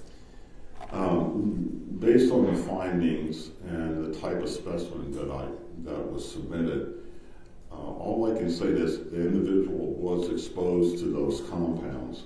I cannot calculate, because the skeletal muscle was decomposed, so I cannot calculate dose, frequency, or whether or not this was acute or chronic exposure.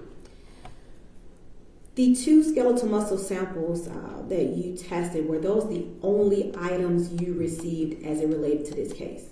Yes, ma'am.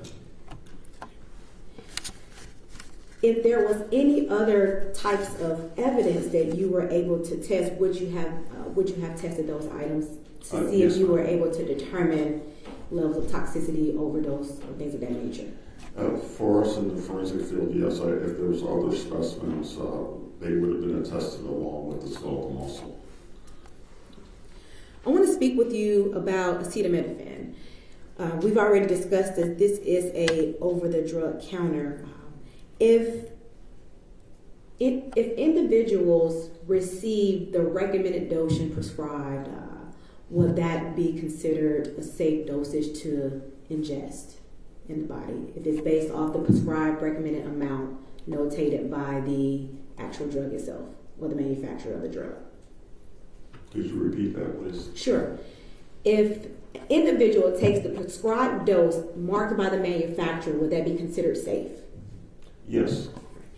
Are there times if they are not administered or administered incorrectly, is it possible to create a level of toxicity of the drug? Certainly, if it was not administered correctly, the individual may have side effects to the exposure of that drug. And can you tell us some of those side effects that may be a person may have if they are exposed to toxic amounts of acetaminophen? There's several. There's a GI effect or gastrointestinal effect, nausea, vomiting, disorientation. As you progress, there will be liver problems, maybe a liver failure, as well as kidney or renal failure. If a person is exposed to a level of toxicity as it relates to acetaminophen, are they able to get can medical attention to those injuries within the body be, I guess,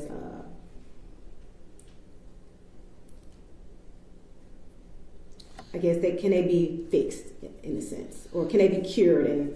If I understand your question correctly, these are situations that a clinician or doctor can provide treatment for. And if no one provides treatment for these symptoms, can death be a result of failing to seek medical attention? Yes, and I'll explain it this way. We have a saying, dose determines the poison. Everything is poisonous. And it depends on the dose that's given. And without treatment, it is distinctly possible you could go to stupor, coma, and yes, death. I want to talk to you about diphenhydramine.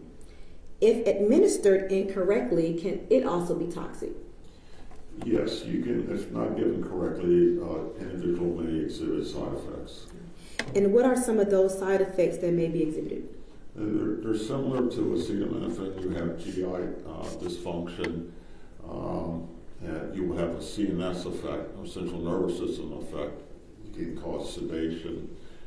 It can interfere with cardiac problems, respiration, and as in the previous statement, based on the dose, it can lead to stupor, coma, and unfortunately death.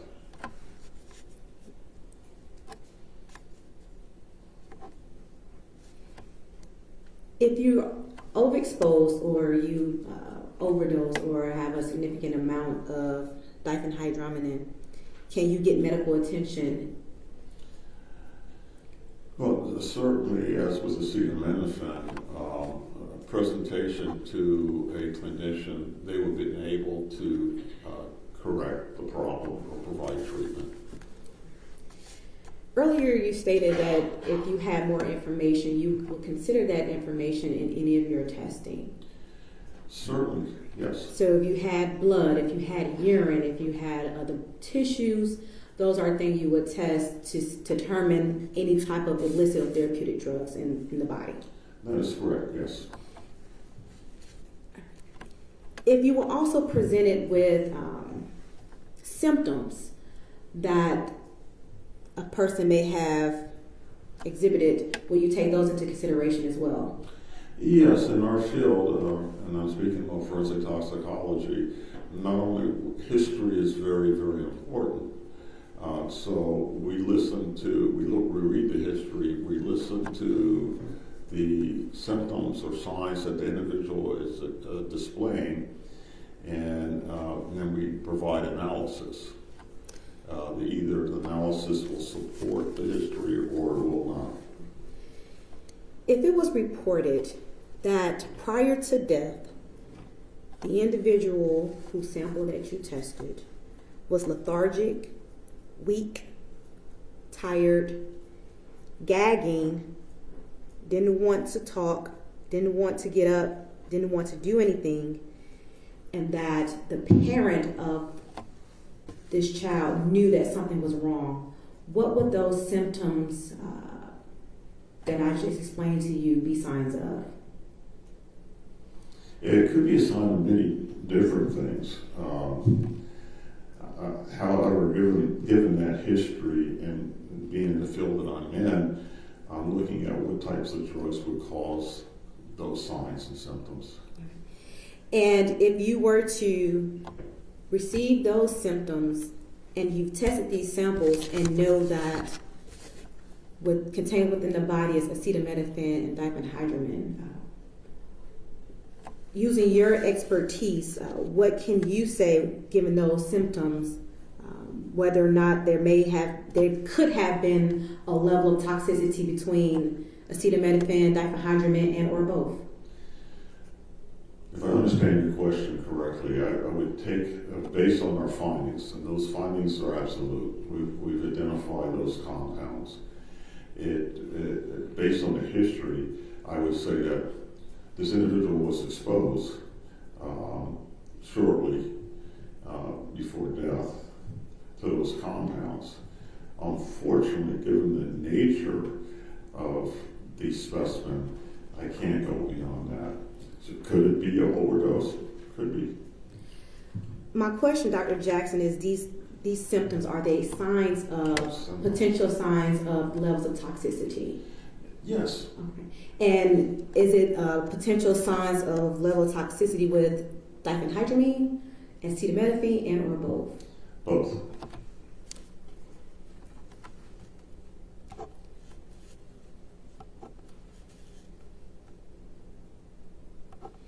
I want to speak with you briefly about the diphenhydramine metabolite. The parent drug is diphenhydramine, correct? That is correct.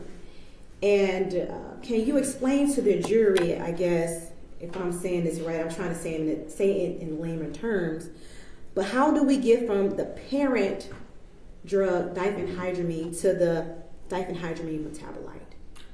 Certainly. When you're exposed to, when you take any medicine or anything, there's 4 processes that your body goes through. You absorb it into your body, it gets distributed throughout your entire body, and then there's a process called metabolism, where the body will break down that drug to something that it can excrete. In this particular case, the diphenhydramine or Benadryl at that stage was broken down into what we call a metabolite, another compound that would be excreted in the elimination phase. And does it take time, Dr. Jackson, to go from the parent drug to the compound? Yes. And in these samples, you had the parent company still active or still present, Yes. and then you also had a metabolite that was present. That's correct.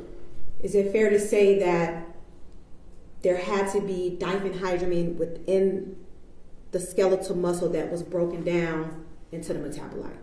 That's correct. And then there were also diphenhydramine still present as a compound drug? Yes. Thanks, Doctor. Cross?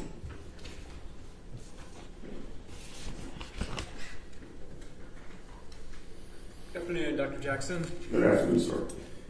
Just a few questions. Okay.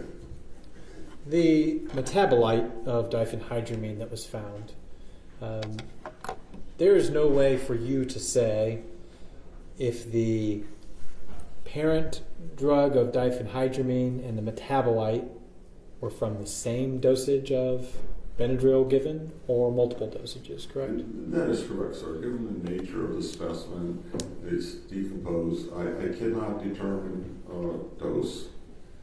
I cannot determine frequency of administration. I can say they were present. Okay.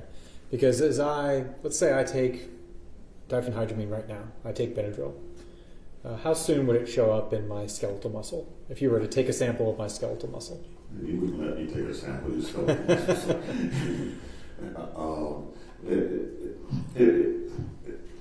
I can't give you exact time. That's okay. Just a ballpark here. What are we talking? An hour, 2 hours? Maybe an hour. Okay. Or less. All right. Now, that's going to remain in my skeletal muscle for a while, right? That's going to remain in my skeletal muscle for a while as it processes, correct? That's correct, sir. At the same time, my liver is now starting to metabolize this drug that's floating around my body, right? Correct. As it makes its way to my liver metabolizes it, and we are left with a metabolite, correct? That's correct, sir. Now, at the same time, while that metabolite is now present in my body, potentially in my muscle, that parent drug, diphenhydramine, is still likely sticking around for a little while, right? Well, the absorption, distribution, metabolism, elimination is a cycle, and that's a constant cycle. So yes, the diphenhydramine is going to be there. While the metabolite is there, potentially. Yes. Okay. So the fact that there is a diphenhydramine concentration given and a metabolite given doesn't tell you anything about the amounts of dosage. No, given the nature of the specimen, and this is a post-mortem, I cannot, without additional information or additional tissue, I cannot determine dose. Now you went through this a little bit on direct. I just want to be very clear. The findings you found were the 93 micrograms per gram of acetaminophen, correct? Is that correct, right? sir? Okay.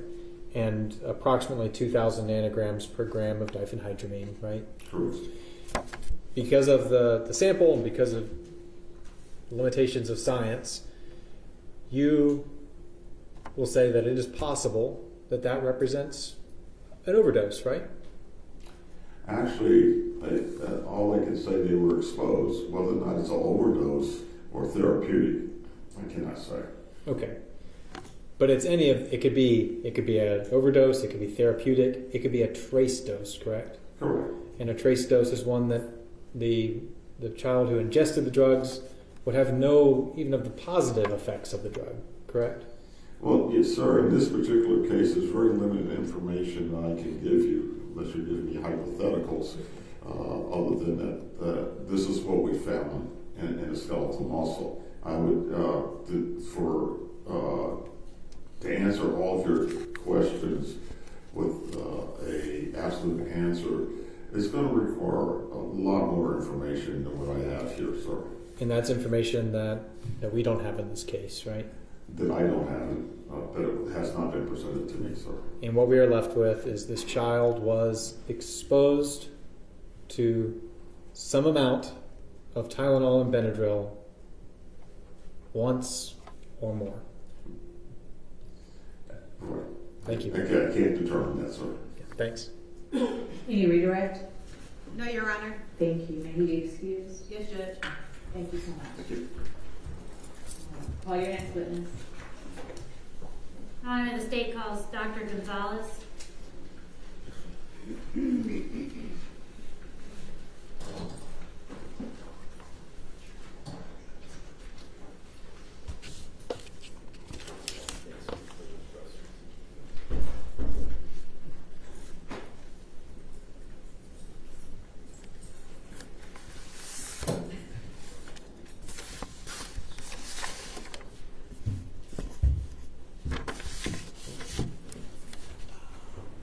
Raise your right hand. solemnly swear or affirm the testimony you give to the court should be the truth and nothing but the truth, so help you God. Yes, sir. You may lower your hands. State your name and spell it for the record. Sure, my name is Mark, M-A-R-C, Gonzalez, G-O-N-Z-A-L-E-Z. Good afternoon, Dr. Gonzalez. Good afternoon. Were you asked to evaluate this case for evidence of overdose? Yes. And could you tell the jury about your background that allows you to give these sorts of opinions? Yes. Well, I started off with a doctor of pharmacy in 1980, and I did clinical work. I worked in a level 1 trauma centers in Los Angeles, and I assessed patients, up to say 60 patients a day, where I evaluated their drug therapy to prevent any types of adverse reactions, interactions, drug lab interactions, and also to evaluate each particular drug for the efficacy or the best treatment available for that particular drug. And so from there, I ended up working, or actually teaching, at the University of Southern California healthcare sciences campus, and I was a clinical instructor for residents and interns that would rotate through various rotations. And what we would do is we would teach them how to dose. There were various areas such as emergency medicine, clinical care, acute care medicine, burn intensive care, psychopharmacology, and of course coronary care. And so we would go through those patients, we would round with them. Again, I would look at probably 60 plus charts a day, assess the patients for drug therapy, and make adjustments, actually write the orders for these patients under protocol in the hospitals. And kind of behind the scenes as a clinical pharmacist, preventing problems with patients and notifying the doctors when they had a particular problem. And so that's what clinical pharmacists do behind the scenes when people are in the hospital. They're actually reviewing these charts on a regular basis to make sure that they get the best quality care. From there, I started working with in law enforcement, and worked in law enforcement doing various types of investigations. I started with the Los Angeles Police Department as a volunteer. Then I went to the state of California. I worked with the Drug Enforcement Administration as a task force officer. During that time, we did overdose investigations and were able to evaluate, even at immediate times, we would be called in on various overdose cases to evaluate the evidence at the scene, write search warrants if we needed to. And also, I was used quite a bit because of my background and experience to go in and take a look at maybe medications that were there, different types of evidence that was there at the scene.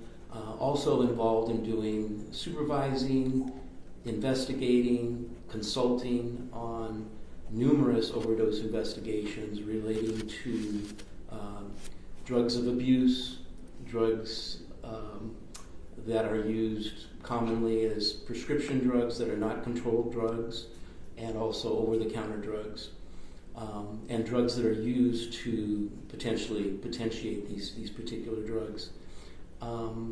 The other thing is that we would be involved in high-profile cases with a number of celebrities, overdoses, where we would look at all the different facets of an investigation and assist in determining whether we need to do some extra work with regards to that particular case.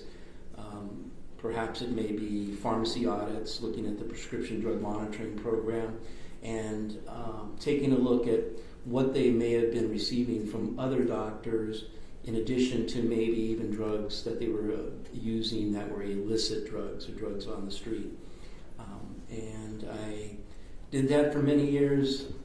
After 9/11, I ended up doing military training. So I retired one time in law enforcement, and I went and did military training for a number of years after 9/11 because I had expertise in bioterrorism, warfare agents, signs and symptoms, medical aspects, and antidotes. Also, tactical combat casualty care, where I'm able to get soldiers in the golden hour and get them help and get them to surgery. So I was involved in training military and law enforcement. Also trained different SWAT teams in the aspects of tactical emergency medicine and advanced life support. And of course I was also involved in military training for various types of defensive tactics and other military type topics. And then I also am an instructor as a drug recognition expert instructor for a number of different, actually with the International Chiefs of Police Drug Recognition Expert Program. That's a national program, and it's gone into other countries such as Canada, where I teach law enforcement officers how to evaluate people that are impaired, that may be under the influence of any type of drug, based on a 12-step program. So I've been teaching that, and I've recertified officers from all over the different states in regards to drug recognition expert training. And I still do recertifications for the Los Angeles Police Department on a regular basis, just about every other month. And basically go over a lot of the new drugs, new trends, new abuse trends that are going on. But in my law enforcement work, I also looked at impaired physicians, impaired healthcare professionals. We evaluated them. We would interview them, sometimes when they were practicing. And again, we did respond to a number of overdose investigations as well at the same time. We actually walked in on different healthcare practitioners' offices and places of their employment, and they were under the influence to the point where they were actually toxic and dying, and actually were able to not only save their life but also get them help in rehabilitation programs and such. About how many overdose cases would you say that you've investigated or consulted on? Consulted, investigated, supervised. I basically stopped counting. I would say at least over 1,000. We receive 10,000 cases a year that were triaged. And have you ever personally evaluated overdose cases involving Benadryl or diphenhydramine? Yes. Have you ever personally evaluated overdose cases involving those drugs in children? Yes. Your Honor, at this time, I'm going to tender Dr. Gonzalez as an expert in clinical pharmacy as well as law enforcement overdose investigation. Response? No objection. All right, you will be allowed to testify as an expert witness in those areas. Thank you. In addition to, let's say, the presence of drugs in a toxicological screening, are there other factors you're going to look at to determine if there's been an overdose? Yes, and we also would like to know whether there's something accidental versus intentional. But we start at the very beginning with interviews. You have coroner's notes, you have investigators' notes that you would look at, statements from as many witnesses as possible. You look at the types of drugs that may be seen at the scene, that an empty bottle, a syringe. All these things have to not only be tested for DNA, but also you test the contents of the different syringes and possible paraphernalia. You go further into, of course, gathering samples if necessary for toxicology purposes. You also look at a number of different areas where sometimes the drug may be something that is on a prescription drug monitoring program and not necessarily tested or may not show up in the toxicology. So you go back, check to see if there's samples available to be tested, and you ask the coroners to test those particular drugs to see if you possibly may have missed something. You do the witness interviews are instrumental. There's so many facets of an investigation, and it's the totality of these facets of the investigation that we look at. And in this specific case, did you evaluate the entire case file that was provided to you by the district attorney's office? Yes. And were you able to review the toxicology report? Yes. And in the toxicology report, would it be significant or important to your evaluation as to the presence of drugs found in that report? Yes. I'm going to give you a copy for your reference. I'm handing you Exhibit 75 that's already been tendered.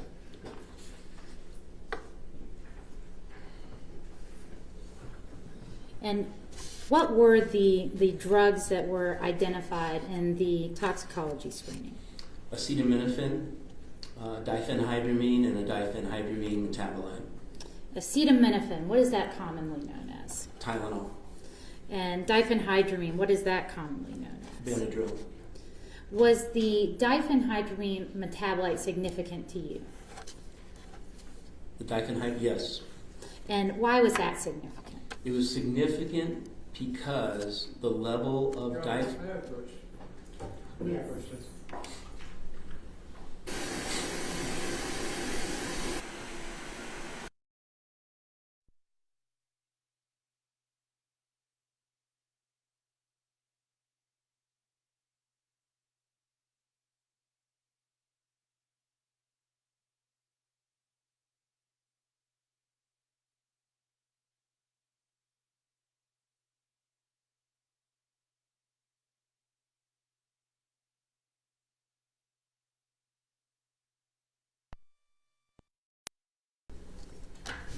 And Dr. Gonzalez, specific to the metabolite, are you able to say whether that drug was taken shortly before death?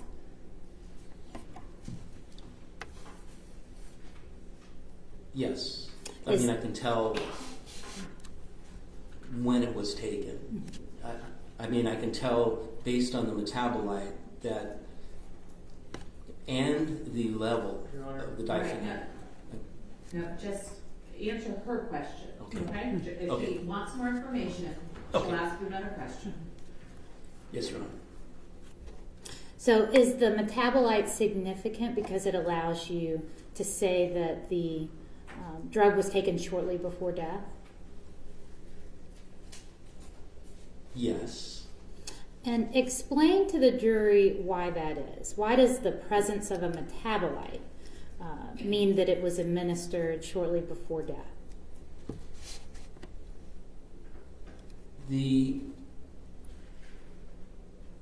victim in this particular case had diphenhydramine in their system while they were alive, and it had time to go through the liver.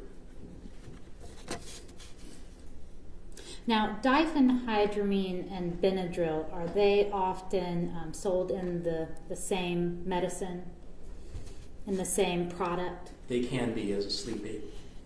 And would that be consistent with Tylenol PM? That is correct.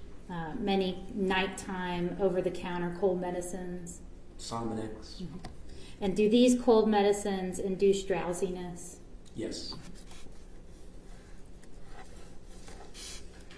Now, can acetaminophen, if administered incorrectly, be toxic? Yes. What are the symptoms or side effects of a toxic amount of acetaminophen? The person would be listless, tired, sick, kind of like a flu type sickness, abdominal pain, upper quadrant pain. They would eventually develop some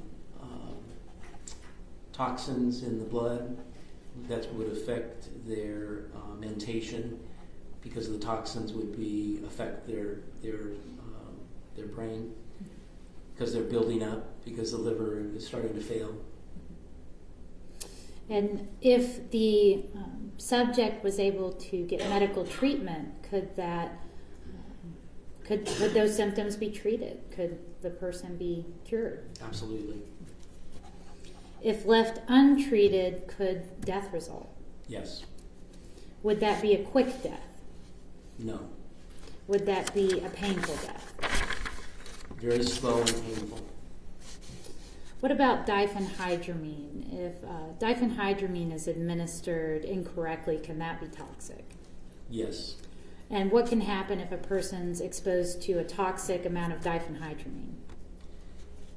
You would see, again, drowsiness. It's a central nervous system depressant.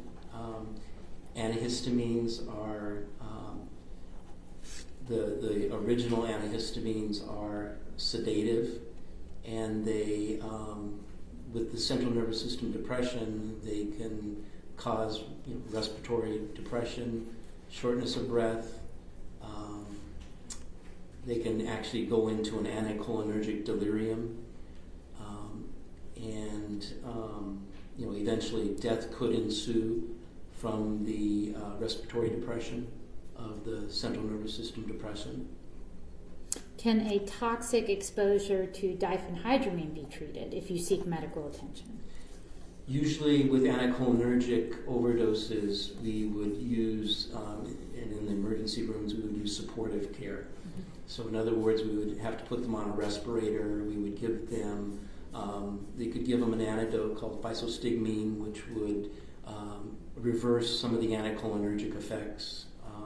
However, we have to be very careful with those. So it's mainly palliative and basically keeping them alive until the drugs can clear, or the physostigmine can reverse some of the anticholinergic effects. But again, we have to be very careful using those particular drugs, as you can reverse the process completely and have some adverse effects, and that's where, again, clinical dosing is so important. And if death does result, would that be a quick death? That could be a quicker death, much quicker death. I mean, central nervous system depressants at high dosages, high levels, that would kill someone much quicker than the acetaminophen. Would it be a painful death? Yes, because the anticholinergic effects. Now, you indicated you want to take into account factors other than just the tox screens in an investigation of a potential overdose. Yes. What about witness statements about the victim's behavior and symptoms? Would that be important? I think everything is important in every investigation. If you had a case where an individual passed and their screening showed acetaminophen and diphenhydramine, and it was reported that prior to death, the individual was showing symptoms of having something wrong with them, that they didn't want to talk, that they didn't want to get up, that they were lethargic, tired, and gagging. Would these kinds of symptoms be consistent with being exposed to toxic levels of those two drugs? Yes. Is the gagging significant? Very significant to me. Tell me why. Based on my background and experience, and having investigated many overdose deaths, in doing my interviews, particularly with parents, and this is, types of cases where kids have used drugs, they came home, they seemed fine, but the drugs were still in their system and they were still going through biotransformation. going through the liver, drug levels were still rising, the family would all go to sleep. This is the story that I heard many, many times. And the parents felt that their child was home safe at home, and what they would hear is this real loud type of snoring on a very infrequent basis. And the parents would think that, oh, my son and daughter are sleeping deeply, and in fact they were dying. And it was because of agonal breathing. They would go down to sometimes one respiration a minute, and which is not conducive with life. What sort of behaviors might a child be exhibiting if they are going through these symptoms? They've been exposed to toxic levels of one or both of these drugs. How might they be behaving?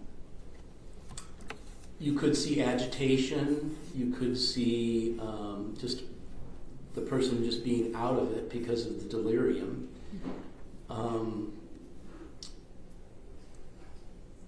They would feel terrible because of potential toxins building up, because of the liver impairment. And of course, children have less developed livers, and they are a smaller package. So the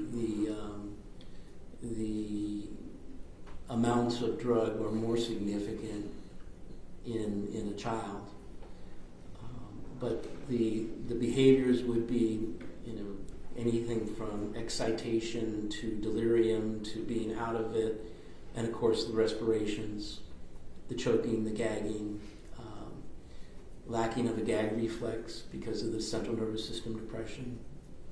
Could the excited state or delirium cause a child to be sort of difficult to console or difficult to control? Yes, very much so. Cases where you have seen overdoses of these kinds, where the subject is actually dead on arrival, they've passed, do you ever see accompanying blunt force trauma with those cases?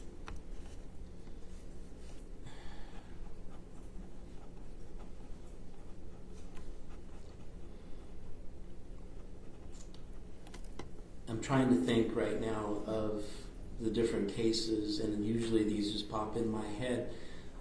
In the emergency rooms, no. When I was working, or when I was in graduate school, I was able to be blessed with the ability to attend autopsies with my forensic pathology professor on a regular basis, and we did see blunt trauma in those particular cases. But in the emergency room, I don't believe I saw blunt trauma with these particular drugs. Could it be possible that a child going through these symptoms, being in an excited state, being upset, being difficult to control, could be struck by their parent? Yes, I apologize. I do remember one case where we had to have Child Protective Services intervene in the emergency room, and it was with another antihistamine, but that is also a central nervous system depressant, and they thought the child was acting out, and they didn't hit the child with blunt trauma, but the child did have bruising. And again, we had to have Child Protective Services intervene as well as treat the child. And in your personal experience with these kinds of cases and involving children, have you ever seen situations where parents were giving their children these drowsy, these over-the-counter medicines that induce drowsiness, even when they weren't sick, even when they didn't have a cold? It probably happens every day. And what sort of reasons were the parents giving a drug that induces drowsiness even when their kid didn't need it? Well, one case in particular, but I know we had a child come into the emergency room with agitation, sort of an idiosyncratic reaction to Benadryl. The parents had given the child Benadryl so they could sleep. The child could sleep through a flight. And with children, you can get an idiosyncratic reaction where it's the opposite effect, where they become very agitated. And it's possible that it could be part of an anticholinergic delirium, or it could be just that idiosyncratic reaction that diphenhydramine specifically has that causes excitation, sort of the opposite of what you would normally see. And yes, we had a child come in, but there are, unfortunately, parents think that, well, I can give them a little antihistamine, they sleep through the plane flight, they're not screaming, yelling, or crying, and half the time that's usually because of equalization of the ears, because their eustachian tube is at a 90-degree angle instead, but they want the child to sleep, and maybe they want to have a comfortable flight and not bother anybody else in the airplane. But we've seen that many, many times. And even working in a clinical setting and also teaching, doing continuing educations, continuing medical educations, we've seen, I've seen pharmacists actually tell me that, parents come in and they're going on a flight, they don't want to know what to give their child so that the flight will be, a comfortable flight. But it's not always a good thing to put medication into anybody that may not be needed, and it's just unfortunate that it does happen. And have you, especially in your law enforcement work, encountered situations where maybe a parent without other resources to help watch their kid sort of use these drugs as a babysitter? I've seen all drugs used, unfortunately, this way. And I can go into multiple cases that are coming to my mind right now. Now, she'll ask you if she needs more information. Just answer her question. Yes. Thank you. Cases where the parent needed to work, so they induced drowsiness in the child so they could work, and then the child had to be rushed to the hospital because of a toxic exposure. Well, unfortunately, some the cases that come to mind, they didn't. They didn't go to the hospital. Mm-hmm. They were dead. And typically when they don't bring the child to the hospital, is that because there's been an illicit drug involved, or because the drug was used non-therapeutically? Yes. Thank you. Cross.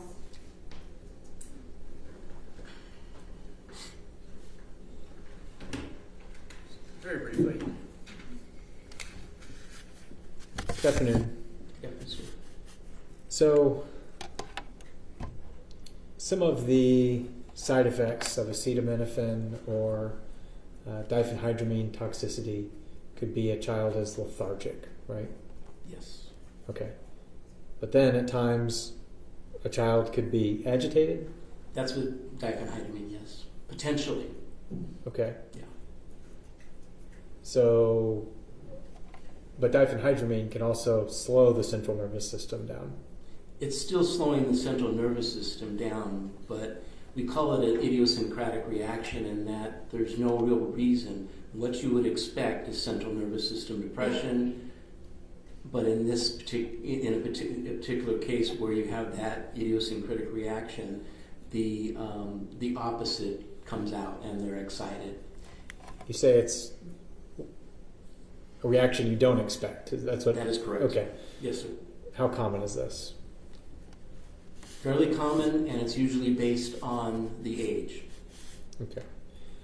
Now, you also said that there's pain in the upper right quadrant. Is that right? Yes. And what's that? Which drug is that from? I'm sorry, sir? Which drug of the two is that from? Okay. If a child was given a therapeutic dose of acetaminophen or diphenhydramine or a combination of the two, would you expect there to be any pain or adverse reactions? Pain or adverse reactions with a therapeutic dose? Yes. One time? Right. No. What about an underdose or a trace dose? Would you expect there to be any pain or reactions? There might be pain relief.